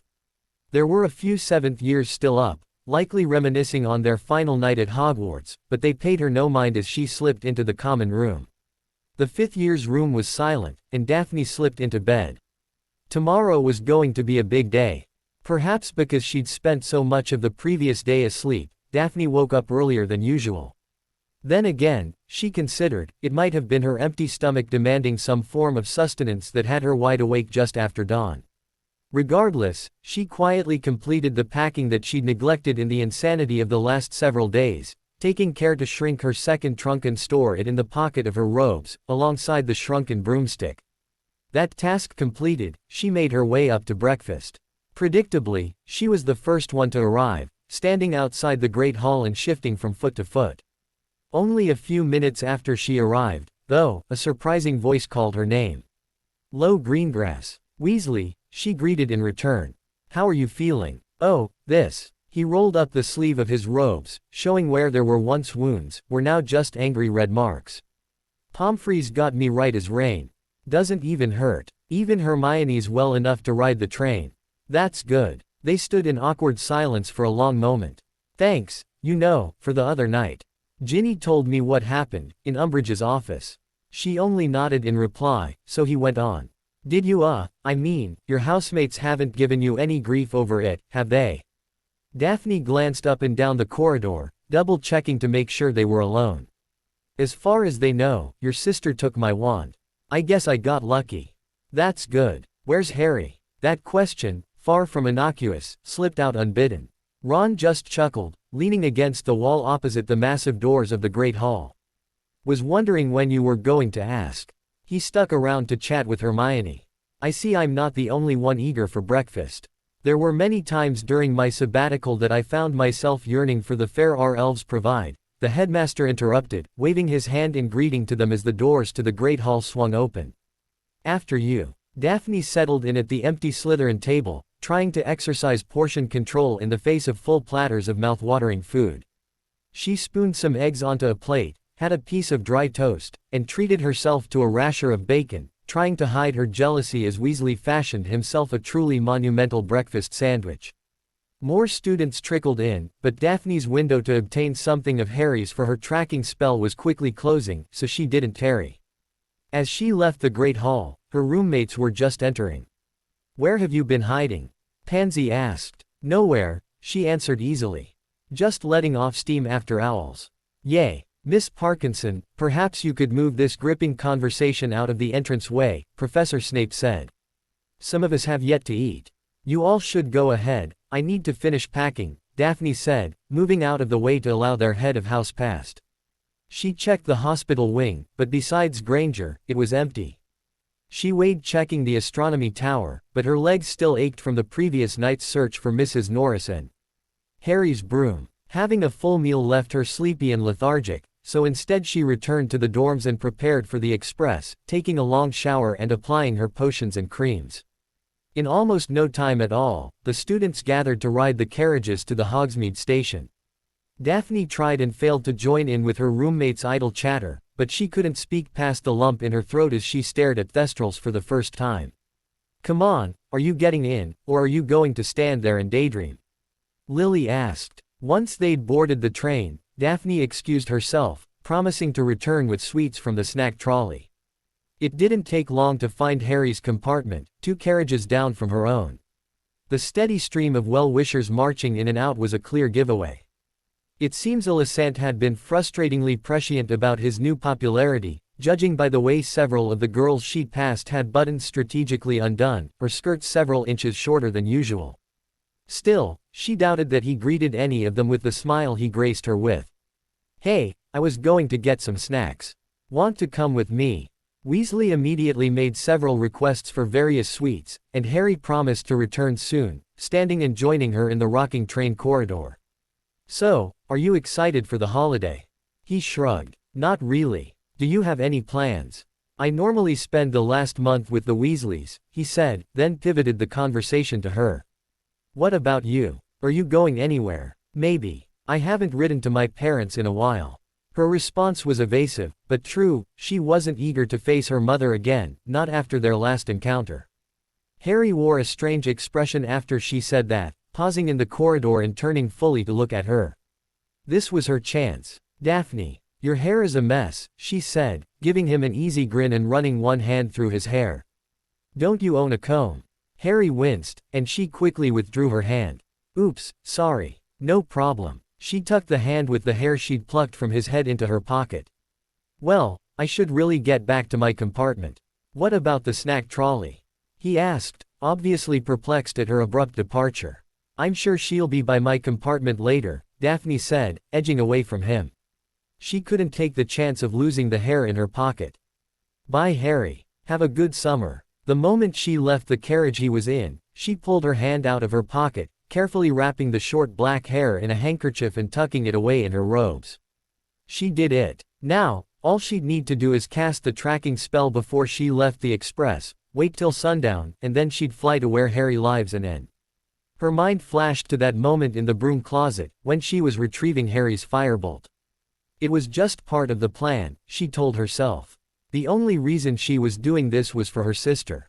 They'd be away from Hogwarts, away from his admirers and her housemates, with nothing to distract him from what would be standing right in front of him.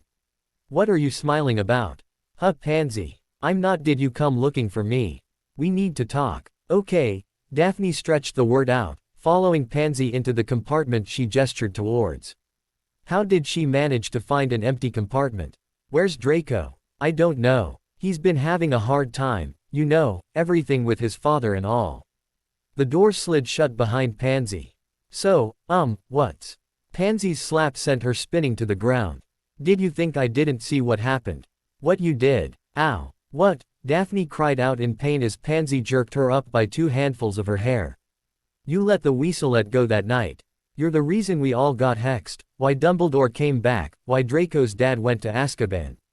I didn't. Pansy spun her around, and now that they were facing each other, Daphne was shocked to see tears streaming down her cheeks. You were my best friend. We were always supposed to be there for each other. But you threw me over, and for what? For some half-blood. Get off of me. Daphne pushed her roommate back, but doing so cost her a handful of hair. Stop screaming, Pansy commanded, her emotion giving way to a cold fury. I trusted you, and you betrayed me. You don't own me, and I don't owe you anything. A real friend wouldn't turn on me just because of the boy I like. The boy you. Pansy at first seemed flummoxed by her outright admission, but in a second anger replaced her confusion and she leapt at Daphne once more. There was no element of surprise this time, and Daphne gave as good as she got. The two rolled back and forth on the compartment floor, punching, clawing and wrestling for several minutes before a passing Hufflepuff prefect broke up the fight, leaving them restrained on opposite sides of the compartment. Don't move, I'll be back with the head girl. The compartment door slid shut, and the two glared at each other. Why him? How is he worth giving up everything you had? Daphne wished she could touch the back of her head, her scalp feeling like it was on fire where Pansy had ripped out a clump of hair. I didn't give you up. You gave up on me. All you've done is lie to me, this whole term. She couldn't deny that, so she didn't, choosing instead to sit and stare at Pansy. Finally, she asked, will you tell the others? What? The rest of the house? Will you tell them about what I did in Umbridge's office? Pansy glanced out the compartment door, where the prefect from before was talking animatedly with the head girl. I don't know. I should. You'd deserve anything they'd do to you. The door opened before she could continue, and the head girl started her largely meaningless lecture. She was graduating, and with the year being over, it wasn't as though she could take points or assign detentions. They nodded at the appropriate times and promised it wouldn't happen again. Then Pansy left. Daphne stayed in the empty compartment, staring out the window at the passing countryside for the rest of the trip. Losing Pansy didn't hurt as much as it did after Valentine's Day. There had been a certain inevitability present throughout their reconciliation. Still, the timing of this break, with the end of the school year, with what had happened after Owls added a weight of finality that left her emotionally numb. At that moment, all she wanted to do was go home and see her family. To see Astoria. Instead, as the whistle blew and the express rolled to a stop at platform 9 3/4, Daphne withdrew her wand and the wrapped hairs. This was it. Indigo, she incanted. The firebolt was an incredible broomstick. Daphne whooped with joy as she made a sharp loop, feeling the wind in her hair. Her wand vibrated steadily in her sleeve, a comforting pulse informing her that she was closing in on Harry's residence. After she got off the express, she waded through the ocean of muggles and summoned the night bus, taking it to Diagon Alley. She window shopped for an hour or so until the sun set, and then hopped on the firebolt and set off. The tracking charm was vibrating more and more frequently, which didn't make any sense. She was clearly over a muggle town, and while there were some mixed communities where wizards lived among muggles, Daphne couldn't imagine any self-respecting magical family living here. Even in the darkness, she could easily make out row after row of sameness, of cheap and squalid muggle residences. She flew on, idly wondering if her parents would buy her a firebolt if she asked. Probably not, she grudgingly admitted. It cost a veritable mountain of gold, and Daphne didn't play Quidditch. Still, though, flying it was quite fun, and she Firebolts apparently were also able to break to a standstill in seconds, as Daphne came to a halt in midair. It wasn't noticeable right away, but the vibrations of her wand were spacing out. She'd overshot her target. Looping once more, Daphne slowed her rate of speed and started retracing her path. Sure enough, the pulses increased their frequency again. When they reached a near constant rate, she reduced her altitude, slowly floating along and peering at each house. They all looked identical. How was she to tell which was his? Eventually, she decided on a plan of dismounting the broom and approaching, on foot, relying on the tracking spell to determine where Harry lived. Taking a deep breath, Daphne approached the house she'd decided was his. What time is it, anyway? She wondered absently, noting that many of the interior lights were extinguished already. It couldn't be that late. One upstairs window with bars over the frame showed a lamp's glow. This must be a dangerous neighborhood, Daphne thought. The bars were actually rather understandable given the snores coming from the suspiciously whiskey-scented bushes out front. She knocked on the door. A clatter of loud thuds ensued, so loud that she wondered whether this was all a trick. Instead, the door opened and a mustachioed man seemingly as white as Hagrid was tall peered out. "What do you want? Surely nothing good, bothering decent people at this hour." "Hello," best to attempt to be polite, though the appearance of this massive muggle made her want to recoil in horror. "I'm looking for Harry Potter." The muggle's face slowly turned a revolting shade of puce, mustache trembling, like a tea kettle nearing boil. "The boy. I suppose you're one of them, then, aren't you? Aren't you?" His volume was gradually rising. "Well, you can tell those unnatural sorts that I won't suffer constant intrusion. Get out." "What's going on, Vernon?" A weedy, angular woman with an unnaturally long neck appeared, barely visible around the great muggle's vast bulk.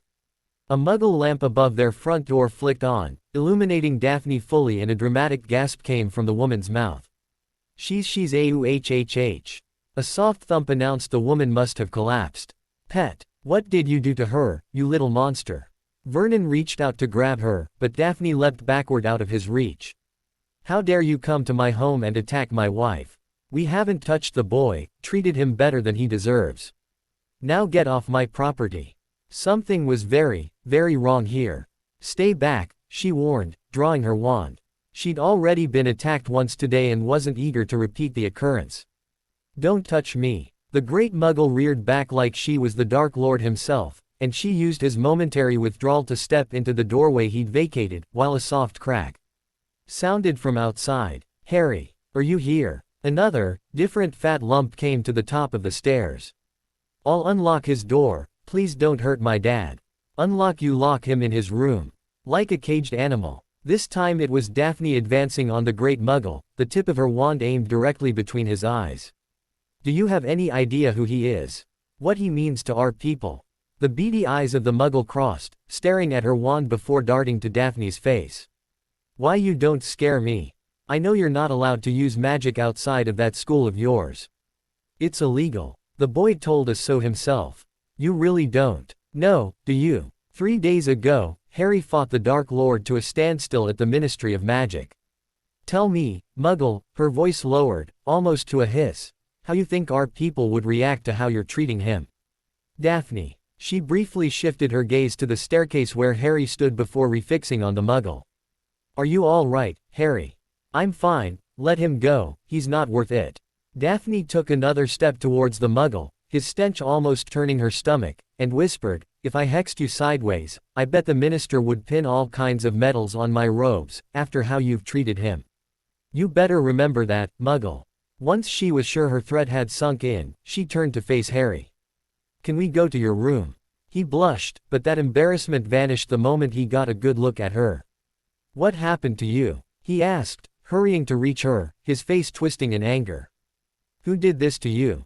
She winced as his hand grazed her cheek, where Pansy had slapped her earlier. Oh, the buffeting winds had numbed her face, and the focus that following the tracking spell required had caused her to forget her injuries. She must look like a wreck. "It's nothing." Harry gave her an impassive stare, then took her hand and started pulling her upstairs, calling out over his shoulder. "Uncle Vernon, this is a friend of mine from school. She's not here to hurt you."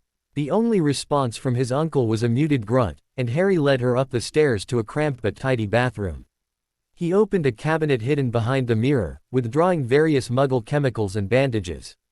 "Stay put for a second," he commanded, then vanished for a few moments before returning with a rag balled around something. Very gently, Harry applied what she belatedly recognized as alcohol to the scratches and wounds that Pansy had left, pressing a cold rag against her cheek. It was an oddly intimate scene. He didn't seem to share that sentiment, closing the lid of the toilet and guiding her to sit down before squatting on his heels in front of her. Harry had a grim expression. "I guess I should have figured it out sooner." "What do you mean?" He hadn't know, there was no way he could know about her plan. "Your family did this to you, didn't they?"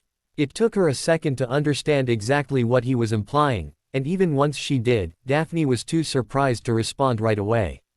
"Wait, you think? I'm sorry, I really am. If anyone should have recognized the signs, it should have been me."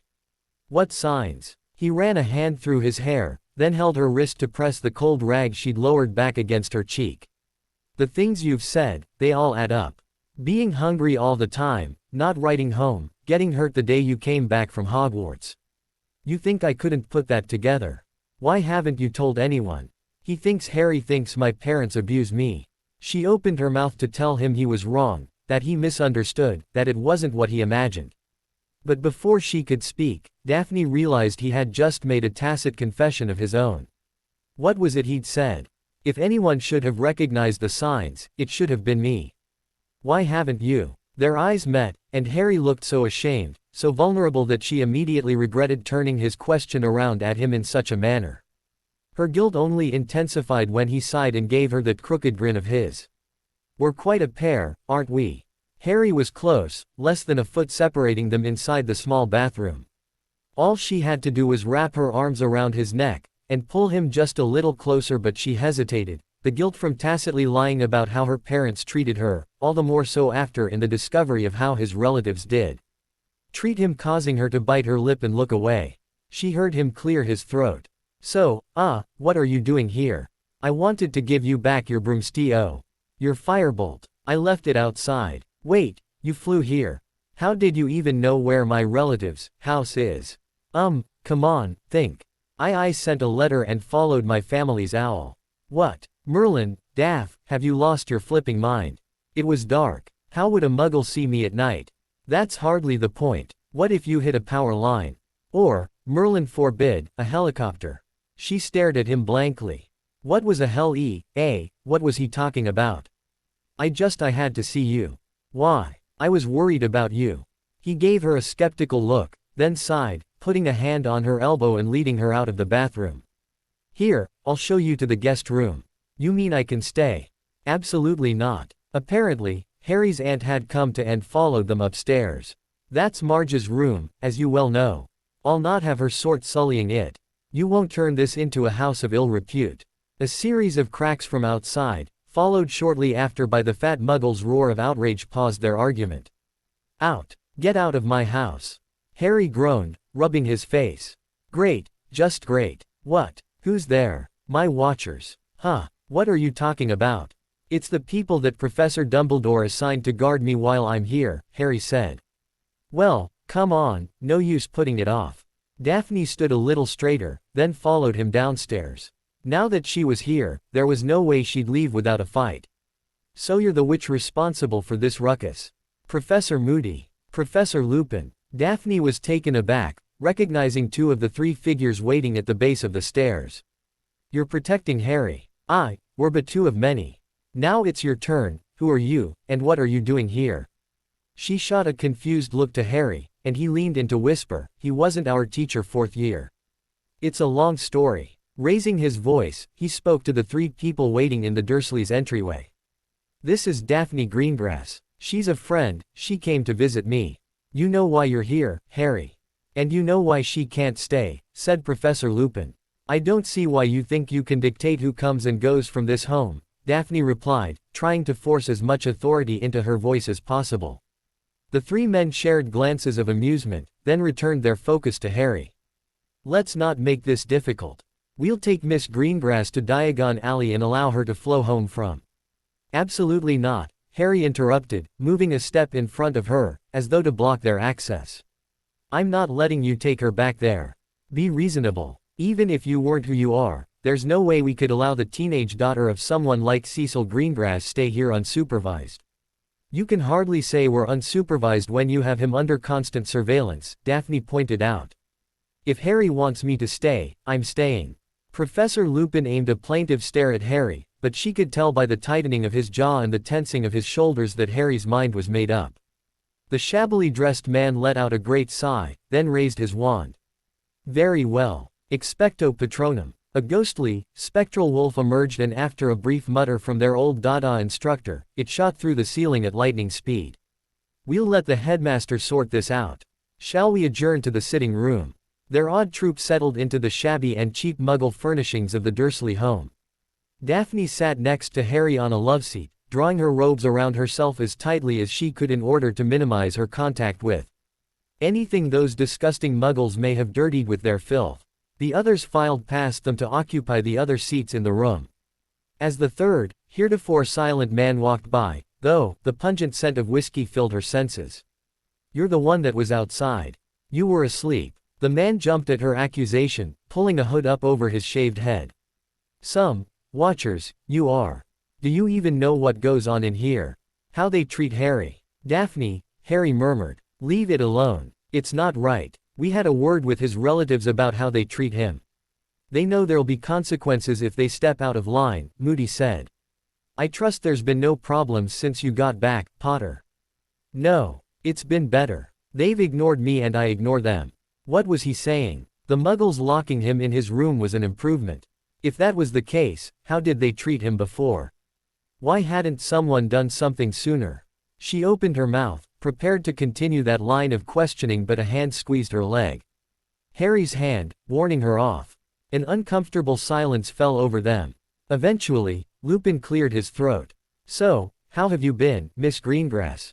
Harry snorted, apparently amused at his attempt at inane chatter. It was an educational year, sir, she eventually answered. I'm surprised to see you here. The last time Harry mentioned you to me, I hadn't thought you two were so close, he said. A lot's happened since then, Harry muttered, and Daphne watched the same grief she'd seen on his face in the astronomy tower wash over the both of them. I miss him, too, Harry. But remember what? A crack sounded from outside, and they all turned at the sound of the front door opening. Where's Albus? Moody asked as Professor Snape stalked into the Dursleys' sitting room. No one summoned you, Snape. And yet, here I am. Since this mystery is apparently beyond your capability to solve, I was with the headmaster when Lupin's Patronus arrived. I can see your reputation as a brilliant Auror was well deserved. The Corps must sorely regret your retirement. Daphne hid a smile behind her hand. Harry likely wouldn't appreciate it, given how he was glaring at her head of house. Severus, really, is that necessary? I should be asking you that, Lupin. You interrupted us in the midst of critically important business, forcing me to come and deal with teenage nonsense less than 12 hours after the end of the term. We neither asked nor wanted you to come, Moody growled. Then we're all in agreement, and can trust Fletcher, I'm guessing, to complete his watch while the rest of us leave Potter and Greengrass to enjoy the Muggle luxuries around us.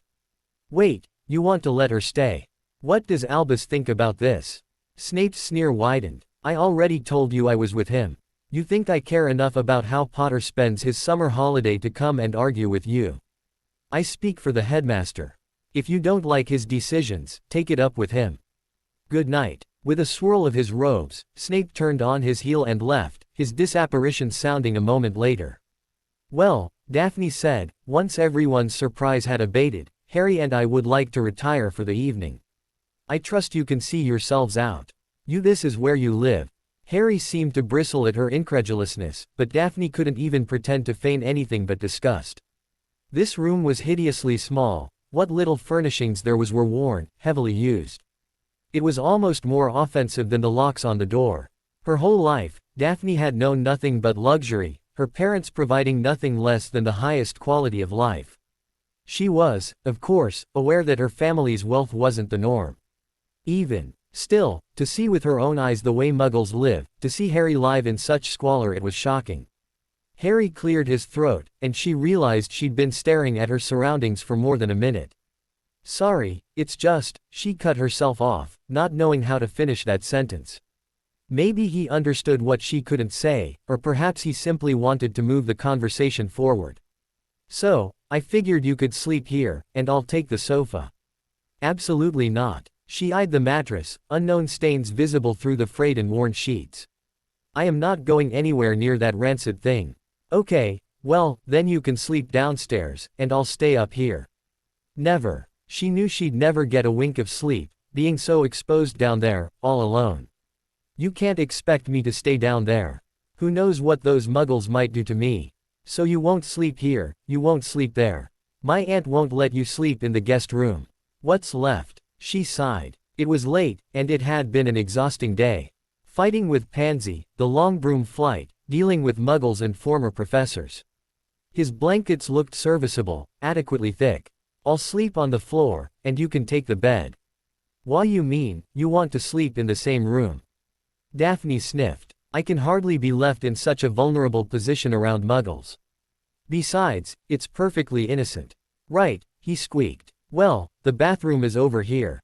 His family must have locked themselves in their rooms while she and Harry confronted his watchers, so, thankfully, she didn't have to interact with them as she completed her nighttime routines. Daphne slipped the massive, oversized t-shirt over her head, grimacing at the feel of the old, threadbare fabric. She couldn't believe she'd forgotten to have one of the adult wizards unshrink her trunk for her. If her roommates could see her now, she thought with a grin, only for that expression to melt away to a frown as she locked eyes on her own reflection. The cold rag Harry used on her cheek had reduced the swelling, but an ugly bruise remained. There would be no denying it next year. Pansy was sure to tell everyone who'd listen, and from that moment on, life would become very unpleasant for her. Earlier this year had been hard. Shunned by her roommates and friends was one thing, but she never felt in real danger.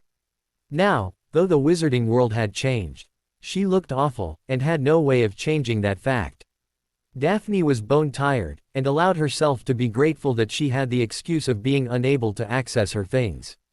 Tomorrow, when she had her cosmetics and potions, she'd use every trick she'd learned over the last 6 months to leave Harry speechless, but tonight she simply wanted to sleep. When she entered the bedroom, Harry was sitting on his bed, a piece of parchment in his hand. Who's that from? Ron and Ginny. Just checking in on me. Checking in already. They saw you earlier today. Merlin, couldn't she have any time with him that was solely her own? Harry folded the letter back up, but kept it in his hands. He's making sure I know he's there for me. Last summer, he and Hermione, they weren't all that, they didn't exactly stay in touch. I was sore at them for a while about it. Daphne's gaze flicked between the letter in his hands and his face, taking in the protective way he held it, hearing what he wasn't saying. I guess being stuck here, your connection with your friends is pretty important, huh? Yay, it is. He stared at her for several heartbeats before he spoke again. You want to give your bed a try? Daphne settled onto the piled blankets, feeling his eyes on her the whole time. Is it that bad? What? Shouldn't I be asking you that? I'm not talking about my sleeping arrangement. I know what boys say. I've heard Zabini say it, when he's bragging about his conquests to the other boys. Take home a slag, wake up with a hag, isn't that how it goes?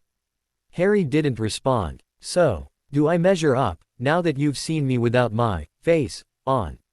Harry reached over to the muggle light next to his bed, extinguishing it with a click. She heard some rustling, then a creak of the floorboards. Had he got out of bed? She listened intently, wishing her eyes would hurry up and adjust to the darkness. More rustling, then the sound of the mattress moving beneath his weight. I think you're pretty, with or without makeup, he eventually said. I need to get some sleep, I have a lot to do tomorrow. She was trapped, like someone had put her under a petrification curse. It was dark, but Daphne could tell she was outside because it was raining. The water was warm, thick, sliding down her skin in slimy trails. Why couldn't she move? Where was Harry? Where was she? Hem. Her eyes widened, her jaw involuntarily dropped.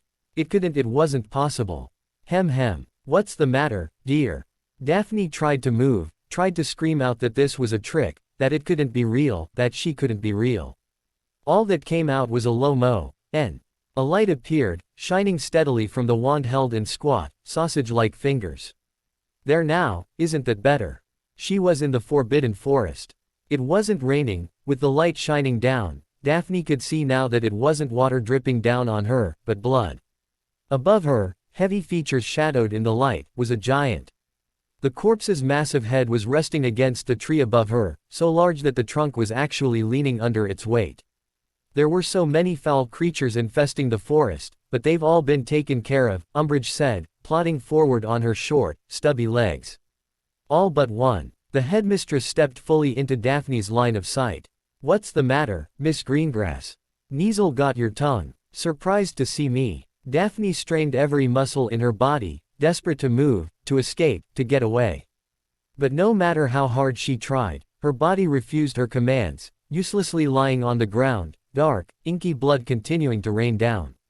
Umbridge paused a few paces away. I think I understand your confusion. Perhaps this will jog your memory, she said, reaching up with her free hand. Before Daphne's eyes, she started peeling off the skin of her face, revealing charred, blackened tissue underneath. To Daphne's growing horror, Umbridge kept pulling off pieces of skin, the meat sloughing off her bones with ease while she cackled all the while. Dry, leathery chunks of her fell onto Daphne, the smell of burnt flesh filling her nostrils. Starting to look more familiar? Umbridge asked, her exposed skull forming a mad grin as she reached out. Daphne. She was struggling to breathe, gasping over and over, but no matter how many times she inhaled, it was like her lungs weren't working. She could feel Umbridge's thin, bony fingers gripping her arms, holding her down. Daphne. It's okay, you're okay. But wait, Umbridge didn't have thin fingers. She relaxed, giving up the fight, going limp beneath the weight holding her down. The hands holding her eased their grip, and she raised her own trembling hand, feeling soft, unmarred skin rather than dry, burnt flesh. Harry, you were having a nightmare, he said softly. The hand that traced his features locked onto the back of his neck, and Daphne pulled herself off the floor, wrapping her arms around him and quietly sobbing against the crook of his neck. He was warm, and strong, and real. Do you want to talk about it? How could she tell him what it was that traumatized her so? Harry could never understand what she'd done, would never look at her like he had. Daphne. Just hold me. Please, she begged. Please don't let me go. He slowly rocked her back and forth, allowing her to cry against him. They stayed like that, sitting together in the darkness, until her tears dried up and her breathing evened out. I'm sorry, she said, sniffing and wiping at her eyes. I didn't mean to wake you. It's all right. I know what it's like. Are you feeling a little better? Yes. Thank you. He gave her one last squeeze before he loosened his hold. It was nothing, I didn't do anything. No, she said, more firmly, maintaining her own grip. Really, thank you. For another few moments she held onto him, but when he pulled his arms back she let him go, and he climbed back into bed. Are you going to be okay? I'm fine, go back to sleep.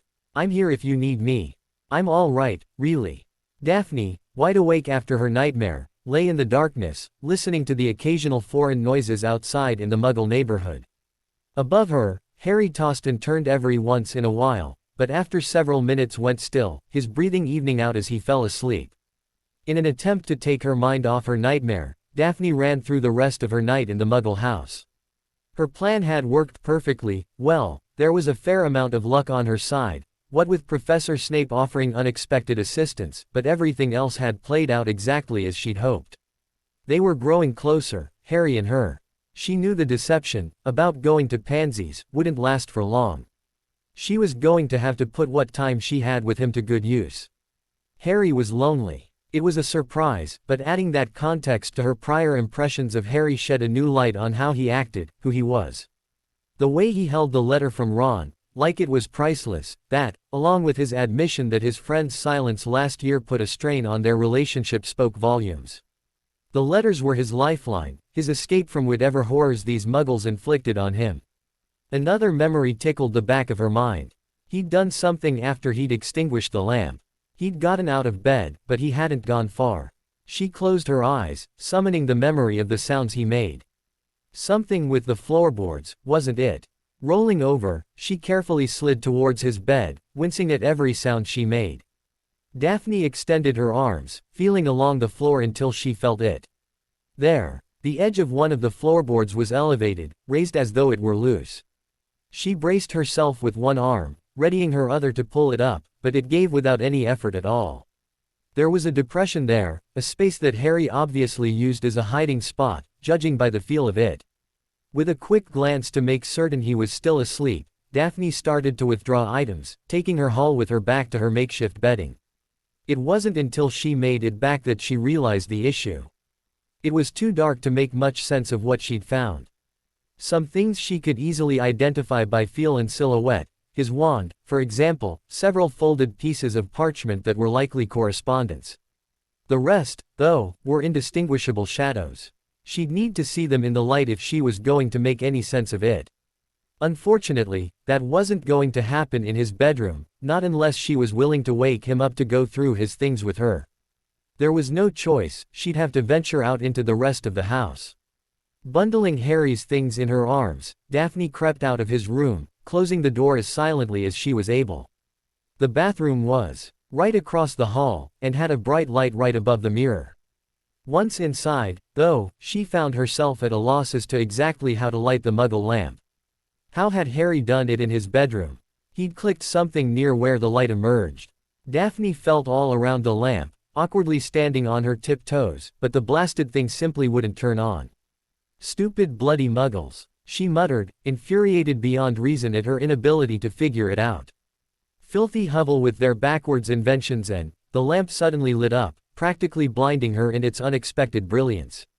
What are you doing? She barely bit back a scream, tumbling backward in surprise and hitting her head against the wall opposite the sink. The younger Muggle was right there in the doorway, smelling strongly of cheap tobacco and staring at her with tired, bloodshot eyes. He had one hand against the wall, next to a series of levers that must be how they worked. Don't you come near me. Stay back, she warned, hefting Harry's wand and pointing it at him. In contrast to the fear he'd shown earlier in the night, the Muggle simply stared at the wand in an unfocused manner, belatedly raising his hands and taking a step away from the bathroom door. Sorry, he said in a hushed voice. I heard someone in here, but the lights were off, so I couldn't make them work. What's all that stuff? He asked, nodding at Harry's things, now scattered around the bathroom floor. It's none of your business, Muggle, she hissed, keeping the wand trained on him. With the bathroom lamp shining on him, she could see that her previous assessment of him being a slightly smaller copy of the beastly Muggle blob she'd threatened earlier was incorrect. This one was large, and would no doubt have a frame to rival that of his father, but judging from the size of his arms, he had considerable muscle. While she was evaluating him, he was looking down at a book that was lying open on the floor. This is Harry's, he said, lifting it up. What are you? Give that to me. She snatched it from him. Just go, get away from me. What's your deal? Never would have thought the first bird he brought home would be such a bint. I neither want nor need your approval. Now go away. He shrugged and turned away. Wait, I'd prefer that you don't mention any of this to Harry, Muggle. Dudley. My name is Dudley. What's your problem with us? All you've done is wave your wand around since you got here. My family didn't do anything to you.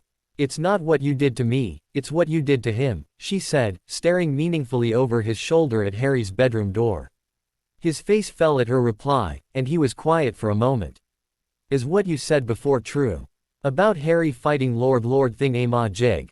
Yes. My mum said he was dead. She shrugged. He was. Now he's not. The Muggle seemed to weigh her casual reply for several seconds. You know, my cousin, he saved my life last year. These monsters attacked us, and I know about the Dementors. You're lucky Harry's such an exceptional wizard. The Muggle rubbed the back of his neck. Well, anyway, I feel like I kinda owe him. So I'll do my best to keep my parents out of your hair while you spend time with him, okay? That's acceptable. He chuckled. Okay. Make sure you turn the lights off when you're done snooping. These switches, here. Yes, I see. She paused, then ground out a reluctant, thank you. Sure. Night. He closed the door and she heard him wander down the hall.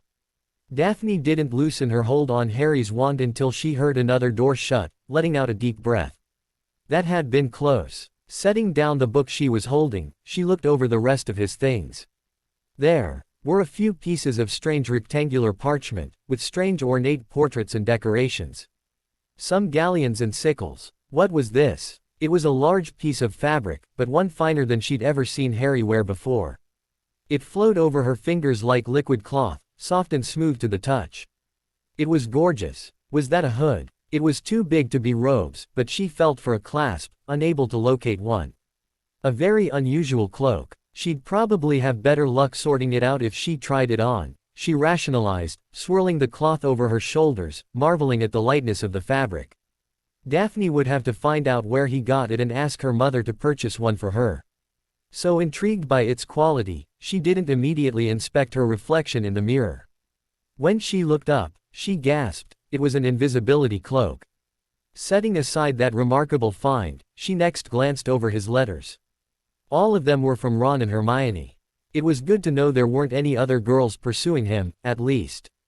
Finally, she picked up the book, closing the lid of the toilet to sit down before she opened the first page. Written in large, printed letters, was a brief inscription. Harry, I hope through our memories you can see how amazing your mother and father were. A more remarkable witch or wizard there never was. It was initialed, R.H., and Daphne's lips pressed in a firm line as she turned the pages, finding photo after photo of James and Lily Potter. They were a lovely couple, she thought, observing the two dancing at their wedding. She tried to imagine what it must be like for Harry, to only know his parents through old photographs. Daphne turned another page and paused, looking at James and Lily beaming at the camera, a baby held between them. Closing the book, she made sure to gather everything she'd brought with her, hesitantly reaching out and extinguishing the Muggle lamp by using the lever on the wall.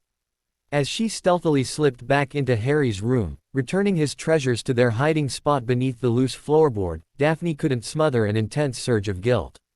Harry grew up in this miserable shack, shown nothing but contempt and abuse, hungry and alone with no one but a collection of old photographs to love him. It wasn't right. He deserved better, from the Muggles, from the school, from her. Propping herself up on one arm to see him, Daphne watched him through the darkness for some time. Eventually, she drifted off to sleep, idle imaginings of looking at photos of herself dancing with Harry replacing any memory of her earlier nightmare. Faint sounds of an argument drifted up through the floors as Daphne slowly awoke. The raised voice of the fat Muggle was clear, but she could hear Harry also, slightly more muted. She grimaced as she rose from the makeshift bed they'd put together for her, shoulders and back stiff and sore. Opening the door, she slipped out and quickly crossed the hallway into the bathroom. It took a minute or two, but she managed to work out how to turn on the water in order to bathe. If she were still groggy from sleep, the cold water certainly corrected that. How did Harry stand it? No wonder he spoke so highly of the Weasleys. Daphne was sure that even the poorest magical home would be paradise when compared to how Muggles lived.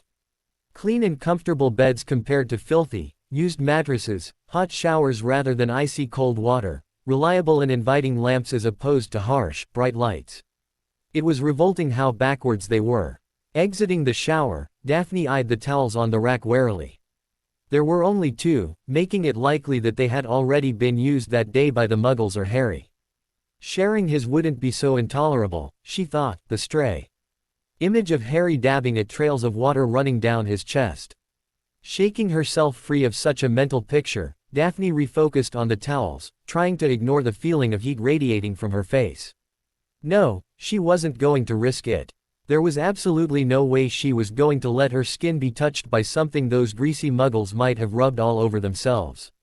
Slipping the nightshirt over her dripping body, Daphne returned to the small bedroom to find Harry waiting for her, a plate with 2 pieces of burnt toast and a single egg in his hands. "Is that all there is?" she asked, gathering her long hair in her hands to let it fall behind her shoulders. "We should go out and get some real food." He didn't respond, staring blankly ahead. "Harry, are you all right?" Hastily averting his eyes, he cleared his throat and thrust the plate out for her to take. Yay, fine. Sorry, I know it's not much. I have to go start my chores." He fidgeted until she took the plate, then hastily left the room.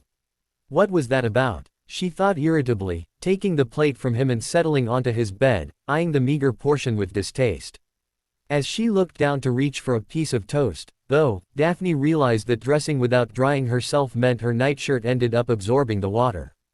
Her thin, white shirt Mortified beyond all reason, Daphne abandoned her breakfast and buried her face in his pillow, letting out a frustrated cry. He must have seen everything. Gods! How could she look him in the eye, knowing he'd seen her practically nude? She slowly calmed down, breathing in his scent on his pillow, trying to quell her embarrassment, to build her self-confidence back up. This was fine. Maybe not exactly the way she'd intended to go about it, but what harm was there in showing off a little? She had nothing to be ashamed of. Plenty of boys would have killed to get a glimpse of what he saw. With considerable amusement, she recalled her earlier intention to leave him speechless. She'd certainly accomplished that. Ego thus assuaged, Daphne dressed in the clothes she'd worn the day before and set out to find Harry. The creaking of the stairs beneath her feet did not go unnoticed, however, and the long-necked muggle who'd fainted the night before emerged from the kitchen as she reached the first floor, breakfast in hand. "Hello," Daphne greeted, her tone careful and cautious. "Where's Harry?" With a sniff from her upturned nose, the muggle woman regarded her rumpled school uniform. "He's earning his keep. Are you leaving?" "Not yet, no," Daphne said. "Is there a place I can put this?" she asked, holding out the plate with the uneaten portion. "Our food's not good enough for you, is that it?" I told the boy he should have eaten it himself. This was Harry's breakfast. "How much longer do we have to put up with you?" "A few days." "A few, Vernon." The banshee-like screech made Daphne want to cover her ears, but she refused to show weakness in front of these people. "It's indecent. I won't have that boy bringing loose women to live here, no matter what those kinds of people say." Daphne drew herself up to her full height, regrettably still a head shorter than this foul muggle. "And what do you think you can do to stop me?" "Mum." The younger one, Dudley, she recalled, poked his head out the kitchen door. "Come here, I wanted to talk to you and Dad." "Since you're going into the kitchen, take this with you," Daphne said, holding out the plate, glaring until the woman reluctantly acquiesced. Once they were gone, she let out a sigh of relief. These muggles were horrid, every encounter with them set her on edge. She gave a cursory look into the sitting room but saw no sign of Harry. Deciding she'd search more thoroughly once she had access to her trunk, she cautiously opened the front door. "Hello. Is anyone? Oh, hi, Harry." He was pulling up weeds from around the bushes out front, his cheeks reddening as he determinedly avoided her gaze. "Is one of your watchers around? I need someone to reverse the shrinking spell on my trunk." There was a rustle to her right, and an attractive brunette appeared from beneath an invisibility cloak. "I can handle that. Don't go anywhere, kiddo." Harry nodded mutely, and the woman gestured for Daphne to lead the way, the disembodied head bobbing along as she followed. "So, decided to shack up with the boy wonder. Got to admit, that's a pretty bold way to stake your claim. What business is it of yours?" Daphne asked with a glance over her shoulder, immediately regretting her tone as the invisibility cloak fell the rest of the way, revealing the woman's crimson aura robes underneath. "You're with the DMLE." The woman chuckled. "Relax. The others are positive this is all some sort of plot, but I know better." "You do?" Daphne was surprised at not having to defend herself.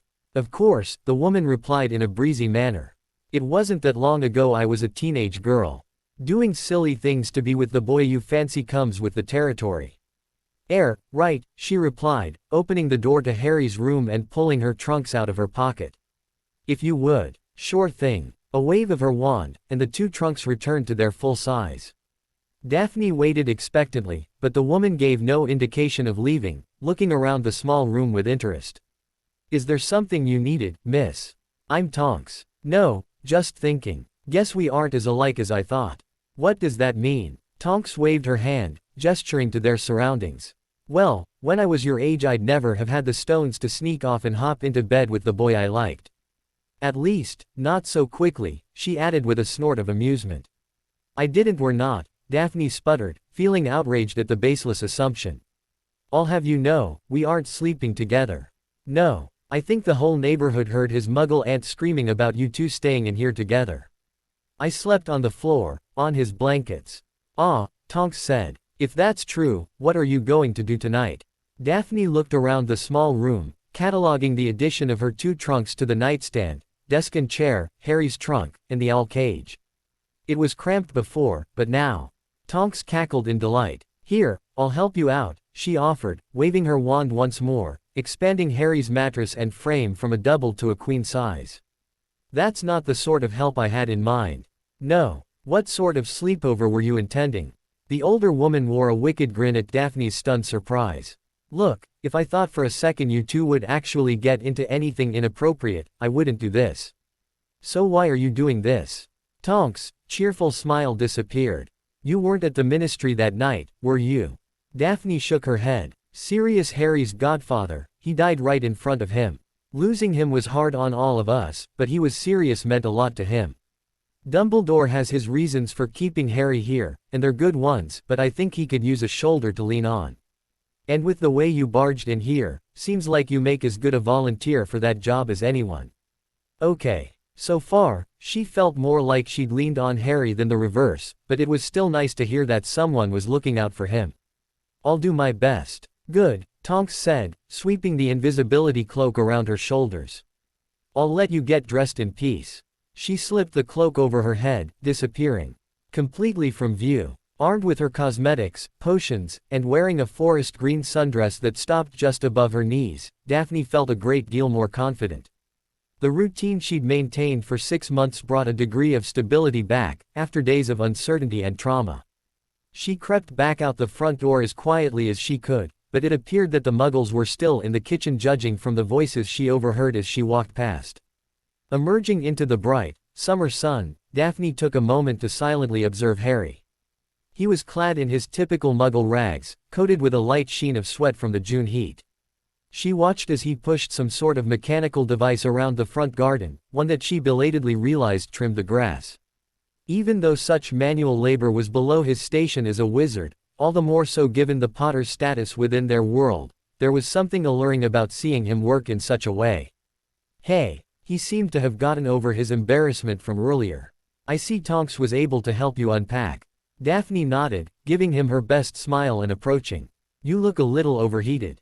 Want to take a break and keep me company? Sure, let me grab us some water. She considered warning him the Muggles were in the kitchen, but ultimately decided he could handle them. After all, he'd apparently been living here for nearly his entire life. Instead, she smoothed her dress and sat down on the front step, enjoying the breeze in the shade of the small house. Here you go. Harry held out a glass of water, settling next to her and sipping from his own glass. They sat together in companionable silence for several minutes, but eventually Daphne turned to face him. So what was that about with Professor Moody? You said you'd tell me about it later. Oh, he made a face. It wasn't Mad Eye that taught us in 4th year, it was a Death Eater disguised as him, using Polyjuice potion. He was the one that modified the portkey to send me to Voldemort during the 3rd task of the tournament. The casual way he relayed that information was mind-boggling. She ran through their Dada lessons from that year, seeking out any incongruous moments that might have clued her into the fake Moody's true identity. The lesson on unforgivables. I've wondered about that, too, Harry said. Never asked Professor Dumbledore one way or another, though. Maybe he really did have permission. It was horrible, being aware I was controlled like that, but still not able to do anything to stop it. Daphne shivered, the fear all the more visceral now that she knew it was a Death Eater who used the curse on her. I can't recall, what did he have you do? He made me recite 10 speckled frogs. It was so embarrassing. She didn't want to linger on the memory, which was unpleasant enough before she knew the full truth. You really don't remember. I figured you would have got a kick out of everyone else acting foolish, since you were the only one to break the Imperius. Harry's lips spread in a wistful smile. Watching Malfoy act as a little teapot was amusing, but no. I spent most of the class terrified for when my turn would come. They both paused, thinking back to that year. Did you ever notice me? I mean, before last term. She'd wondered that for a while, but had never wanted to bring up the way she'd acted towards him and his friends. He took another drink and adjusted his glasses, likely stalling for time to compose an answer. Sure. I mean, Gryffindor and Slytherin have shared classes for years. I knew who you were. For some reason his deflection, when they were both completely cognizant of how much delight she and Pansy took in making his best friend's life miserable for years, made Daphne's heart flutter in her chest. I'm glad you got to know who I am. She caught and held his gaze to make sure he understood her meaning. Me too, he said, the words hushed and quiet. When she reached over and took his hand, her fingers threading with his own, he squeezed them gently. Her smile was mirrored on his face, and soon enough their conversation started anew, with Daphne asking the story of how he became friends with Ron and Hermione. They sat together, hand in hand, swapping stories for almost an hour before the Muggles interrupted, forcing Harry to get back to work. Daphne was hungry and irritated. Harry had sent her inside while he continued to act as the Muggles' house elf, doing demeaning work by hand. Weren't his watchers supposed to be making sure he wasn't mistreated? She'd spent the afternoon trying to focus on her summer assignments, but it felt so pointless, so defeating to be working on essays when Harry was right down there. She should be what? Making her move, or something. Not sitting at his splintered desk and pretending like transfiguration mattered. When the bedroom door opened and revealed a tired, sweaty Harry Potter, she leapt up and practically dragged him to his bed, taking a seat next to him. I'm hungry, and I refuse to eat the muck that those Muggles consider edible. Surprised by her immediate demand, he didn't respond right away, which worked in her favor. Put on something nice, we're going out for dinner. What? Daphne smiled to make it seem more a request than an order. Go, shower and then get dressed. I don't think the my watchers will want us to go out. She narrowed her eyes. And why not? Are they here to guard you, or imprison you? Again, Harry let his silence answer for him, and Daphne was momentarily speechless at the way he was treated. He was a celebrity, arguably the most famous person in magical Britain. How could this be his life? I'll deal with them, she said, you go get cleaned up. Harry obediently stood but lingered, rubbing the back of his neck in obvious discomfort. It's not like what you think, not really.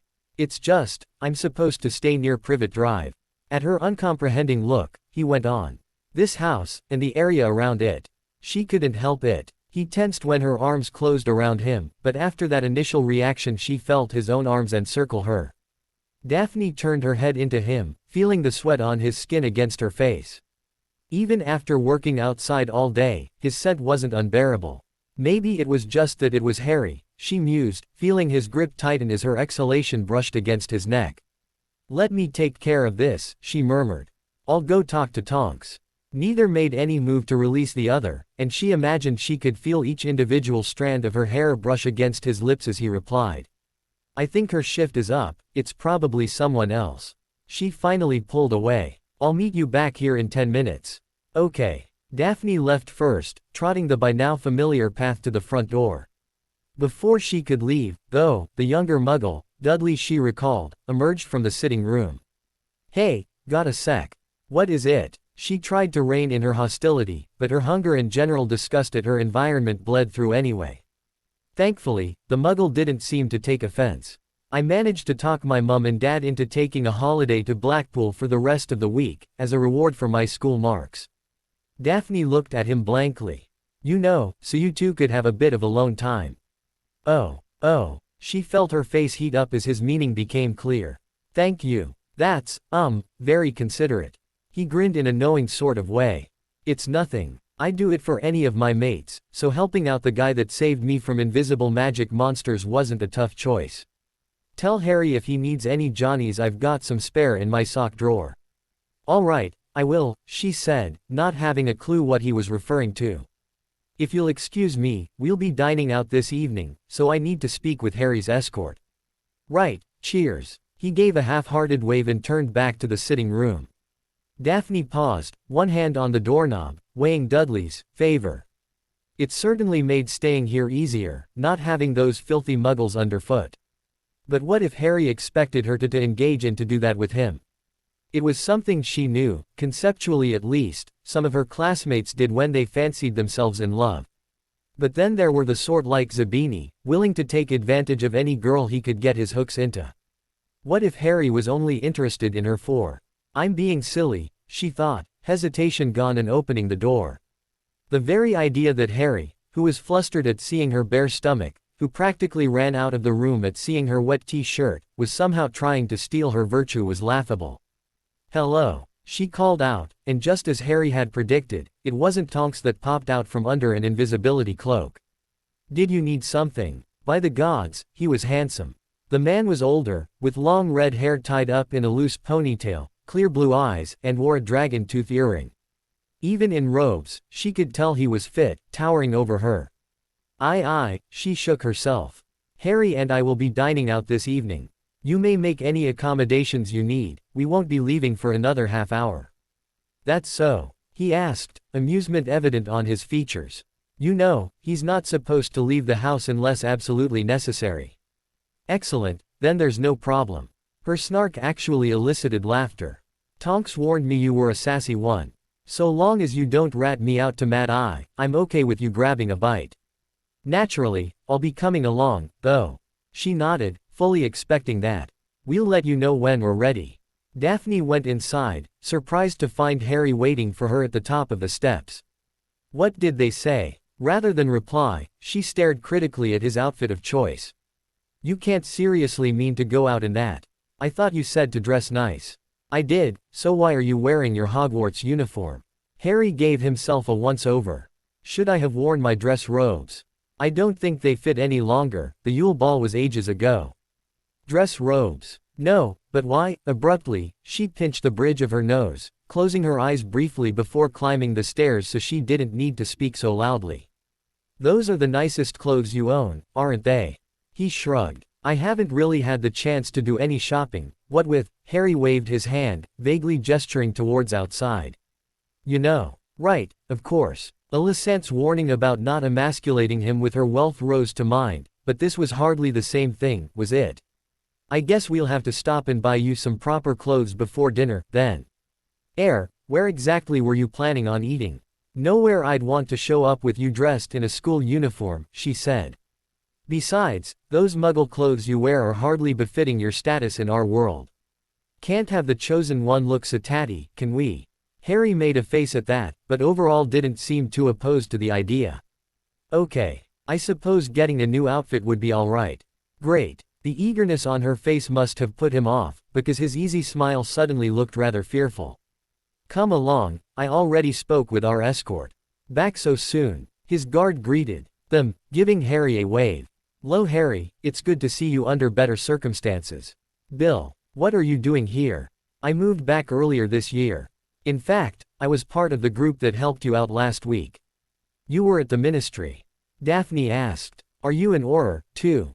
No, just happened to be at the right place to help out, Bill replied, then, seeing Harry's expression fall at mention of that night, swiftly changed the topic.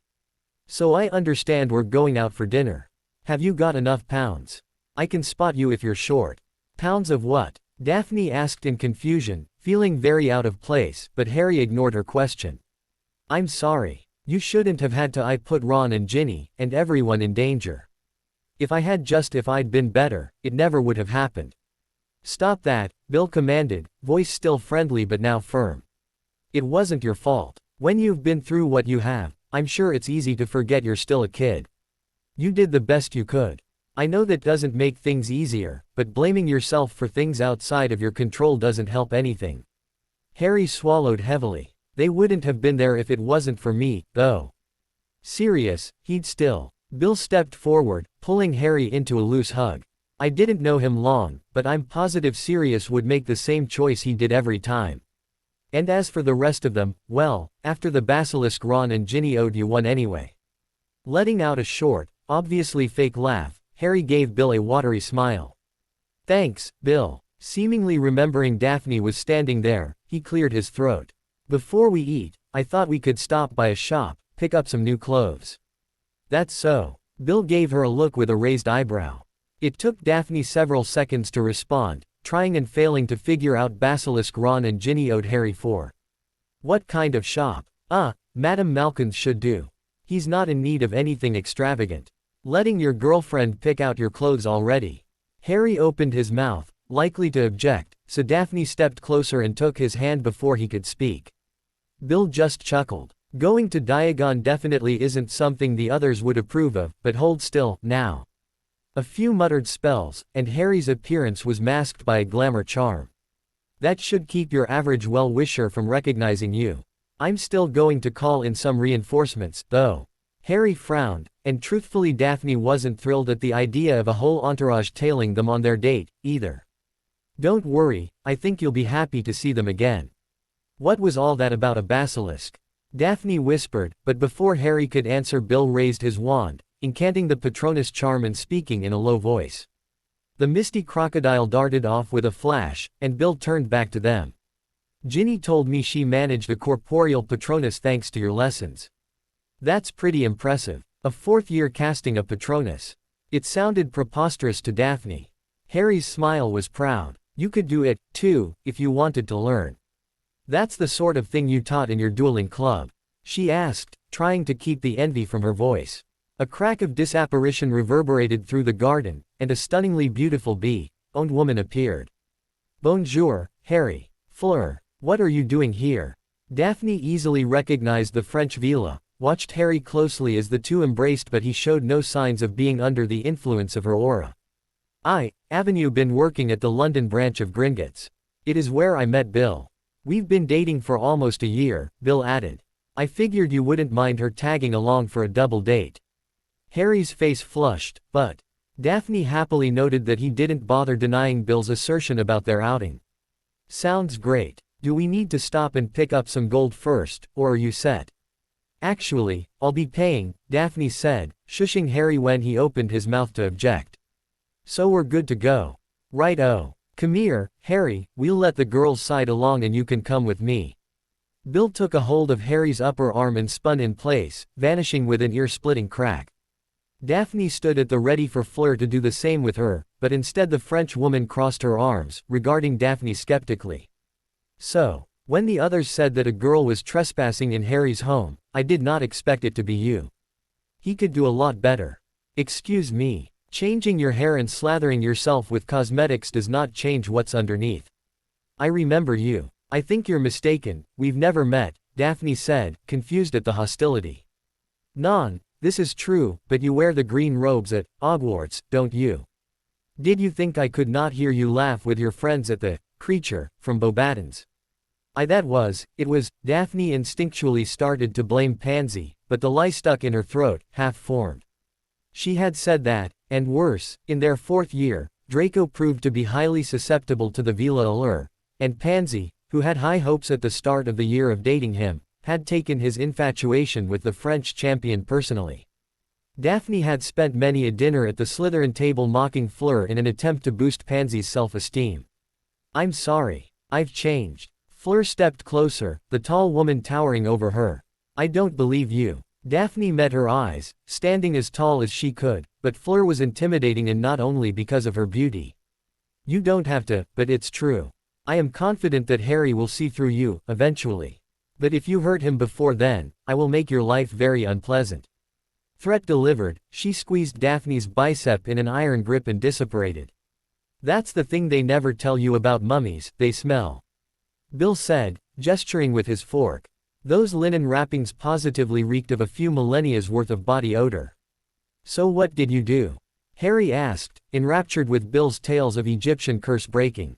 I was busy gagging, so I cast on reflex, an overpowered Scourgify, naturally. Not exactly an ideal spell choice, but it caught me completely off guard. Bill leaned forward across the table towards Harry. Have you ever washed linen for too long? It has a tendency to shrink. So the mummy. His wrappings tightened up so much he tipped over. Just like that, he snapped his fingers. From there, it was a cinch to blast the thing to dust. Harry laughed, and Daphne couldn't repress a smile of her own despite her discomfort. They sat side by side in the cafe off a side street from Diagon Alley, Bill across from Harry, Fleur across from her. They'd popped into Madame Malkin's briefly, where Daphne charged a set of slacks and a fitted shirt to her mother's account, the seamstress delighted to tailor the garments personally in store. Harry had blanched at the cost, demanding she let him pay, but Daphne stood firm. He really did look nice.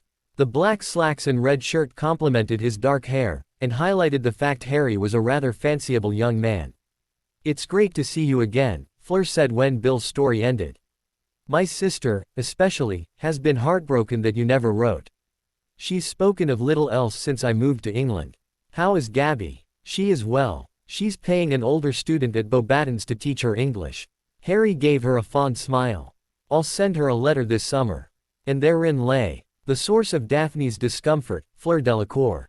She'd spent the entire outing terrified the other woman would bring up her behavior during the tournament to Harry, and the villa knew it. It made for a miserable date. "What do you say, feel like dessert?" Bill asked as the waiter cleared their plates. Daphne shook her head. Even if this dinner had gone well, she was on a diet. "I think I'd like to go." "Suit yourself." "No, stay put," Bill ordered, as Harry reached into his pocket. "Dinner's on me. It was nice to have a chance to get to know you better." He paid their tab, and the four of them traveled back to the Muggles' house, where Bill took up his station and Fleur left Harry with a parting embrace. It wasn't that late, and the sounds of whatever the Muggle version of the wireless was could be heard coming from the sitting room, so Harry quietly led her up the stairs to his room. It was Tonks. "I didn't ask her to do it, honestly," Daphne said, while Harry cautiously took a seat on the expanded mattress. "Why do you have 2 trunks, anyway?" "I came back from the winter halls with more stuff than would fit in a bag." Harry weighed this response, eventually accepting it without further comment. "Well, I'll go grab Bill and have him re-shrink your trunks to give us some more space." "Let me do it. It's my fault, and I need to change into my pajamas anyway." Daphne opened her school trunk and dug out the same set of nightclothes she'd worn to their first meeting in the Hogwarts kitchen and ducked into the bathroom across the hall. As she went through her nightly routine of washing her face and brushing her teeth, she ran through their night out. The addition of Fleur was unexpected and demonstrated that, despite the progress she'd made, winning Harry over was far from guaranteed. How would he have reacted, she wondered, if the villa had publicly exposed her? She had to take care of this. Daphne would come clean, just get it out in the open. She'd changed, she really had, and Harry knew that. Better to explain to him now, on her terms, than wait for it to come out at an inopportune time. When she returned to his room, Harry's eyebrows went up. "Where's Bill?" "I didn't want to disturb the Muggles," she said as an excuse, a poor one, evidenced by Harry's eyebrows raising. "So where are you going to sleep?" Daphne took a deep breath. "There's something you should know. Back in 4th year, during the tournament, I said some nasty things about Fleur." "What?" He cocked his head at her sudden confession. "What sort of nasty things?" "About her, heritage. Her creature blood." Harry was silent for a long moment, and when she found the courage to glance up at him, he was staring intently at her face. "That sounds like the sort of thing Umbridge would say." She winced, but couldn't deny the truth of his cutting remark. "It wasn't you don't understand what it's like, she's just perfect even without Vila powers. Boys don't fall over themselves when normal witches walk past, they don't drool and lose their minds." It felt really unfair. So it was simply jealousy. "You didn't actually mean it." He was giving her a chance. It felt so good to confess, to actually tell the truth, and he was listening. "At the time, maybe I did, I don't know." She sat down next to him, taking his hands in her own. "I've told you before, who I was isn't who I am. It isn't an act, I've really changed, Harry." Another long moment passed, and he gave a hesitant nod. "I believe you." Her embrace was so sudden and fierce it almost resembled a tackle, forcing Harry onto his back with her weight sprawled over him. Her long dark hair hung like curtains on either side of his face as she raised her head up to meet his eyes. He believed her. He believed in her. The feeling of being free from her past mistakes was so liberating it was like an intoxicant. This was it, the moment to tell him about the half-truths, the lies, the misleading. All the more so given what he'd been forced to endure here, she wouldn't go on pretending anymore. And when he met her family, her parents and Astoria, he'd see how families are supposed to treat each other. Daphne's racing thoughts came to a sudden halt when he softly, hesitantly, reached up and tucked her bangs behind her ear. "You know," he said, "even though we've been at school together for years, in a lot of ways it feels like I've just met you." His hand stayed in place, cupping her cheek. "Yay?" she asked breathlessly. "I never had many friends. When I was in Muggle school it was bad. And at Hogwarts, I always felt so different, so out of step with my classmates.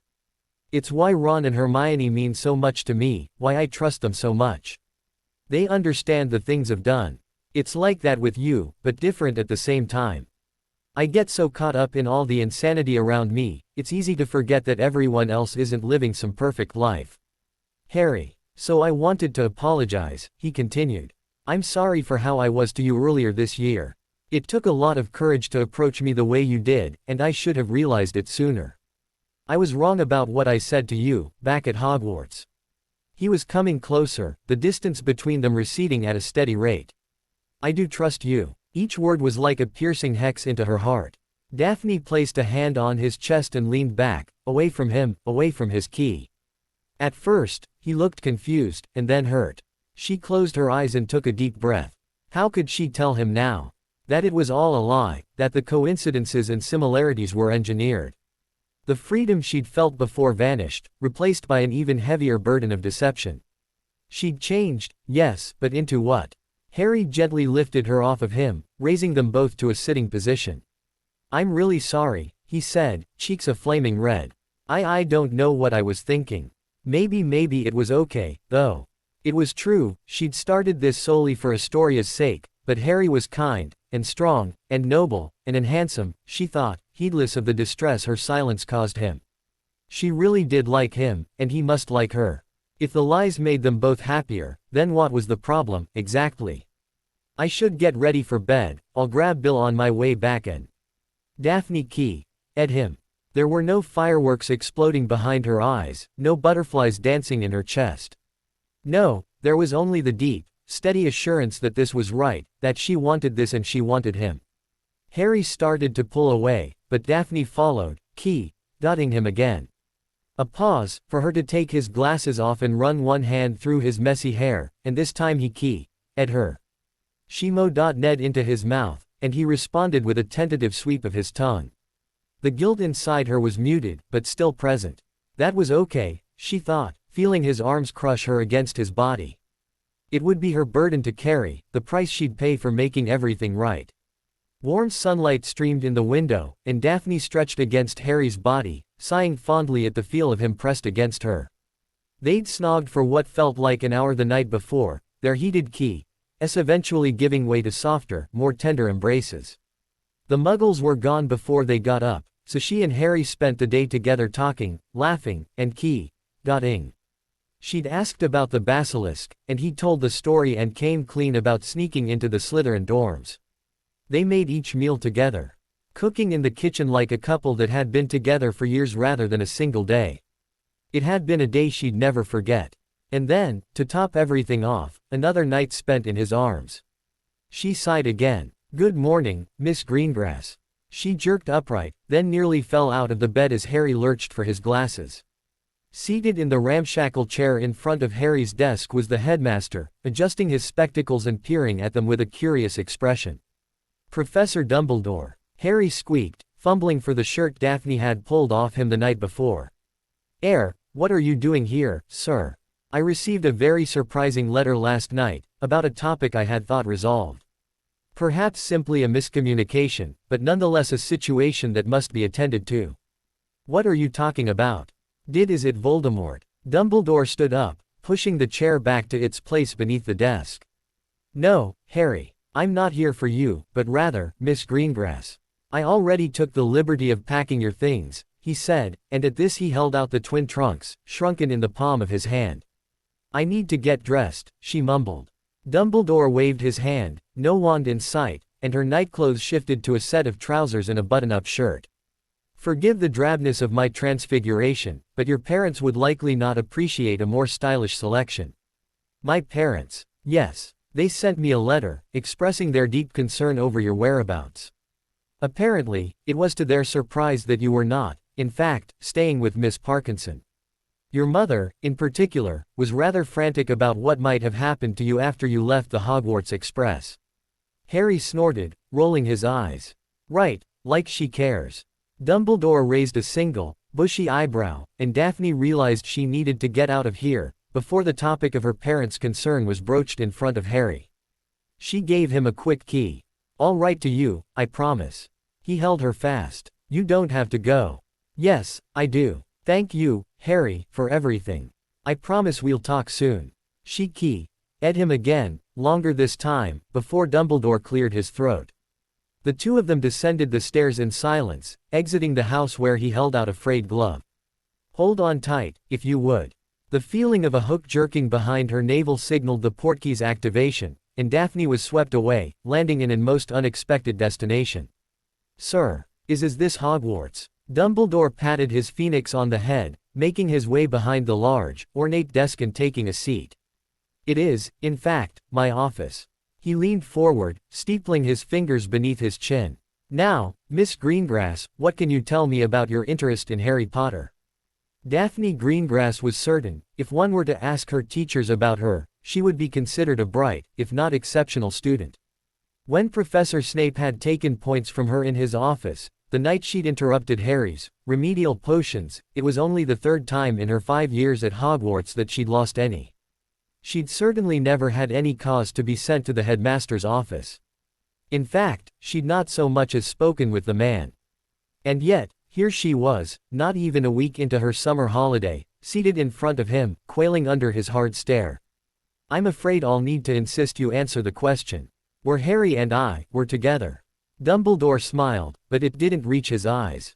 "I confess I am far too ancient to claim to understand teenagers, but I have spent a half-century at Hogwarts. A sudden relationship with you seems rather out of character for Harry, if you don't mind me saying. What business was it of his, anyway? You weren't really around all that much this last term." "Sir, that may be, but my associates tell me your arrival at Privet Drive wasn't expected." "How exactly did you learn the location of Harry's relatives?" At least she had a ready answer for that. "I sent him an owl and followed it on his broom." "Is that so?" "Yes. I'm aware it could be considered a minor violation of the statute." "I'll pay the fine." "That's hardly the issue. And he shouldn't have to stay with those disgusting muggles, regardless. They're horrid, living in filth and squalor." Dumbledore leaned back in his seat, stroking his beard while he regarded Daphne. Eventually, he spoke again. "You spent the last 3 days with Harry. No doubt his living situation seemed strange to you. I assume Muggle practices and cultures must be alien and frightening, given your background." "Strange. That's not the word I would use. Why hasn't he been taken away from them?" Dumbledore paused, seemingly weighing how much to tell her before he responded. The decision of where to place Harry in 1981 was made with his safety in mind.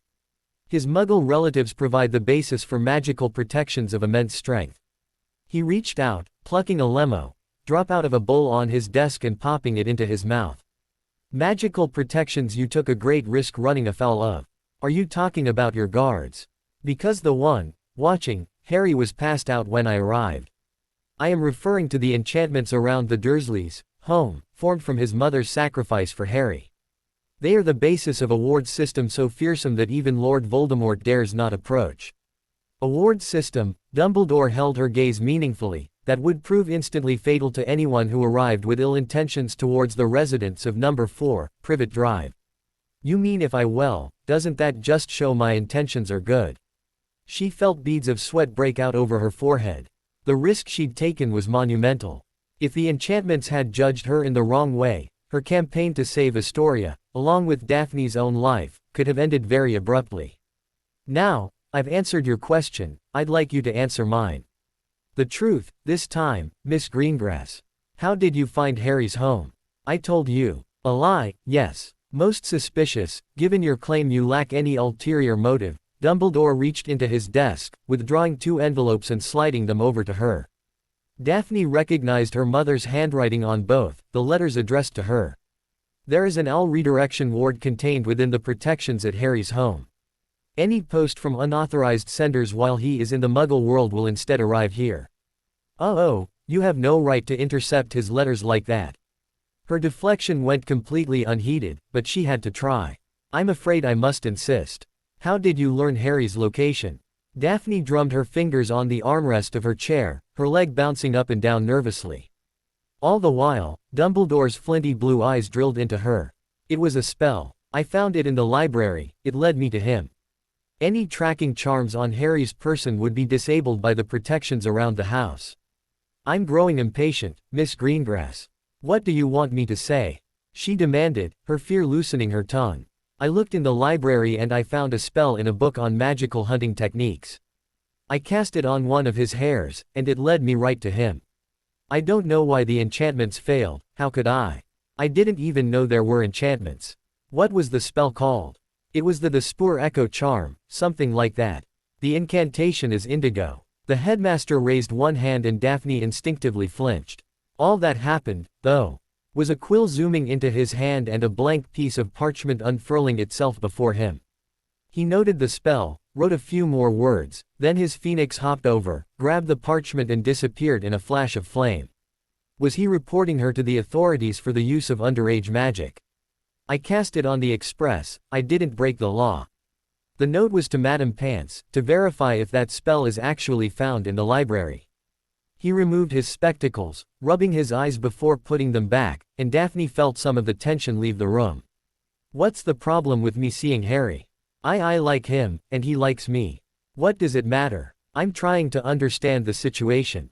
I assume, if you and he really are so close, you're aware of what happened at the Department of Mysteries last week.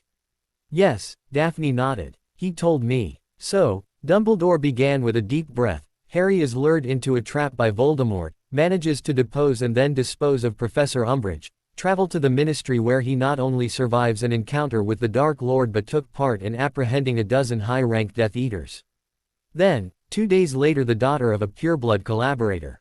Collaborator. What's that supposed to mean? Appears at Harry's Muggle residence, a location unknown to the general public, he continued over her objection. When alerted by his guards, I dispatched Professor Snape to take you home, only to discover days later that not only did he deceive me, but that you had somehow dispatched his Muggle relatives. That's not true. I didn't. Where are the Dursleys, Miss Greengrass?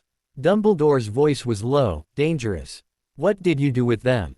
Nothing. They left on their own, they went, he said. She struggled to recall exactly what Dudley had told her. Blackpool, on a trip. To give Harry and I some time alone. You're saying that his Muggle relatives encouraged your relationship with Harry? Dumbledore asked, disbelief obvious in his tone. I suppose they were so charmed by your earnest feelings they were happy to leave 2 teenagers alone in their home. You knew, she breathed, eyes widening. You knew how they'd treat him and you put him there anyway. How could you do that to him? Sit down. Daphne blinked, realizing that she was standing over his desk. She must have leapt out of her seat in her anger. I've already told you why it was necessary for him to live there. Would you rather he endure the Dursleys' disdain for 10 years, or have one of Voldemort's sympathizers end his existence long before he reached Hogwarts? She didn't know how to respond to that, but she knew it was wrong, that it shouldn't be so simple to cast an orphan into a loveless home.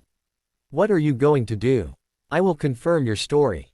If the Dursleys are not where you say they are, your summer will get very difficult. I'm not lying. Very well. Professor Snape is waiting outside my office, at the base of the stairs. He will escort you home. You're letting me go. With Professor Snape. Didn't you say he lied to you before? Dumbledore reached into his robes, withdrawing her shrunken trunks and placing them on his desk for her to take. Yes, I did. However, I likely would not find much hospitality offered at your home. If Professor Snape disobeys me again, it is Lord Greengrass he will answer to. Okay, she said, stretching out the syllables. Fine. Daphne stood and gathered her things before she made for the door. Just as fingers grazed the handle, he spoke once more. Oh, and Miss Greengrass, I confess I didn't give much credence to your abrupt change of heart concerning Harry, but you've certainly earned my attention. Come September, remember, I'll be watching. She couldn't stop herself from letting out a sigh of relief when the door closed behind her. The narrow staircase led to a barrier, one she realized after passing through was actually a stone gargoyle that slid to the side. Miss Greengrass. Professor Snape greeted her with a nod. Are you prepared? I'd like to change my clothes. The headmaster's transfiguration wasn't likely to fade anytime soon, but she'd rather not show up at the impending confrontation with her mother wearing nightclothes nonetheless. This way, we'll stop at a lavatory on the way to the gates. Once she was changed into a rather conservative blue dress, ankle-length with an empire silhouette, Daphne and her head of house resumed their long march towards the gates. Sir, thank you. For helping me, with his guards I mean. The corners of his mouth raised into what on a normal person might be considered a smile. Think nothing of it. How will you deal with your parents? I don't know I'll have any choice except the truth. It was so unfair. If only she'd known owls couldn't reach her at the Muggle house. You're going to tell your father Potter's family is responsible for your sister's disease. Though her professor's voice sounded as droll and bored as ever, his features for a moment looked almost gleeful. Oh, she hadn't thought of that, to be truthful. Most of Daphne's worries were over their opinion of Harry Potter, the boy who lived, as well as the impropriety of her methods in trying to cure Astoria. It never occurred to her to consider her parents' reaction to learning exactly where the malediction came from. Daphne had an aunt she never got the chance to meet, who died before even seeing her teenage years, and her paternal grandmother died in her late 20s. Her father went through exactly what was happening with Astoria, but with his sister and his mother. Now, watching his daughter slowly progress to the same fate, who knows what he would do when he found the responsible party? No, she couldn't tell them. The Greengrasses had lost too much, and Harry wasn't the sort of person his ancestor was. He had enough to deal with in the present without unearthing the sins of the past. Professor Snape stopped and Daphne, lost in thought, realized they'd completed the walk out of the gates of the school grounds. Before he could side along her back home, she decided to give in to her curiosity. "Sir, why did you lie to the headmaster to help me?" To her surprise, he didn't offer any platitudes about helping Astoria like he had before, and seemed to give her question serious consideration before he responded. "You're a member of Slytherin House, you know our ethos. Why do you think I did it?" The Socratic answer at least took her mind off the impending confrontation waiting for her at home. "Ambition, cunning, resourcefulness. I can't see anything you'd gain from helping me. A favor from my father, maybe. You're forgetting one of the cardinal traits of our house, Miss Greengrass," he said, taking firm hold of her upper arm. "Self-preservation." They vanished with a crack. "Hey, it's great to see you again." Astoria turned her head at Daphne's cheerful greeting, letting out a small whimper. "Hi," she said, her breath a rattling rasp that shook her gaunt and emaciated frame. "I really missed you. I'm sorry I was away." Her sister tilted her head in a faux approximation of a nod, but she still squeezed Daphne's fingers when she took Astoria's hand. Her parents, ever the proper hosts, had offered Professor Snape a cup of tea in thanks for returning her, with her mother suggesting she spend that time to visit with Astoria, their impending discussion delayed but forthcoming.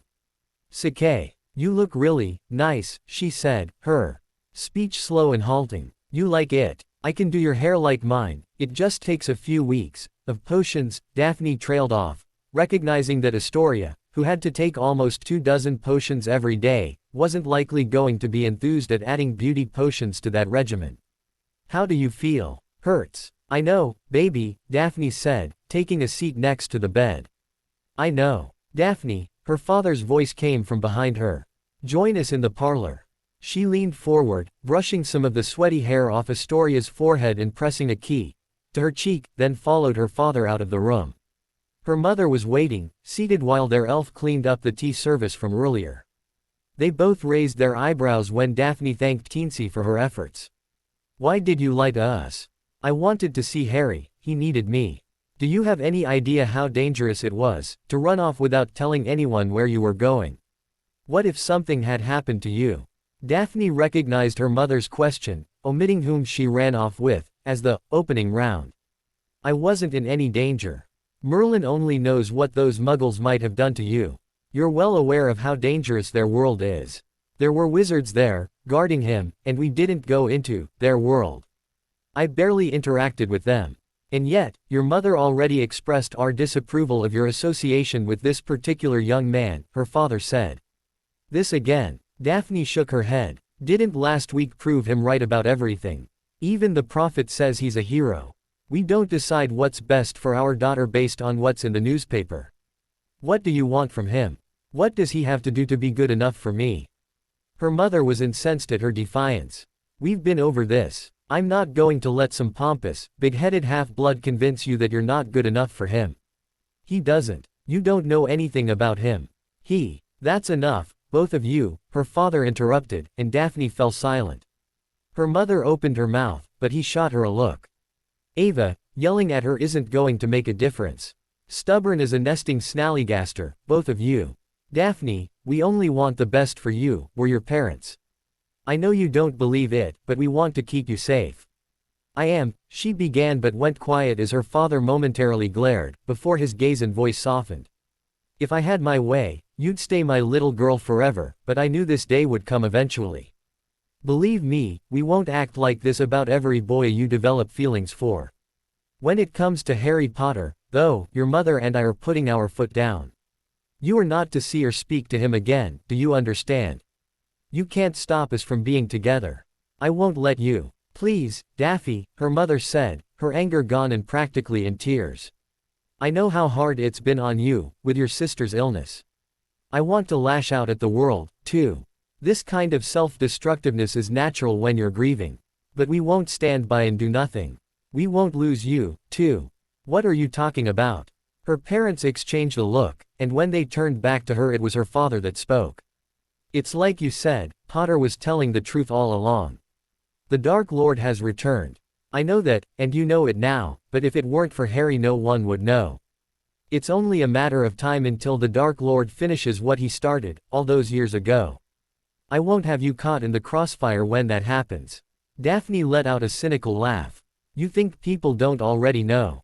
Let me guess, you flo-ed pansy looking for me before you wrote those letters, didn't you?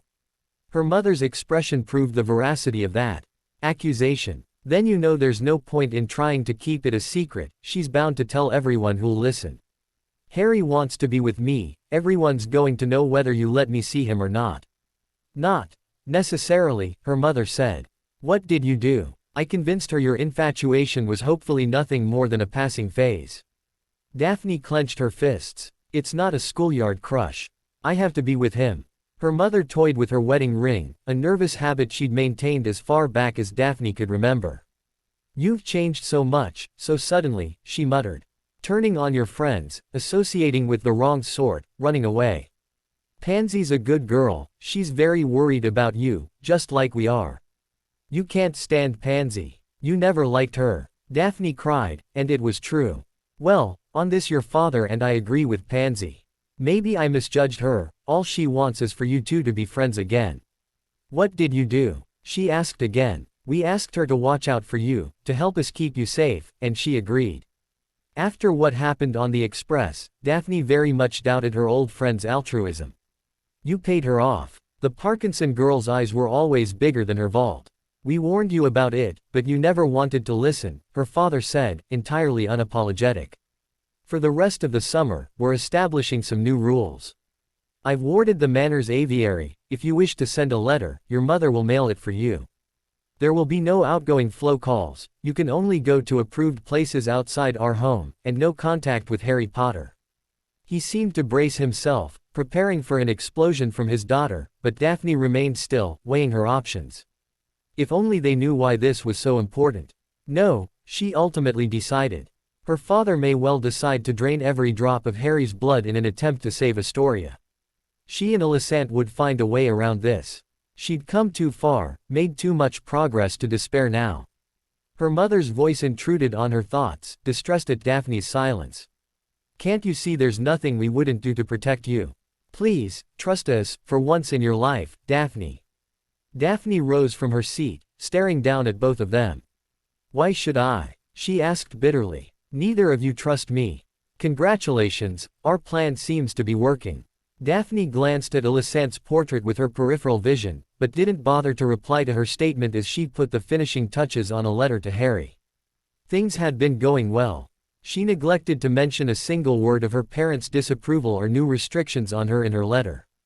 The lie to him about her abuse here still hung like a weight around her neck, and Daphne couldn't fight the powerful urge to shield her family from any further judgment. She idly hummed a tune while she sealed the envelope. I know. There were times where it felt hopeless, but I mean, this is really going to work, isn't it? You've done well, but you cannot afford to lose focus. How long has it been since you've seen him? Young men are hardly known for their self-control. About a month, but he's as isolated as I am. There's no danger of anyone stealing him away from me. Besides, they were exchanging letters almost every day. If anything, she and Harry were even closer now than they were when she was sharing his bed. So, you have successfully seduced him, and his feelings for you are growing. It's time to start thinking about the next step. Which is obtaining his blood. In my day, such a request would be seen as bizarrely invasive. Unless courtship rituals have radically changed, he's likely to balk when you pull out a blade and ask him to top off a goblet. I realize that, she replied with a touch of sarcasm, exiting her room to deliver the letter. It was a fair point, one Daphne considered as she walked out onto the grounds of her family home. Especially given what the Quibbler reported happened the last time he'd given his blood during the third task of the Triwizard tournament. She came to a stop right at the edge of the ward boundaries. "Dobby," she called out, and the elf appeared on the other side of the wards with a pop. It had only taken a week for Daphne to figure out this workaround. Being able to summon Dobby in Hogwarts had been a surprise. Elves typically only responded to their owner's orders. Her crazy little helper, though, appeared to be the exception to the rule. Daphne knew better than to try and summon him into the family manor. Teensy, at minimum, would certainly recognize the presence of an elf that didn't belong. But here, with him on the other side and her within, none of the alerts or protections triggered. "Does Miss Greenie have more letters for the great Harry Potter?" "I do. Please, I know I tell you this every time, but..." Dobby bounced on his heels in excitement. No one sees Dobby go in or out. Dobby is a good elf. She passed the envelope over, careful not to let any part of her body brush against the wards. "You certainly are. Thank you." He took her letter, disappearing as swiftly as he'd arrived. Harry had relayed over the course of their correspondence exactly how he'd met Dobby, and the way in which the elf received his freedom. Harry really was so loyal to those he cared about, she mused as she walked back towards the manor. A quiet nobility, combined with a fierce loyalty towards his friends. That thought spurred an inkling of an idea, one that continued to spread as she climbed the stairs to her room. She took a seat on her bed, facing her ancestor's portrait. "I'm just going to tell him." "Tell him what?" "About Astoria. About the malediction, the cure, and why I need his blood." Alicent held a hand up to one of her own cheeks, the faint blush coloring her face only serving to make her even more the perfect image of femininity. "You would confess everything, after how hard we've worked to get to this point?" Daphne nodded. "He wouldn't refuse me. Harry never abandons the people he cares about." "You truly have a talent for defying expectations, don't you?" Alicent asked coolly, her features sharpening into a familiar expression of disdain. "Just when you started to earn the faintest hint of my respect, you suggest something so stupid, empty-headed, and idiotic that I wonder why I even bother assisting you. What is it this time?" She'd long since grown accustomed to the portrait's raging vitriol. "Your plan is absolutely a guaranteed death sentence for your sister, and for countless future generations of our family. By all means, go ahead. After all, if you are an example of the strength of our heritage, then perhaps the Greengrass line deserves to dwindle away into extinction. Just shut up and tell me why you think it's a bad idea. We'd save a lot of time if I didn't have to listen to you pile on insults every time I come to you for advice. Then listen, and listen well, you simple child. If you tell the last Potter of the malediction curse his family wove into our blood, what conclusions will he draw about your actions since Yule? How much will he trust you? Think about it from his perspective, and do keep in mind that he is likely not as brainless as you seem to be." Daphne silently worked through how a conversation with Harry about Astoria and her illness might go. The image wasn't pleasant. He would immediately know you've been manipulating him, that your feelings for him are a lie, that every step of the way you've been using him. Daphne closed her eyes, imagining the situation from his point of view. "You're right," she admitted. "Don't forget, it isn't just Potter's blood that you have to earn, it is his love as well. Your idea is an ironclad guarantee that any love he might feel for you would instantly evaporate. I made the mistake of angering his family in my life, you have seen the result. Are you so eager to tread the same path? He wouldn't do that. Harry's nothing like his ancestor, not any more than I'm like you." Alicent's face twisted in fury. "So you think you're somehow better than me?" Daphne stood up, standing tall and approaching the portrait. Yes, I am. You talk on and on about how the Potters have wronged us, omitting the fact that you wronged them first. You're manipulative, cruel, disloyal, and hateful. I've got news for you, you ugly little girl, you are all of those things, too. You think I'm manipulative and disloyal. I fell in love, made a mistake, and suffered the consequences. Look at everything you've done. Betrayed your closest friends, jeopardized your family, lied to everyone at every possible instance. You dare to judge me?" Her anger disappeared. She had no counter, no rebuttal. Even if that's so, even if I am as bad as you, Harry's not like us. He's kind, and caring, and, by the gods, do you think that Harlan was vengeful and wicked the day I met him? He was charming and kind when we first began courting, too. Alicent, like her, looked to be cooling off from their argument, and her voice returned to its normal volume and tone. I'm all you have, there's no one else you can turn to. You have to trust me. Daphne clutched at her hair, burying her fists in the long ebony strands. Alicent's assertion that Harry would view her actions as the deepest sort of betrayal was logical, but it was impossible for her to fear him. Not after everything she'd seen him do, everything she'd learned of him. A knock sounded at her door, interrupting any further argument. Daphne. Her mother opened it up, stepping inside. Chatting with portraits again. You know, you could visit Pansy if you're feeling lonely. What do you want, mother? This came for you. Why you would bother subscribing to such a rag is beyond me, but I suppose reading something is better than nothing. She accepted the quibbler from her mother, trying to keep any sign of her confusion from showing on her face. Thank you, she eventually said, before ushering her out of the room. Opening the periodical on her bed, Daphne slowly looked through the pages, trying to make sense of why it had been sent to her. Stories of snurcacks, blubbering humdingers, and goblin pies offered no clue. What is that? A paper from a friend of Harry and I. Her father owns the publication, Daphne answered, still reading through it. It took some time, but she waded through the entire thing, every single article, but still had no clue why it was sent to her. She's sweet, but a bit odd. Maybe she just wanted me to have it. Alicent. Ed in a noncommittal way, clearly uninterested, while Daphne flipped the tabloid over. On the back, attached with Spell-O tape, was a set of hot pink glasses, frames made of stiff paper and the lenses of thin, shiny film. Spectraspecs. Read the bold claim beneath them. For unlocking the Raxpert's secrets. She carefully separated the glasses from the quibbler, unfolding them and putting them on her face. Beyond viewing the world through a blue and sepia tint, each lens being a different color, Daphne wasn't able to discern any change. Lifting up the gifted tabloid to put away, the headline caught her eye. Whereas before it promised an exposé about the Ministry's secret army of heliopaths, now her own name appeared in capital letters. It was a secret message from Luna. Dear Daphne, I hope you don't mind me writing. We've never exchanged any letters, but I hear about other people writing to their friends and always wanted to give it a try. How is your summer? I went to Sweden with Daddy. No sign of crumple-horned snurcacks, but I did try pickled herring for the first time. I learned I don't enjoy it, so the trip wasn't a complete failure. I went to see Ginevra yesterday to tell her about my trip, and surprisingly, Harry was visiting as well. It was a lovely surprise. He told me that he'd be staying with the Weasleys for the rest of the holiday, and invited me to his birthday party on the 31 Street. The thing is, there was a letter waiting for me when I got back to England from Neville, inviting me to his birthday party on the 30th. I do hope I'll be able to attend both. They'll be the first parties I've ever attended, and I'd very much like my presents to be memorable. Do you suppose Neville and Harry like pickled herring? Harry also mentioned that you seem to be having problems at home, and that it may be difficult to send you a letter. I do hope you chose to try on the complimentary set of Spectraspecs. If not, I'll try to remember what I wrote here and tell it to you on the express.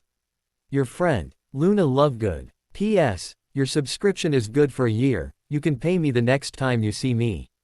In much smaller letters, next to what appeared to be a stain of some sort, there was another postscript. P.P.S. It turns out the remaining pickled herring will be unavailable to use as gifts, please feel free to reply with any suggestions for a substitute. Daphne couldn't help but laugh, the petite Ravenclaw just as barmy in text as she was in person. Still, besides Harry and Dobby, Luna was arguably the closest friend she had. So Harry's birthday was coming up, was it? She had an idea of a present that Harry would very much like. Sitting down at her desk, she scribbled a quick note, putting it in an unsealed envelope and hurrying downstairs. Mother, would you please mail this for me? She passed the letter over, and watched in annoyance as her mother pulled out the parchment and read through it. Inviting yourself to a birthday party is rather tacky, dear. Daphne felt her cheeks heat up, but rolled her eyes. Yes, mother, I know. Still, the Longbottoms are an old, respected family. Very well, I'll send this off. Yes, she crowed to herself. She had no doubt in her mind that Harry would also be in attendance. Once again, Luna had come through for her. So excited at the prospect of seeing her boyfriend again, Daphne let her earlier argument with Alicent fade to the back of her mind. In the end, there were some truths easier to let go of than to fully reckon with. "Happy birthday, Longbottom. Here, this is for you," Daphne said, handing over a wrapped present.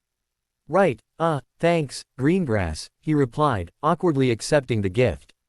"Lady Greengrass, my gran is in the sitting room, I can take you to her." "Thank you, young man." "Daphne, come along," Ava replied, and Daphne obediently followed them to a room with vintage decoration. Waiting there, in fashion just as old as the decor, was an intimidating elderly woman. The Dowager Longbottom, Daphne guessed. "Lady Greengrass, it's a pleasure to see you again, it's been too long." Despite her words, the elderly woman's tone and expression weren't all that hospitable. "Yes, since last year's summer solstice celebration. We appreciate you extending the invitation to my daughter." "Of course. Neville, why don't you take the young lady to the rest of your guests while I speak with Lady Greengrass?" Daphne kept the frown off her face long enough to exit the room with some grace, well aware her mother had only come to explain the terms of her attendance to Lady Longbottom. Still, she had no reason to linger and followed her host out of the room. "I'm still surprised you actually came," Neville said, glancing in her direction as they walked through the corridors to exit into a large courtyard. "I mean, the idea you'd reach out to willingly spend time with me, after." He didn't need to finish his sentence for Daphne to understand. She'd spent years not trying to hide her giggles and laughter at Neville's lack of magical ability, his potions brewing, and so much more. "So why agree to let me come today, then? If it weren't for you, we wouldn't have made it to the ministry that night, and I. Anyway, Harry and Luna both trust you, that's enough for me." And with that, their conversation came to a close, surrounded by Neville's friends.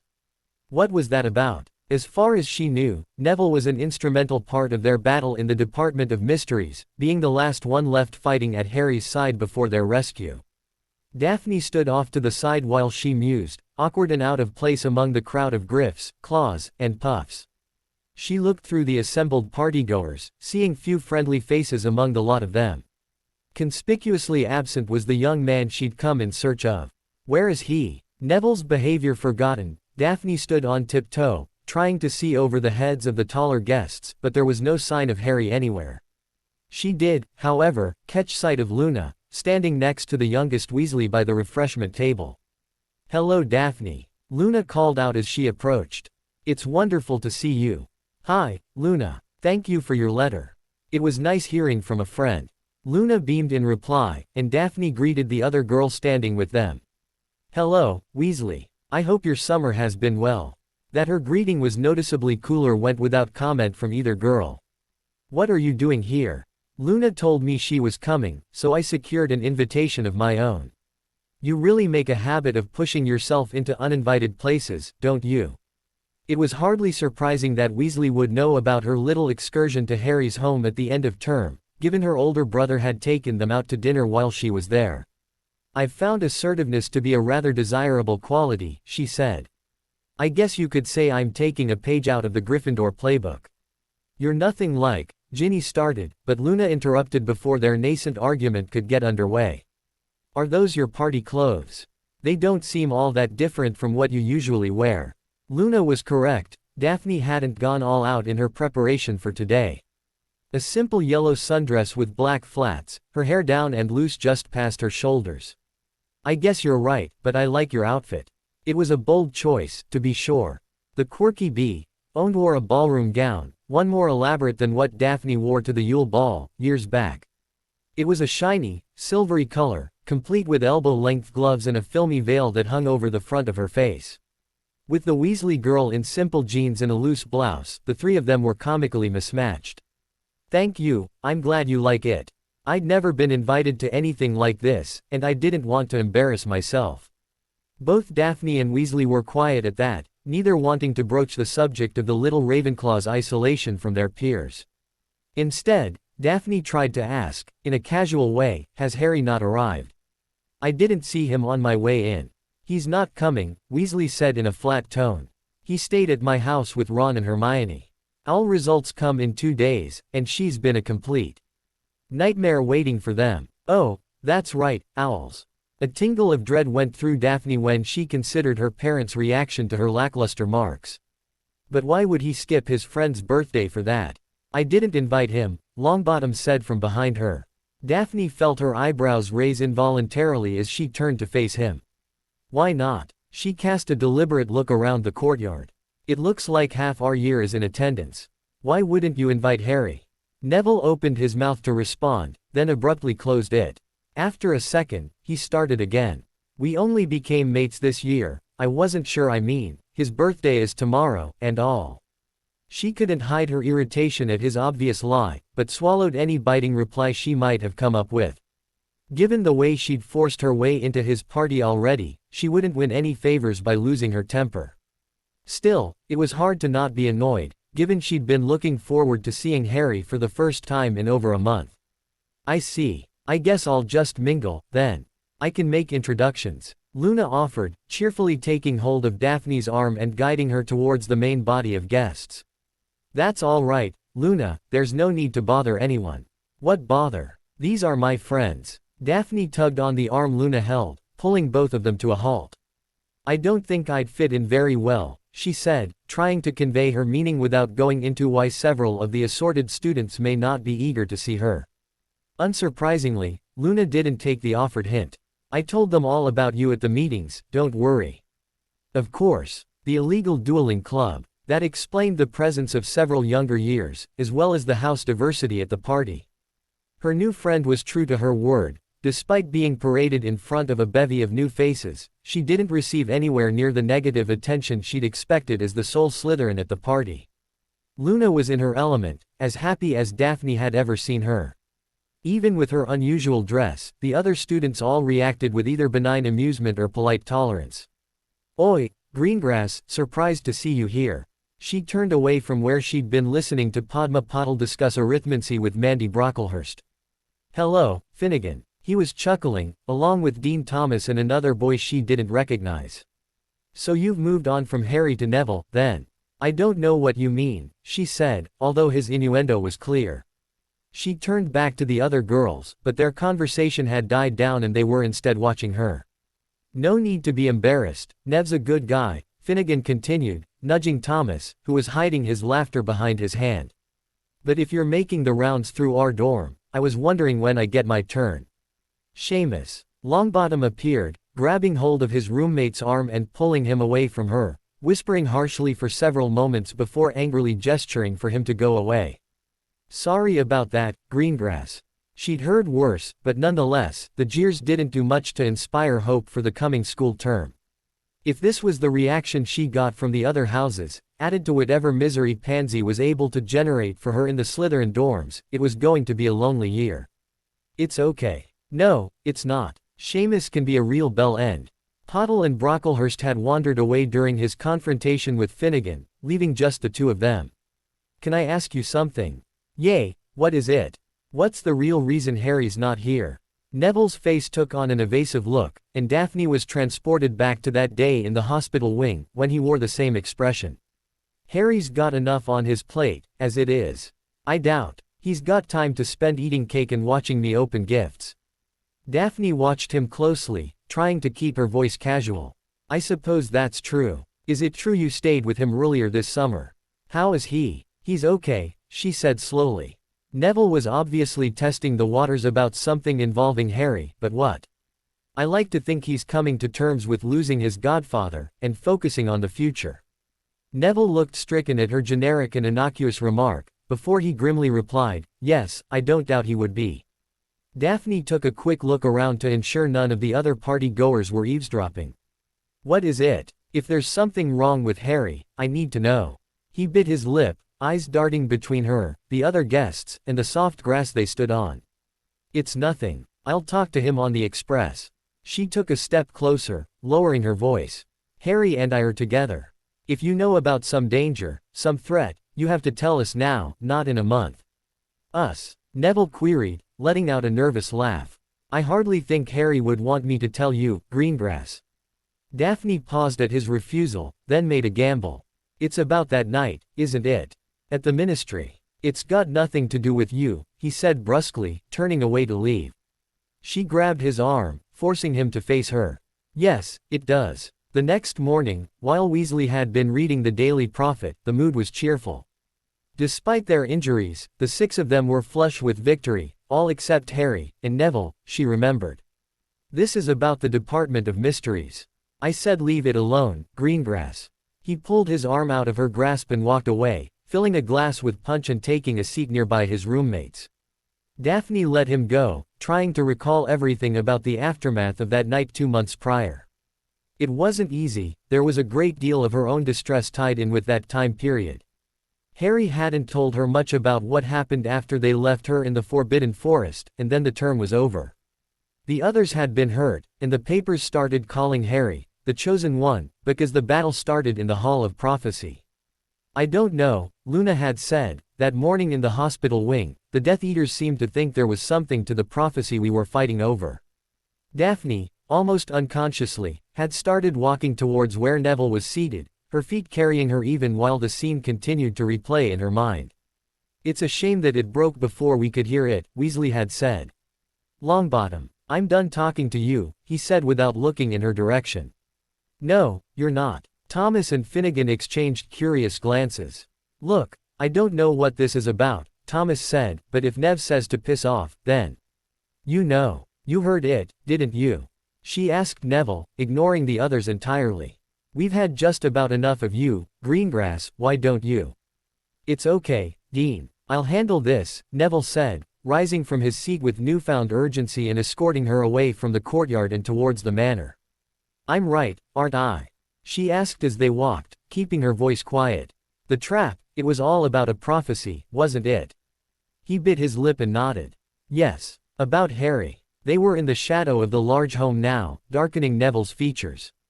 Maybe. I think so. She was growing frustrated with the way he wouldn't just answer her questions. What does that mean? You're not in divination. It's not always straightforward. That, at least, she understood. The subject was widely considered a complete joke among the student body, an easy awl to pad one's marks. Okay, that's fair, but it has something to do with him, and why he's not here today. He means a lot to me, Longbottom. His pale blue eyes met hers for a long moment, then he leaned back against the wall of his home, jamming his hands into his pockets. Do you know about what happened to my parents? No, she said, truthfully. Were they killed in the war? They were attacked, just days after Voldemort fell. They'd been in hiding, but the war was supposed to be over. They thought it was safe. The Lestranges tortured them, and they never recovered. I'm sorry, she whispered. I didn't know. I heard about their courage, their heroism my whole life, he continued, his voice growing stronger. My Gran told me all about how they stood up to Voldemort, part of a group that fought against him and his Death Eaters. 3 different times they faced him and managed to escape. Daphne said nothing. The First War, despite ending shortly after their birth, was a sensitive topic even before the Dark Lord somehow resurrected and kicked off its sequel. Harry's parents were in the same group. Just like my parents, they were in hiding, too, only Voldemort found them. Still she remained silent, and he went on. The prophecy, it was about someone who could beat Voldemort. Someone whose parents defied him 3 times, someone born at the end of July. Harry's parents. He shrugged. I don't know about them as well as my own, but they must have faced off with Voldemort, too. And you know his birthday's tomorrow. So, it could be him or you. No, Neville said firmly. It's him. There was more, but I'm not, no offense, Greengrass, but I'm not going to tell it to you. Does Harry know? Did he hear it, too? Neville removed his hands from his pockets and rubbed his eyes. It was in the middle of the battle. My wand was broken, and Harry and I were the last ones standing. They'd come for the prophecy, only Harry or Voldemort could remove it. It was why we lasted so long. They needed it intact, and we used that vulnerability to fight back. We were the last ones, but I couldn't fight. It was just Harry. Professor Dumbledore hadn't arrived yet. Neville's breathing had quickened, short and fast inhalations, his eyes distant and clouded. Lestrange, the vile by.ch, she said she was going to do the same thing to me she did to my parents. His fists clenched. They were desperate for the prophecy. That was when reinforcements arrived. Harry tried to get me out of there. He gave me the prophecy orb and helped me escape. I'd been jinxed, and couldn't hang onto it. It shattered, just as Dumbledore arrived, but I heard it. I heard the whole thing. Did Harry? Does he know? I don't think so, he said pensively. He was watching. That was when Sirius. Oh. They were quiet for several seconds, Neville lost in the memories of that night, Daphne going over everything she'd just learned. Why didn't you tell him? At first, it was because he'd just lost his godfather. It would have been pretty insensitive to drop that on him right away, you know. But the more I thought about it, the more I realized how horrible it was. Why? Daphne asked, feeling urgency over what information the prophecy contained. What does it say? I already said look, it's not what's in the prophecy. It's about the prophecy itself. Daphne's confusion must have shown, because he went on.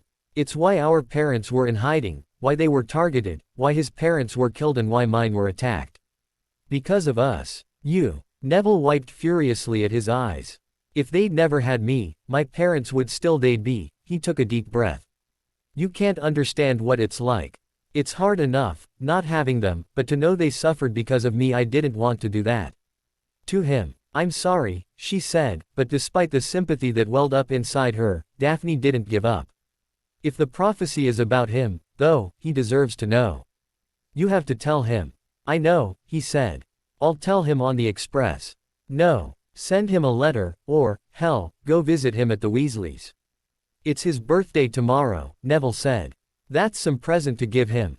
His response only confirmed the prophecy wasn't good news. This can't wait, Longbottom. Fine, fine, I'll send him an owl tonight.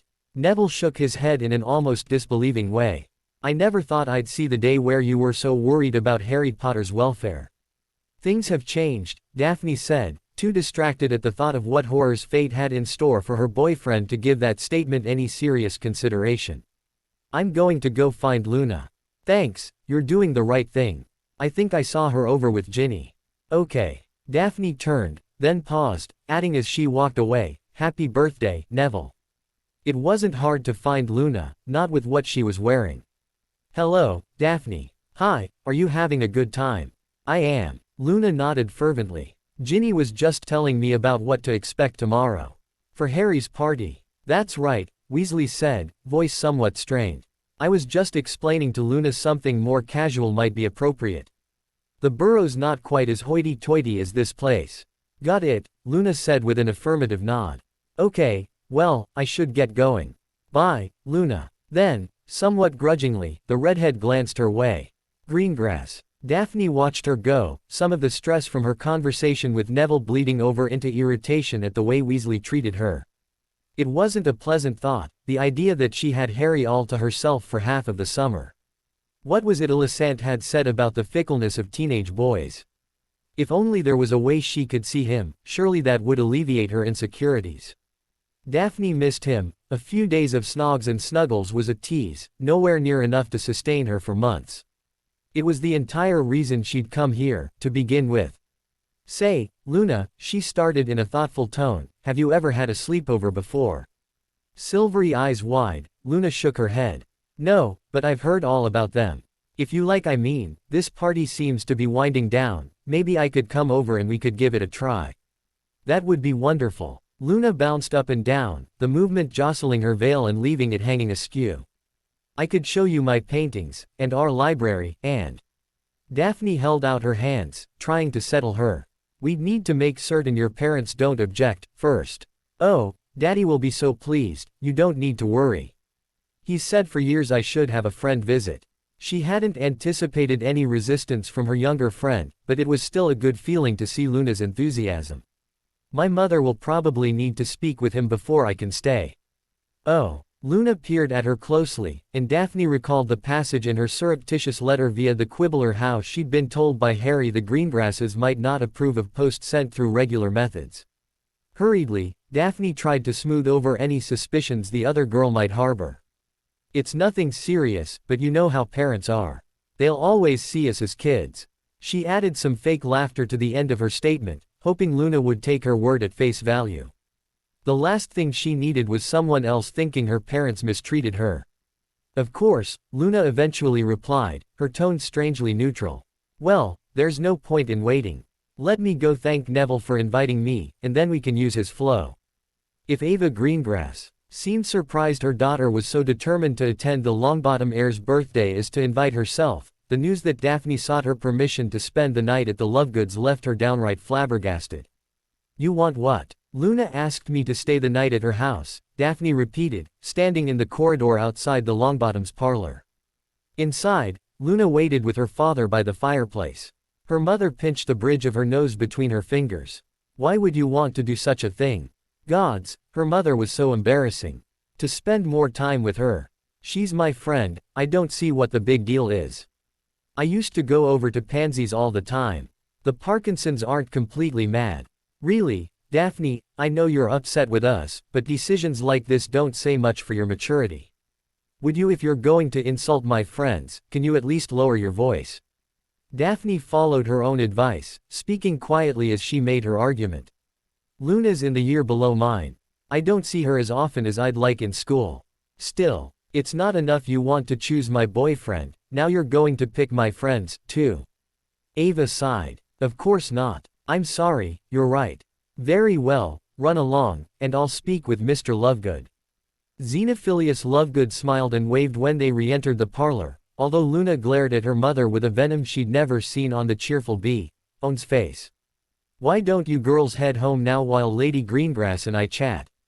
He said, and after a moment Luna nodded, taking Daphne's arm and reaching out for a pinch of flow powder. She called out, the rookery. And the two girls stepped through the green flames. Daphne wasn't sure what to expect, given the Lovegoods' reputation, but what greeted her upon emerging from the flow was rather underwhelming in its normality. Luna's home was small in comparison to her own, and rather sparsely decorated. The walls were largely bare, shelves bereft of ornamentation in favor of haphazard stacks of books and pamphlets. The room they stood in took up the entirety of the first floor, an open, circular design that welded kitchen, dining area, and sitting room together. Here and there, potted plants in various states of bloom produced herbs, spices, and potions ingredients. Everything was dated, but in a much different way than the Longbottoms' home. At Neville's, the traditional and vintage atmosphere was intentional, maintained to create the aesthetic of wealth and heritage. The rookery, in contrast, had an air of decay, a static setting fixed in time, the original intent fading slowly into ruin with each passing day. Would you like to see my room? Luna asked. Her voice bore an unusual note of hesitance, and Daphne reminded herself that she was likely the first person in several years, if ever, to accept an invitation to visit with the younger girl. I'd like that, she replied, and the two ascended a spiral staircase up to another floor, this one divided into a more standard design. Entering Luna's room was like stepping into an entirely different home. Nearly every inch of the walls were covered, maps of faraway locations, hand-drawn creatures, fanciful abstract paintings, and countless moving photographs bearing an image of the same woman captured in various moments in time. Is that your mother? Daphne asked, making the obvious connection between the woman's silvery eyes, petite figure, and familiar features. She's very beautiful. Yes, she was, Luna said, standing next to her and looking at the photographs. Daddy let me put them up in here after so I could remember her the way she was. Daphne felt herself tense involuntarily, glancing at the girl standing alongside her. I didn't know she passed away. I'm sorry. Luna merely nodded in reply, and for a few moments they stood in silence. Eventually, she spoke again. I had a lot of fun at the party today, I see why everyone gets so excited for them now. I can't wait for Harry's party tomorrow. Tucking a strand of dark hair behind her ear, Daphne made her way over to the bed and took a seat. Would you like me to help you pick out what you're going to wear? Okay. Luna went over to a large armoire, pulling the doors open and revealing a mess of clothes haphazardly piled inside. What followed was surely one of the strangest fashion shows in history. It didn't take long to realize they had vastly different expectations of what sort of outfit she should wear, and so a compromise was struck. Luna would pick one piece of clothing, Daphne would pick another, and so on. What do you think? Luna asked, spinning in a circle. She wore a loose tan skirt that extended past her knees. Daphne's choice, a pink and green floral frock top. Luna's pick, topped with a cream-colored fringe scarf and a wide-brimmed explorer's hat. It's perfect. Luna laughed, and her infectious merriment left Daphne giggling as well. It was fun, harkening back to days long past when she and Astoria used to play dress up in their mother's clothing. Once they settled down, Daphne brought up the original purpose that brought her there. I bet tomorrow will be a lot of fun. I can't wait. It'd be nice to see Harry on his birthday. Luna wasn't a Ravenclaw for nothing. I wish you could come, too. Do you know what a +1 is? Luna shook her head, so Daphne explained, it's the term for bringing someone with you to a party. I see, Luna stroked her chin, eyeing her speculatively. I suppose this is something most people know about. I'd say so, yes. Daphne deliberately left out the fact that explicit permission to bring a guest was the norm. Right, then you could be my +1. That would be great, thank you Luna.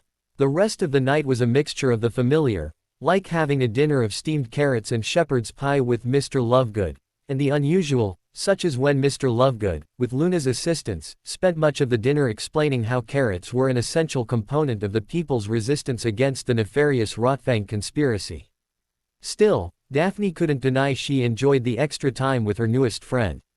Comfy. Presently, she lay in Luna's bed, helpfully expanded thanks to Mr. Lovegood's Engorgio spell.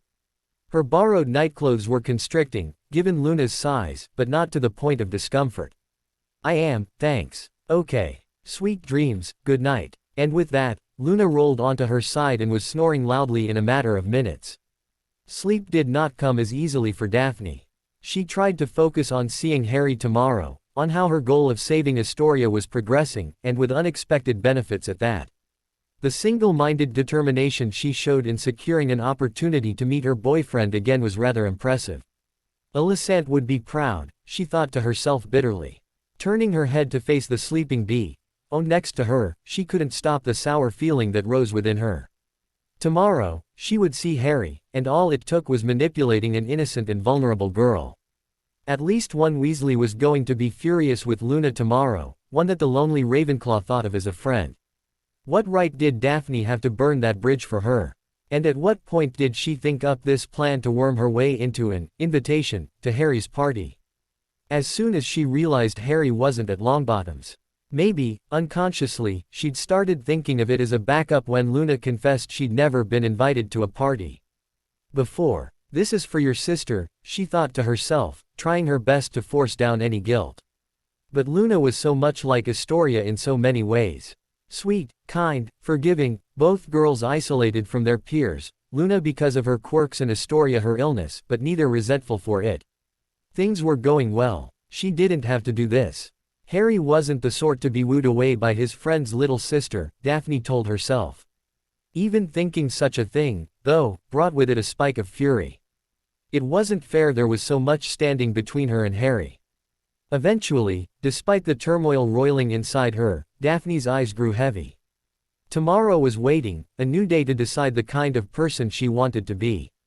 The repetitive crows of a rooster woke her, bleary-eyed and irritated.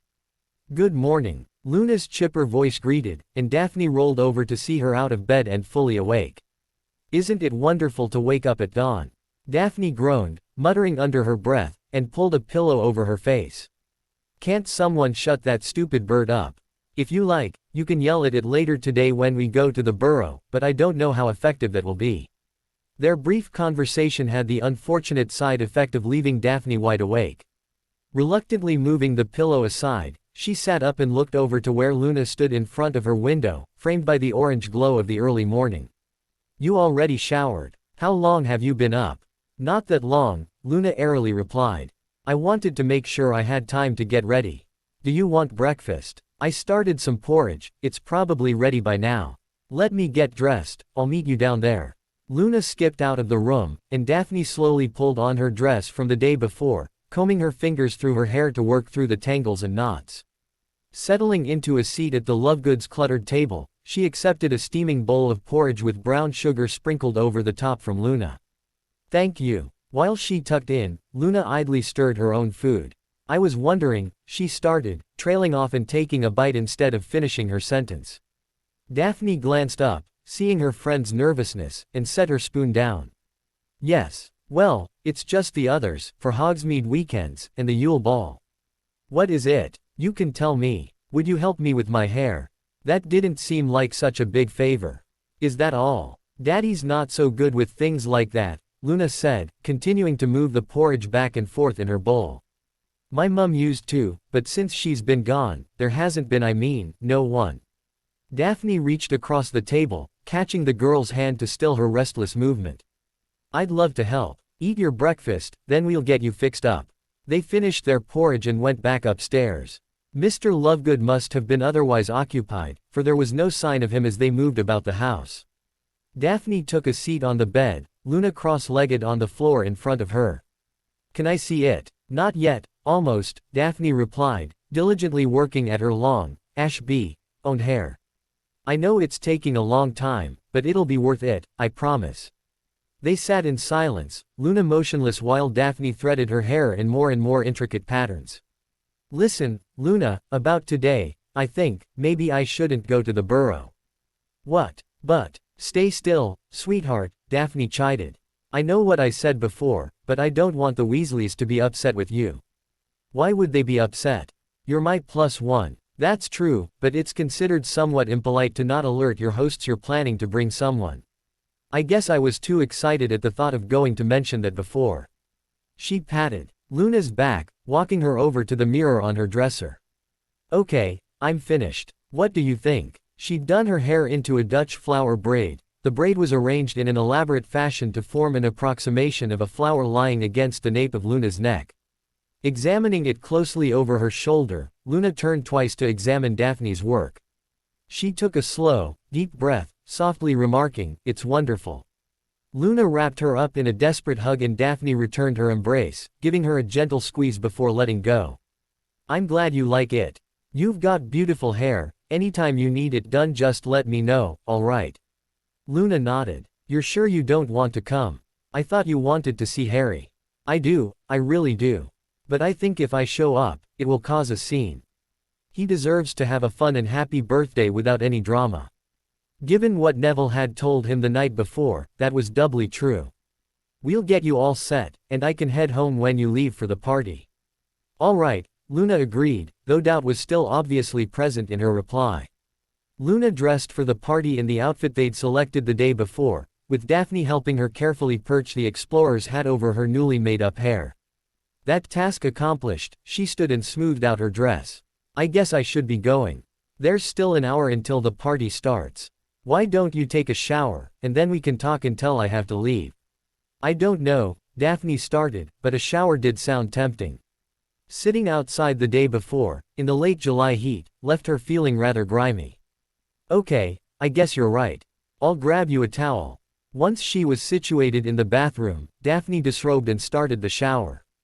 Her back pressed against the cool tile while the steaming water rained down, she closed her eyes and accepted this small defeat. Once she got home, she'd write a quick letter, wishing him a happy birthday. There was plenty of time to find a present to give to him on the express, after all. What to do about the prophecy, though? Harry would need support, now that he knew what portent the orb held. Who would he turn to, in her absence? Maybe she really was making a mistake, putting her concern for Luna over not just her future with Harry, but his future in general. What was I thinking? She wondered with an audible groan. Even before that question was posed, though, the answer was readily apparent. Luna, over the last year, became important to Daphne. Protecting her mattered, and that wasn't something to lament. She didn't need to exploit the younger girl's naivete, her isolation and loneliness. Shutting off the water, Daphne reached for her towel and began to dry off, content with her self-justification. Pulling on the tired old sundress she'd been wearing, she wrapped the towel around her hair and opened the bathroom door, stepping into Luna's room amid an accompanying rush of steam. Hey! Daphne stood stock still, blinking in surprise. It's really great to see. His words were cut off as she lurched forward, wrapping her arms around his neck and capturing his lips in a hungry kiss. Harry responded, and she felt his arms close around her, his fingertips digging into her back to press her more firmly against him. A quiet laugh sounded from the other side of the room, and Luna's cheerful, "Happy birthday, Harry," announced her presence. He broke off their kiss to turn in her direction, and Daphne could feel the rumble in his chest against her own as he chuckled in response. Thanks, Luna. You brought him here? She asked. When? Luna flowed over to the burrow a few minutes ago. It's my fault, really, I didn't know you were available to come to the party. Daphne tried to fake a frown, but the broad smile on her face didn't waver. You're terrible at this, really. Remembering to invite your girlfriend to your birthday party isn't exactly Newt-level thinking. He raised a hand to cup her cheek, pressing his forehead against hers. Surely an in-person invitation makes up for that error in judgment. It's a start, she impishly replied, closing the gap to key him once more. You're sure it's okay if I come? It's my party, isn't it? Okay, that's enough. Luna said, coming closer and pushing them apart. You need to get back to the burrow, we'll see you soon enough. Harry grudgingly released her, taking advantage of the distance between them to rake his eyes up and down Daphne's figure. I thought I could spend the time until the party with Daphne. No, that won't do at all. Luna said, taking hold of his arm and walking him to the door. There's not a lot of time until the party starts, and every minute counts. All right, I'm going, no need to push. Harry shot her a grin over his shoulder, waving goodbye. I'll see you soon. What's going on? Why'd you send him away? Daphne asked as Luna closed the door behind him. Isn't it obvious? She asked, turning around with an eager expression.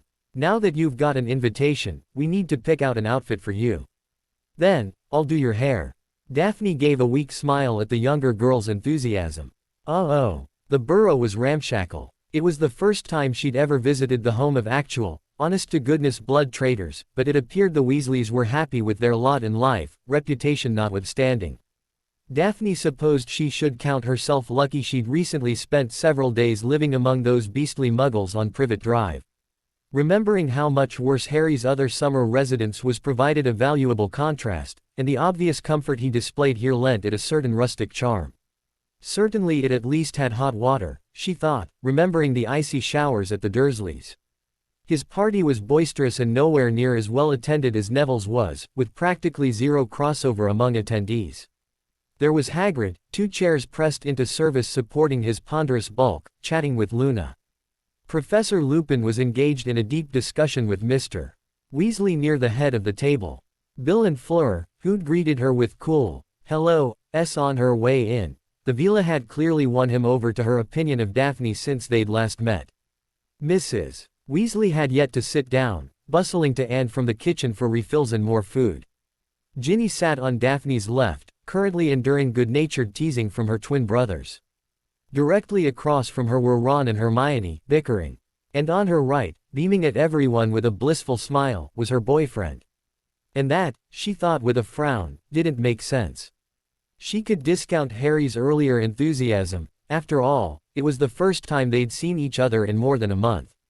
But now, Professor Lupin and Mr. Weasley were doing a piss-poor job of keeping their voices low as they spoke about the consequences of the Durmstrang headmaster's recent murder, but Harry cheerfully held her hand beneath the table, thumb running a slow circle over her knuckles. Neville had sent a letter, hadn't he? I went to see the twins' new shop, and Fortescue's was closed. He's disappeared. Him and Ollivander, Mr. Weasley added. Everyone's saying, enough of that, Mrs. Weasley snapped, coming in with a cake in one hand, a treacle tart in the other. Now's hardly the time or place. Fleur agreed. We are here to celebrate Harry's birthday. It's all right, the young man in question said, but Mrs. Weasley shushed him, ladling out a heaping serving of treacle onto his plate. This is great, really. With worry gnawing at her gut, Daphne picked at her dessert, though the quality of the rich carrot and walnut cake in front of her came close to overpowering her distress. She managed to hold back until he finished a second piece of the treacle tart. Do you want to go outside? Ron leaned forward, breaking off his argument with Hermione mid-sentence. Sounds good to me. I'm so stuffed that if I don't start moving around I'm fit to nod off. Hermione and Ginny voiced their agreement, and Luna obviously wasn't going to be the only one staying behind.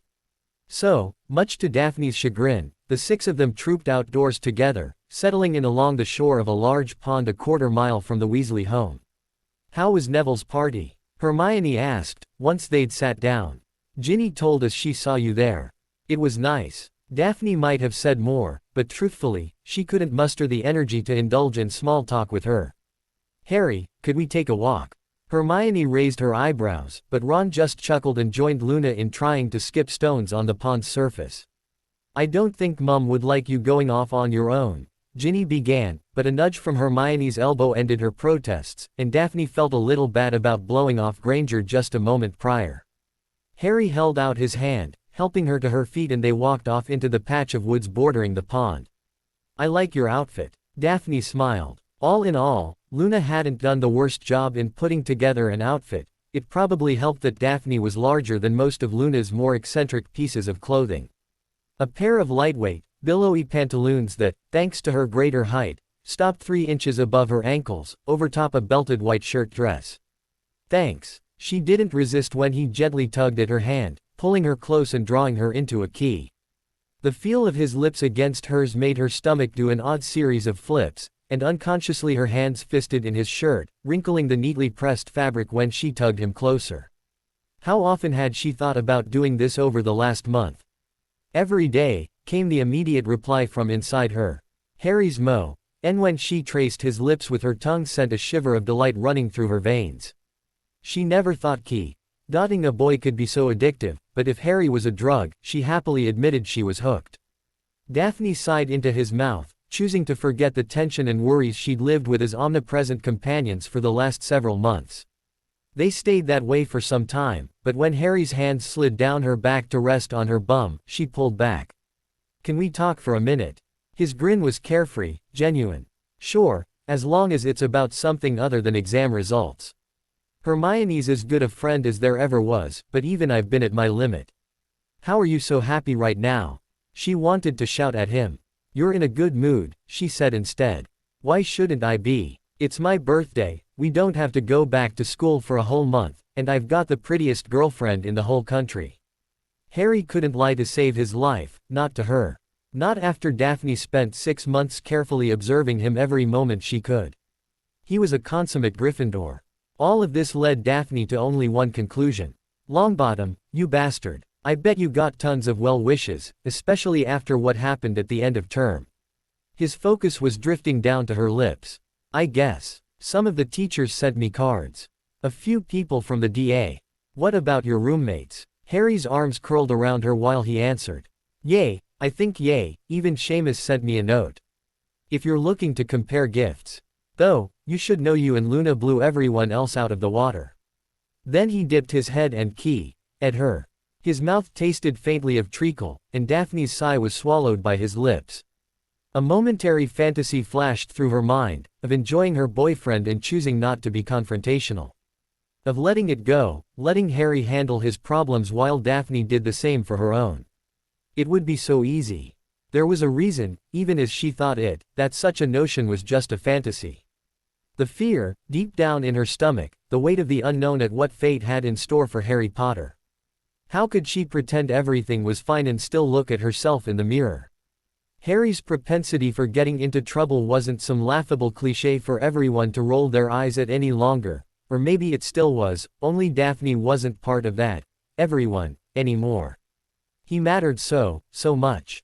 They paused to breathe, nuzzling against each other.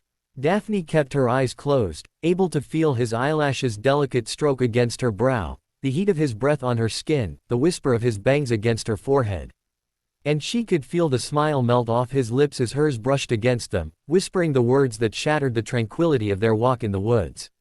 Born at the end of July, to parents who defied the Dark Lord 3 times. A vibration, a tremor ran through his frame, rippling from his jaw down his body. A second later his hands gripped her upper arms tightly, pinning her against a tree. What did you say? His voice was quiet, harsh, his eyes glinting and narrowed. Where did you hear that? So Longbottom did send it in his letter. Neville told you. She struggled against him, trying to free her arms, but Harry's grip was like steel. He stepped closer, putting his knee between hers and effectively trapping her in place. Not all of it, no. He let out a relieved exhalation. But I need you to tell me the rest. I have to know. No, you don't. And you can't mention what you heard to anyone. It's that bad. His expression was carefully blank, nothing save irritation bleeding through. But you've been, all day today you've been fine. Happy. He should be reacting, outraged, scared, something. Daphne, let it be. Neville had no business. It couldn't be more than 12 hours since Neville's letter arrived, but Harry's only concern seemed to be that she was clued into the prophecy's wording. You already knew it, she realized out loud, finally piecing together the reasons behind his nonchalance. That's why. How could you not tell me? Some secrets are too important to share with anyone. Well, I'm not anyone, am I? You, she stuttered to a halt. Wait, even Weasley and Granger. Nobody knows. His Adam's apple bobbed when he swallowed heavily and he glanced away, over her shoulder. Dumbledore does. He's the one who told me. Harry. She waited until he met her eyes before she continued. I need to know what the prophecy said. I can't tell you. It's too dangerous. Voldemort doesn't know the whole thing, and it's important he doesn't. How would he find out? He looked furtive, unsure. If someone found out you knew, they might. You don't trust me, she interrupted, her indignation roaring through her like a hungry flame. Even after everything that happened, you think I would betray you? It's not that. Let me go. Daphne jerked harder against his hold, hurt and anger granting her newfound strength. Get off me. Harry released her and took a step back, and she pushed his hands away and stormed off, back towards the burr, back towards what could only charitably called a home. She saw Ron and Hermione pause amidst another argument and look her way, saw Luna squatting to try and talk with a garden gnome, saw Mrs. Weasley's eyebrows raise when she entered the house alone. The adults were still sitting at the table, though teacups and milk servers had replaced the dessert. I need to go to the bathroom. It's upstairs, dear, third door on the left. Daphne effortlessly glided up the stairs, still stewing over deliberately being kept in the dark. All those letters and long conversations about their lives, and he kept this from her.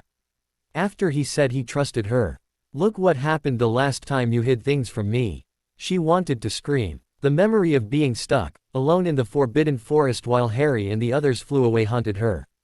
He might not come back the next time. She halted at the top of the stairs at that sudden realization. Longbottom's retelling of their fight in the Ministry made her all too aware of how close it must have been. If help hadn't arrived, if Dumbledore had been just a little late, would Harry have come back in one piece?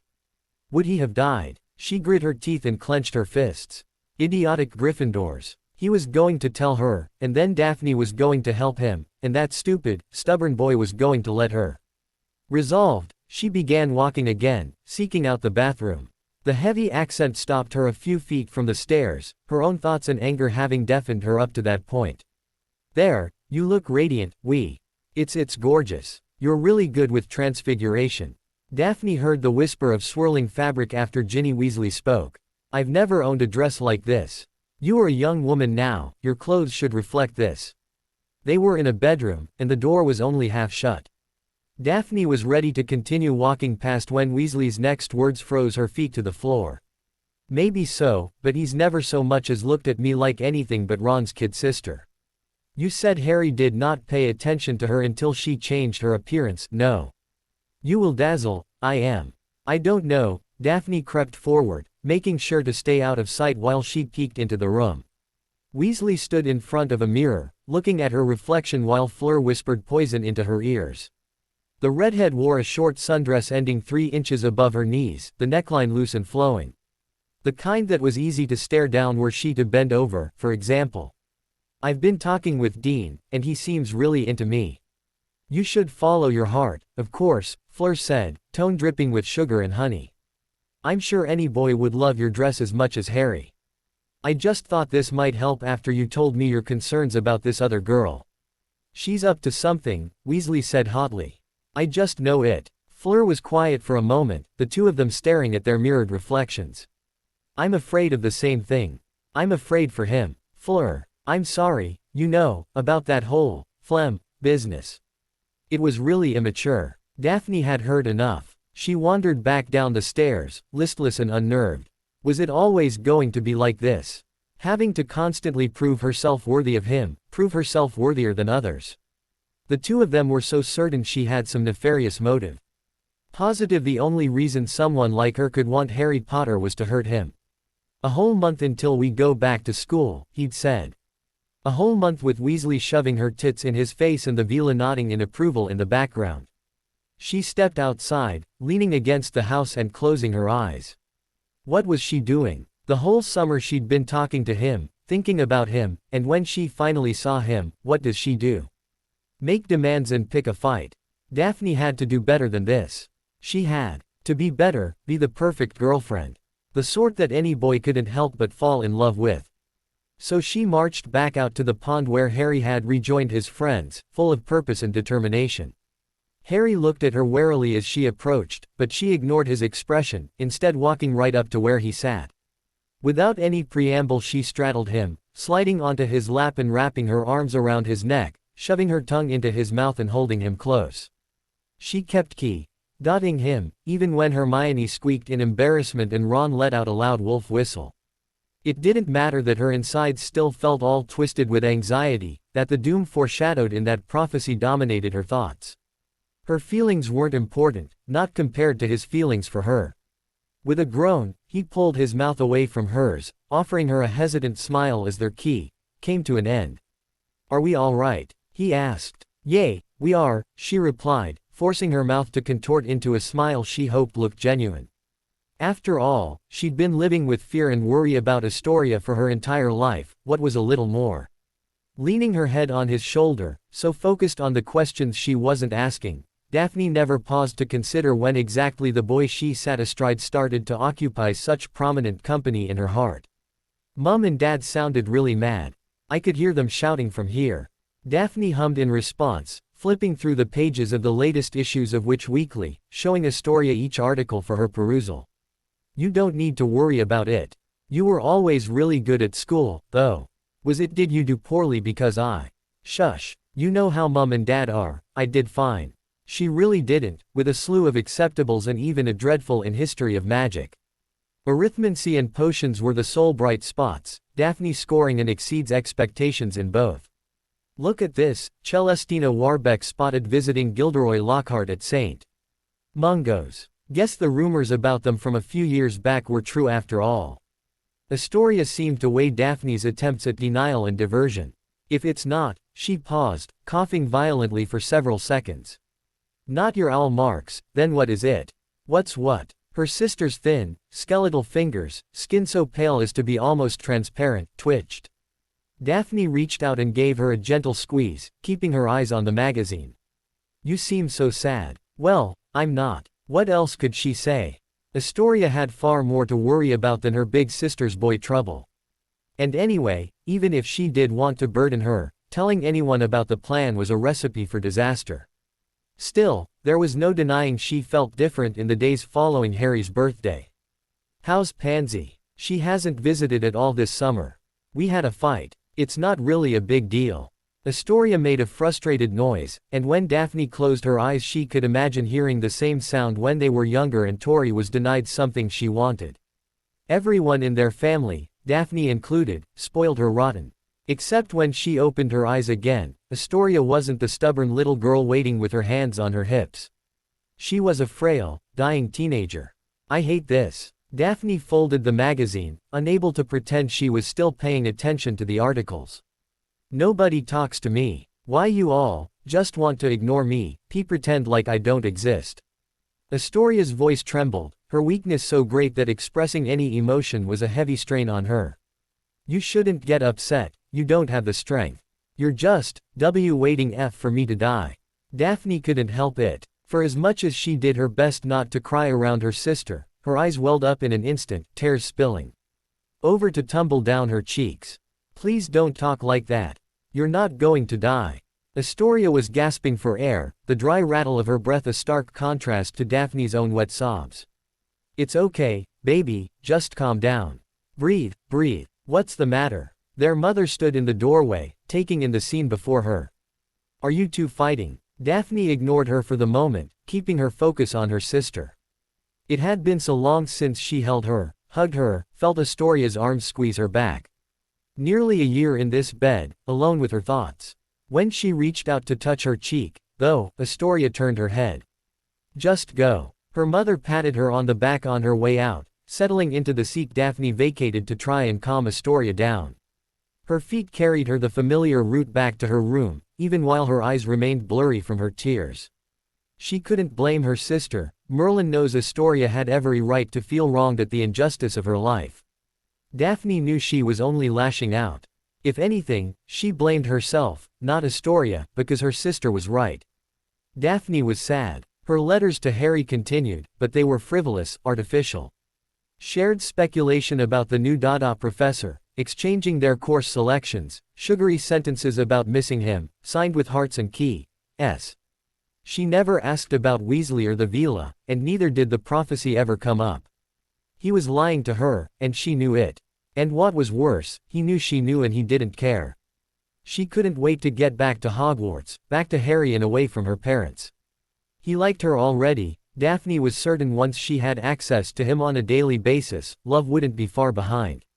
And then, there wouldn't be any more lies. Not from Harry, and not from her, either. 2 weeks later, the Hogwarts Express pulled into Hogsmeade Station.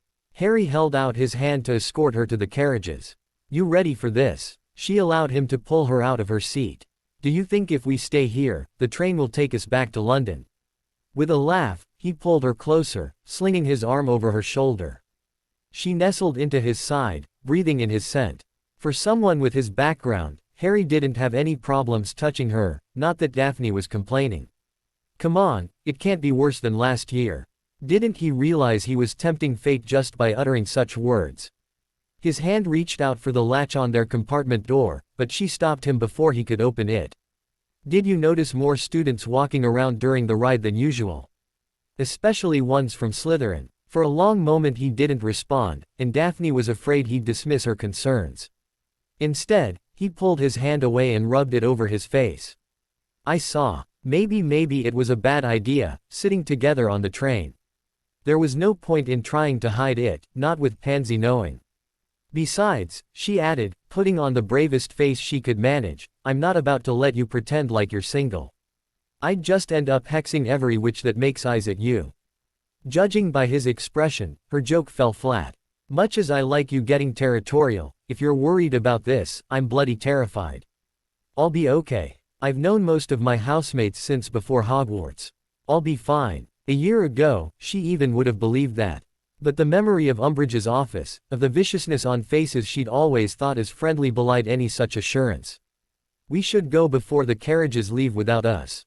Perhaps because of their delayed exit from the train, they secured a carriage all to themselves. For a little while, they simply sat and listened to the thestrals. Hooves propelled them forward, until Harry said, "I should have been helping you with defense, like you asked last term. It's my fault you're in danger. It's okay. I wasn't serious about the tutoring, I really just wanted to spend time with you. Besides, even if I was as good as Dumbledore, I doubt it would help me against the whole house." Harry raised his eyebrows as if to object, and she gave him a gentle shove. "Relax. I'll be fine." They held hands all the way into the castle. Daphne wasn't sure if the sweat on her palms came from her, him, or a mixture of the two of them. With the entrance to the Great Hall looming, he gave one last squeeze and let her go, heading for the Gryffindor table.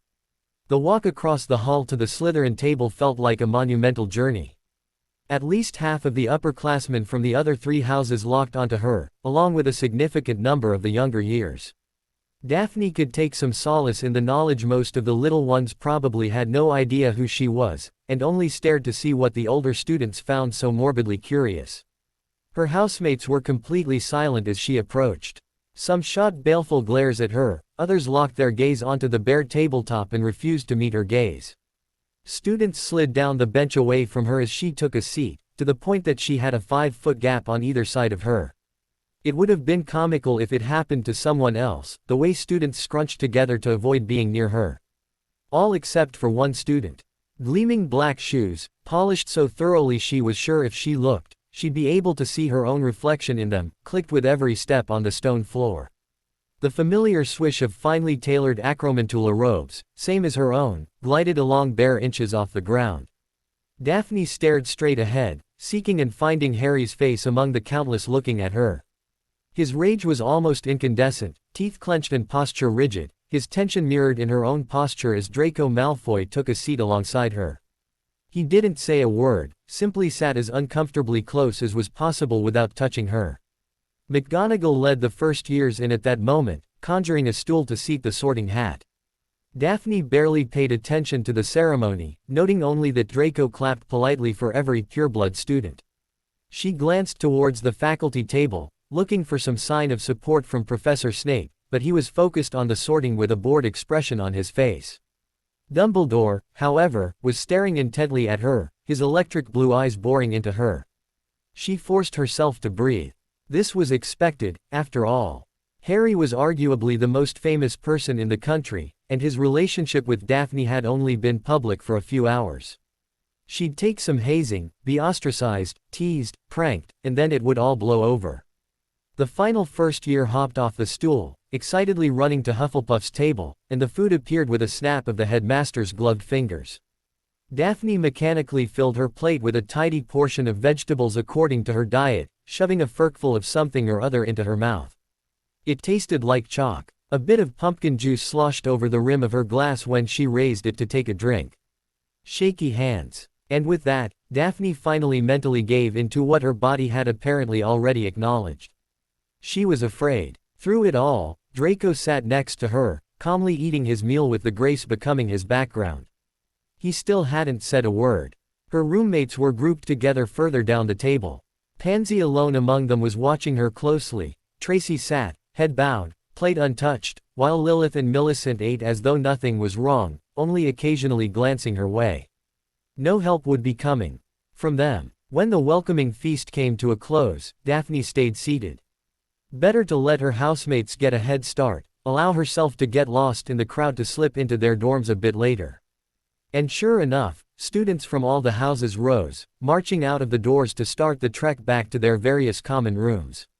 All, that is, except for a dozen Slytherin upperclassmen, including Draco.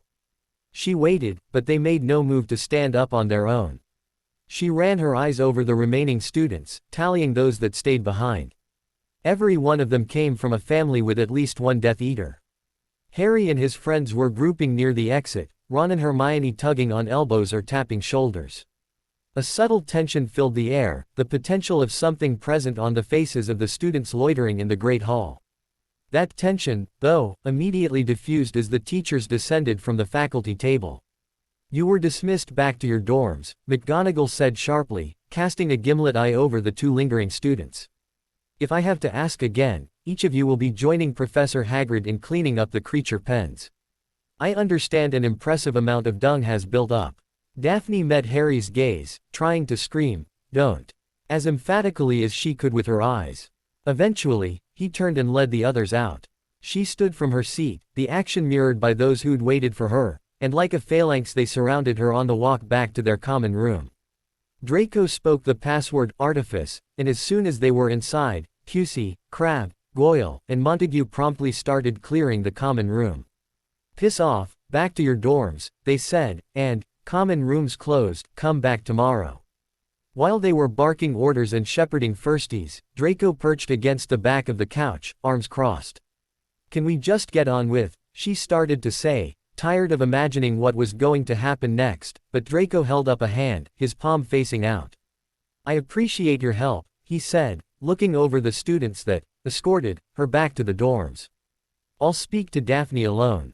Daphne. Not Greengrass, not the blood traitor. He said her name like they were still friends. For some reason, it was more unnerving than a blatant threat. "Well, you've got me alone. Is this the part where you tell me all about how I shouldn't be sullying myself with a half-blood?" Her false bravado produced only a small smile from Draco, and he motioned for her to take a seat on the couch. With little other option, she did so. "You think I'm going to tell you to stop seeing Potter," he said, moving to stand in front of her. The fire behind him made his silhouette darker, shadowed. "But that's not the case, not at all." "Okay. So what are you going to tell me?" Draco sneered down at her, the calm facade he'd worn the whole night finally cracking. "I can practically see his fingerprints all over you. If you want to pollute yourself so thoroughly, there's nothing I can do about it. You've made your choice, now you'll have to live with the consequences." Daphne said nothing, leaning back into the couch to try and maximize the distance between them. "Since you've decided to forsake your heritage, your blood, and your house to chase celebrities, it's only fair for those of us who still care about such things to ask you not rub our noses in it." You'll need to find somewhere else to be from morning till curfew. She could hardly believe it. Is that all? All these theatrics, for this? I expect a simpleton like Potter to be completely besotted with you by now. Make sure he stays that way. Make sure every thought that enters his overinflated head is of you and only you. Do so, and I'll make sure the people you pretended to be friends with for the last 6 years don't give you too much trouble. Why? Why do you care? Draco bared his teeth in a faux approximation of a smile. I told you, change is coming. Enjoy your honeymoon with your half-blood dalliance. I don't want to see him or you for the rest of the term. This wasn't like him. Draco lived for showing off his supposed superiority. It was why he'd consistently sought out Harry and his friends their entire tenure at Hogwarts. What are you planning? What is it Harry might get in the way of? He went on as though she hadn't spoken. It won't last forever, of course, but I'm sure you'll get at least a few months of time to sully yourself even further. If you should fail to hold his interest, or interfere yourself, well, that's when those consequences might pop up. I'm not afraid of you. It was a lie, and he knew it. He leaned forward, bending so his face approached hers. Does your family share your courage? I wonder, how many Greengrasses are willing to share the same sticky end as everyone else that stands at Potter's side? Draco stood back up and smoothed his long, owned hair. Think about it, or don't. I'm just telling you the score. Good night, Greengrass. He turned away, heading for the boys' dormitories, but paused when she called out to him. I won't let you hurt Harry. I'll stop you. Draco chuckled. Much as I'd like to, Potter's already spoken for. I won't lay a finger on him. He vanished down the corridor, and Daphne hugged her knees to her chest, staring at the fire in the dark, empty common room. Harry's agitation was broadcast in every movement he made. His furrowed eyebrows, the idle drumming of his fingertips on the library tabletop, his leg bouncing nervously, he was worried. I was there, damn it. He didn't look like he just wanted to lecture you on blood purity. He's right, Daphne. Hermione looked up from her day planner. We were all really worried. She looked over at Ron, who was lounging with his feet up on an empty chair. They were worried. I was thinking about Quidditch tryouts. At that, Harry laughed and ruffled his friend's hair. Don't let him fool you. He was planning a rescue attempt in case you didn't make it to bed safely. The tight knot of loneliness and fear inside Daphne's gut loosened at their byplay. Thank you. It means a lot to have you on my side. Hermione nodded primly and went back to her planner, while Ron colored slightly and slouched a little more in his seat. Wait, how would you have known if I didn't get to bed? Harry reached into his pocket, then gave a significant look in the direction of the other two Gryffindors. Hermione shrugged without looking up, and Ron nodded once. We were keeping an eye out using this. Unfolding a battered piece of parchment, Harry craned his neck to look around the secluded corner of the library he and Hermione frequented. Tapping his wand to the parchment, he whispered, I solemnly swear I'm up to no good. Ink began to spread out from where his wand touched, swiftly taking a shape Daphne recognized after a moment. This is. What are these dots? She asked, leaning closer for a better look. Incredible. Where did you get this? My dad made it. His reply was full of quiet pride, and their eyes met, inches away. It's amazing. It's also not something to be shown off to impress a girl, Hermione said archly. Do you have your course schedule? Right, of course. Harry swiftly folded the ingenious map and put it away while Daphne pulled her schedule out of her bag, sliding it across the table. Can I see yours? Hermione slid hers out of her planner, as Harry dug through his bag. Ron folded his hands behind his head. Left my bag in the tower, sorry. My schedule's basically the same as Harry's, though. Why would you do something so irresponsible? We came here to study. Study what? It's the first day back. Tuning out their argument, Daphne compared the Gryffindors' class selection to her own. Hermione was taking a heavy load of newt offerings, but if what Ron said was true, he and Harry weren't slacking, either. A glimmer of resentment swelled inside her. In the immediate term, with her goals decidedly focused on things other than school, Daphne should be happy for the opportunity to evade newt classes, arithmancy being the only one on her schedule. But she'd always performed well academically. It was hard not to feel bitter that all that hard work was negated because of one round of tests. Hermione tried to school her features as she perused Daphne's schedule before passing it over to Harry. I guess I'll see you in arithmancy. What does this mean, here? He asked. Charms. Transfiguration. She didn't respond. Her entire head, from her neck to the tips of her ears, felt hot. Ron seemed embarrassed, sitting up a little straighter and pretending to read the titles of books on a nearby shelf. It was Hermione who eventually answered his question. Stands for household.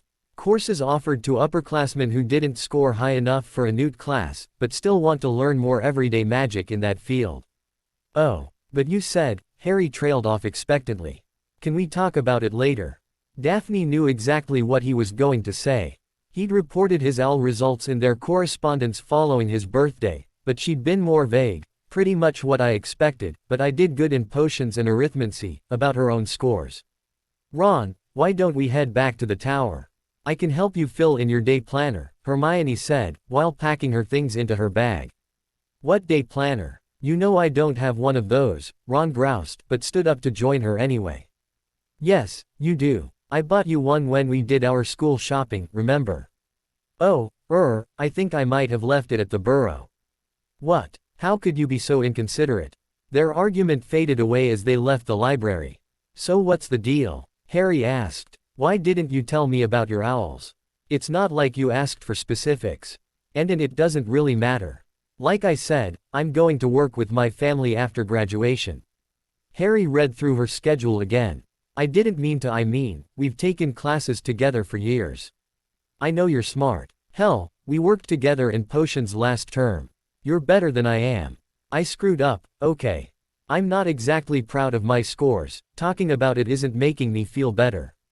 Couldn't he understand this was a sensitive subject? Apparently, he did, because his tone softened. I'm sorry, I'm just a little disappointed I won't get to see you in class. Why didn't you sign up for Newt potions? I only got an exceeds. Me too. The new professor doesn't require an outstanding. No one told her that. Really? Harry took her hand, grabbing both of their bags with his other. Let's go. What? Where? He was practically dragging her out of the library, a happy smile on his face. To get you into Newt potions. Right now. The idea of barging in on a professor out of the blue was intimidating. At the very least, Daphne couldn't fathom ever doing something like this to Professor Snape. I'm sure it'll be fine. Professor McGonagall said we could borrow supplies. She blinked at that. Daphne hadn't brought anything potions related back with her, well aware Professor Snape refused to teach household-level potions. She didn't even have a cauldron. It's okay, really. Harry, whose pace was so fast she had to power walk just to keep up, came to a sudden halt in the middle of the corridor. Be honest with me, do you want to take this class?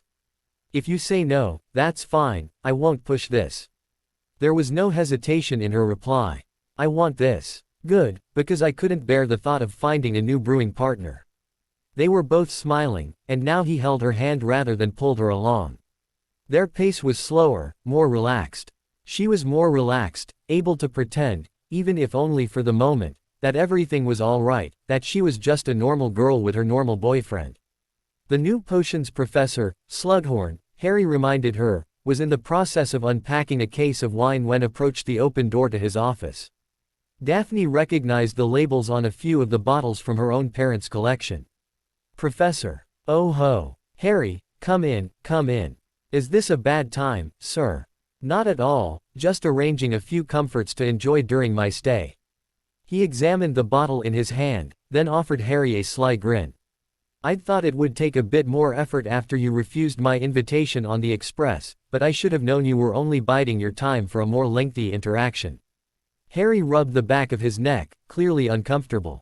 I never got any invitation, sorry. We had the shades down in our compartment, Daphne interjected, partly to bail out Harry and partly to remind their new professor there were two people visiting him. Slughorn swiveled his gaze towards her, smile widening. Say nothing more, I understand completely. As I told Harry, I taught here for many years, I'm very familiar with students sneaking off to spend time alone. This is Daphne Greengrass, she's why I came to see you. Greengrass, you're the spitting image of Ava Rosier, with Cecil's hair, of course. If my memory serves me, I seem to recall your mother was absolutely smitten with your father from the moment they were sorted. Really? Oh yes, why I recall one time, it must have been 74, when. Sir, we actually came to ask if Daphne could have your permission to join Newt Potions. She didn't realize her AL scores made her eligible. I suppose we could squeeze her in, perhaps in the seat next to your own. Slughorn chortled happily. It's normally the other way around, boys trying to impress girls with their academic achievements. She doesn't need to impress me. Daphne's an excellent student. Slughorn's smile was disarming, like Harry defending her was precisely the response he wanted. You'll be needing supplies, then. Newt Potions with cast-off equipment. I don't think so. My father will send anything we require, Daphne said, wincing a moment later at the way that came out. She hadn't brandished her family's means in years, but something about this new professor brought it out of her. I'll take the supplies here, thanks. She spun around to look at Harry, to reassure him it would be fine. She'd simply lie and say it was for Pansy, after all, but the words wouldn't come. Harry was staring at her, and for all he tried to keep his expression passive, she could see the pity fighting its way to the surface. It wasn't that surprising, she thought to herself with a sour feeling, that Harry wouldn't want the largesse of abusive parents. She silently tracked him while he, at Slughorn's direction, pulled a battered textbook out of a storage cabinet, along with a set of scales so worn they didn't look stable enough to weigh a sugar cube. Well, thanks very much. I guess we'll see you tomorrow for class, then, Harry said, edging towards the door with his borrowed supplies underneath one arm. She didn't know why she did it. Maybe it was because there was still more than an hour until curfew and Daphne had nowhere else to go. Maybe some part of her was still smarting from owning up to her poor exam scores. Or, she admitted, perhaps it had something to do with not wanting to be alone with Harry while her parents were at the forefront of his thoughts. Regardless, before he reached the door, she took a step forward and remarked, "That's an excellent year for Barolo, sir." Slughorn looked down at the bottle he held. "My favorite vintage. I don't suppose you'd care to join me for a taste." "We'd love to." She glanced at Harry, and after a moment he plastered on a very false smile and nodded. "Now, just a smidge," he said, passing a hefty pour to each of them with exaggerated winks. "It wouldn't very well do for Minerva to think I'm promoting underage drinking." In contrast to Harry, who awkwardly shifted his borrowed supplies while accepting his glass, Daphne sipped hers and settled into one of the seats across from their professor's desk. "Come, join us, Harry." For all that the impromptu conversation was intended as a distraction, Daphne couldn't help but enjoy chatting with the new potions professor. Horace Slughorn was entertaining, full of anecdotes about interesting individuals and years past. He was also perhaps the most Slytherin man Daphne had ever encountered. Slughorn made a very ill-disguised attempt to charm Harry, full of tales of Lily Potter's successes and tribulations during her school years. At first, she thought him a fool. Anyone who'd any meaningful time around Harry Potter knew he wasn't one to enjoy attention paid to his celebrity. But by the time they finished their wine, when Slughorn held up the bottle in a questioning gesture, Harry was the first to slide his glass across the desk for a refill. Understanding slowly dawned on her. He'd realized that Harry, with more than 5 years of fame thrust upon him, had his hackles up over attempts to use him in such a manner.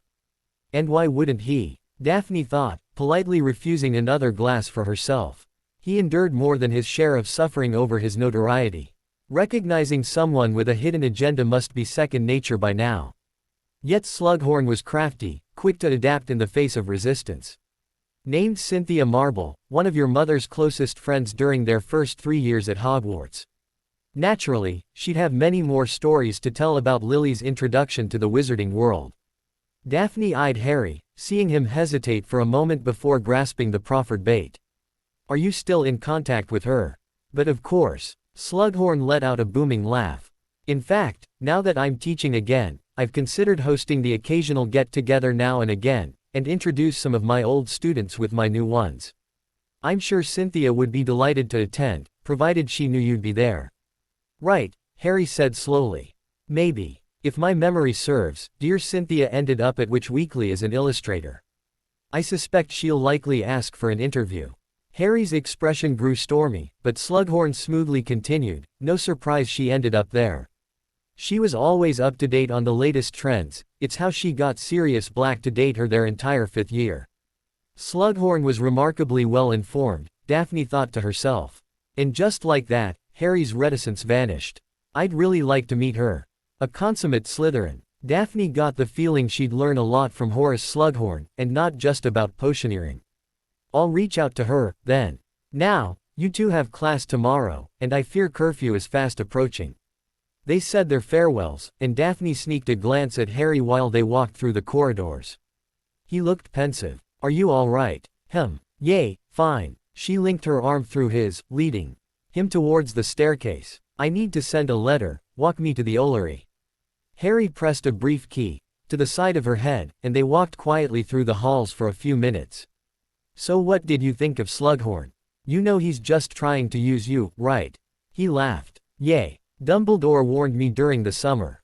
She dug around for some parchment and a quill, then handed her bag to Harry to hold while she scribbled a quick note to her mother, asking for a rushed delivery of brewing supplies. Once she attached the letter to a school owl, Harry passed her bag back. So why go along with it, then? The thing is, everyone's always trying to trick me into doing what they want. Lockhart, Fudge, Skeeter, hell, even Umbridge, back when she thought I might help her against Dumbledore. But Slughorn didn't try to hide what he wanted and what he offered. It felt, I don't know, more honest, if that makes sense. Like he was treating me with respect, rather than assuming I was some naive kid. Honesty. Daphne took a deep breath, gazing at his moonlit features. Harry. He interrupted her with a key. We're going to have to hustle if we want to make it back to our dorms before curfew. Oh, right, yeah. Black Lake was still. In the early morning it was so calm and peaceful. It spread to where she sat at the shore. Daphne woke early, leaving the dorms before her roommates got up. She had a quick breakfast in the kitchens before venturing outside. No sense in enjoying the outdoors, before the weather inevitably turned unpleasant. With Harry and most of the others in Newt defense, she had nowhere to be. Hidden behind her bed's curtains and a silencing charm, she'd conferred with Alicent the night before. Like always, her ancestor shared none of Daphne's concerns about the present state of affairs. The war, the prophecy, her housemates, her courses, all were secondary, non-essential issues to the acidic portrait. Focus on what matters, child. You're fighting for your sister's life, and it's a battle you're currently winning, Alicent said. So why did she feel like she was drowning? I should think it's a bit early in the term for a student to stare solemnly into the horizon, a familiar, cheerful voice said behind her. Daphne turned around, running a tired hand over her face. Good morning, Headmaster. Good morning to you, as well. While it's unfortunate you weren't able to test into many Newt courses, I do hope you'll put your free periods to more productive use in the coming months. Maybe I felt like skiving the first day. Professor Slughorn will be most disappointed to hear that, then. He has quite the production planned for his first class. She eyed him suspiciously. How do you know I switched into Newt potions? I only asked him last night. I told you, over the summer, that you've caught my attention. You'll need to work a little harder should you attempt to hide something from me, Miss Greengrass. He gestured for her to accompany him with his gloved hand. However, in this case it took little effort on my part to determine your schedule change. If you'll follow me. Daphne did so, trying not to drag her feet while they walked back to the castle. As though she didn't already have enough to deal with. Dumbledore didn't try to make any further conversation along the way, merely walking in silence and occasionally spearing her with an inquisitive glance. They ascended the staircase to his office, where a gleaming collection of potions equipment and a brand new copy of Advanced Potion Making sat on his desk. I once again find myself acting as an ancient, overgrown post owl, the headmaster said in an amused voice, passing over a sealed envelope bearing her mother's handwriting. Forgive the intrusion, but all packages are open to be scanned for dark magic. I see. I trust my school supplies didn't set off any alarms. Indeed. Daphne pulled her wand from her sleeve and muttered, Reducio, to shrink down the materials. Is that all? It is. Good luck with your first week of classes. Once she was out of his office, Daphne unsealed the letter. Daphne, your father and I are so proud of you for adding another NEWT level course to your schedule. We purchased the best supplies available for you. Do your best, and be sure to keep up with your study in other subjects as well as you're able.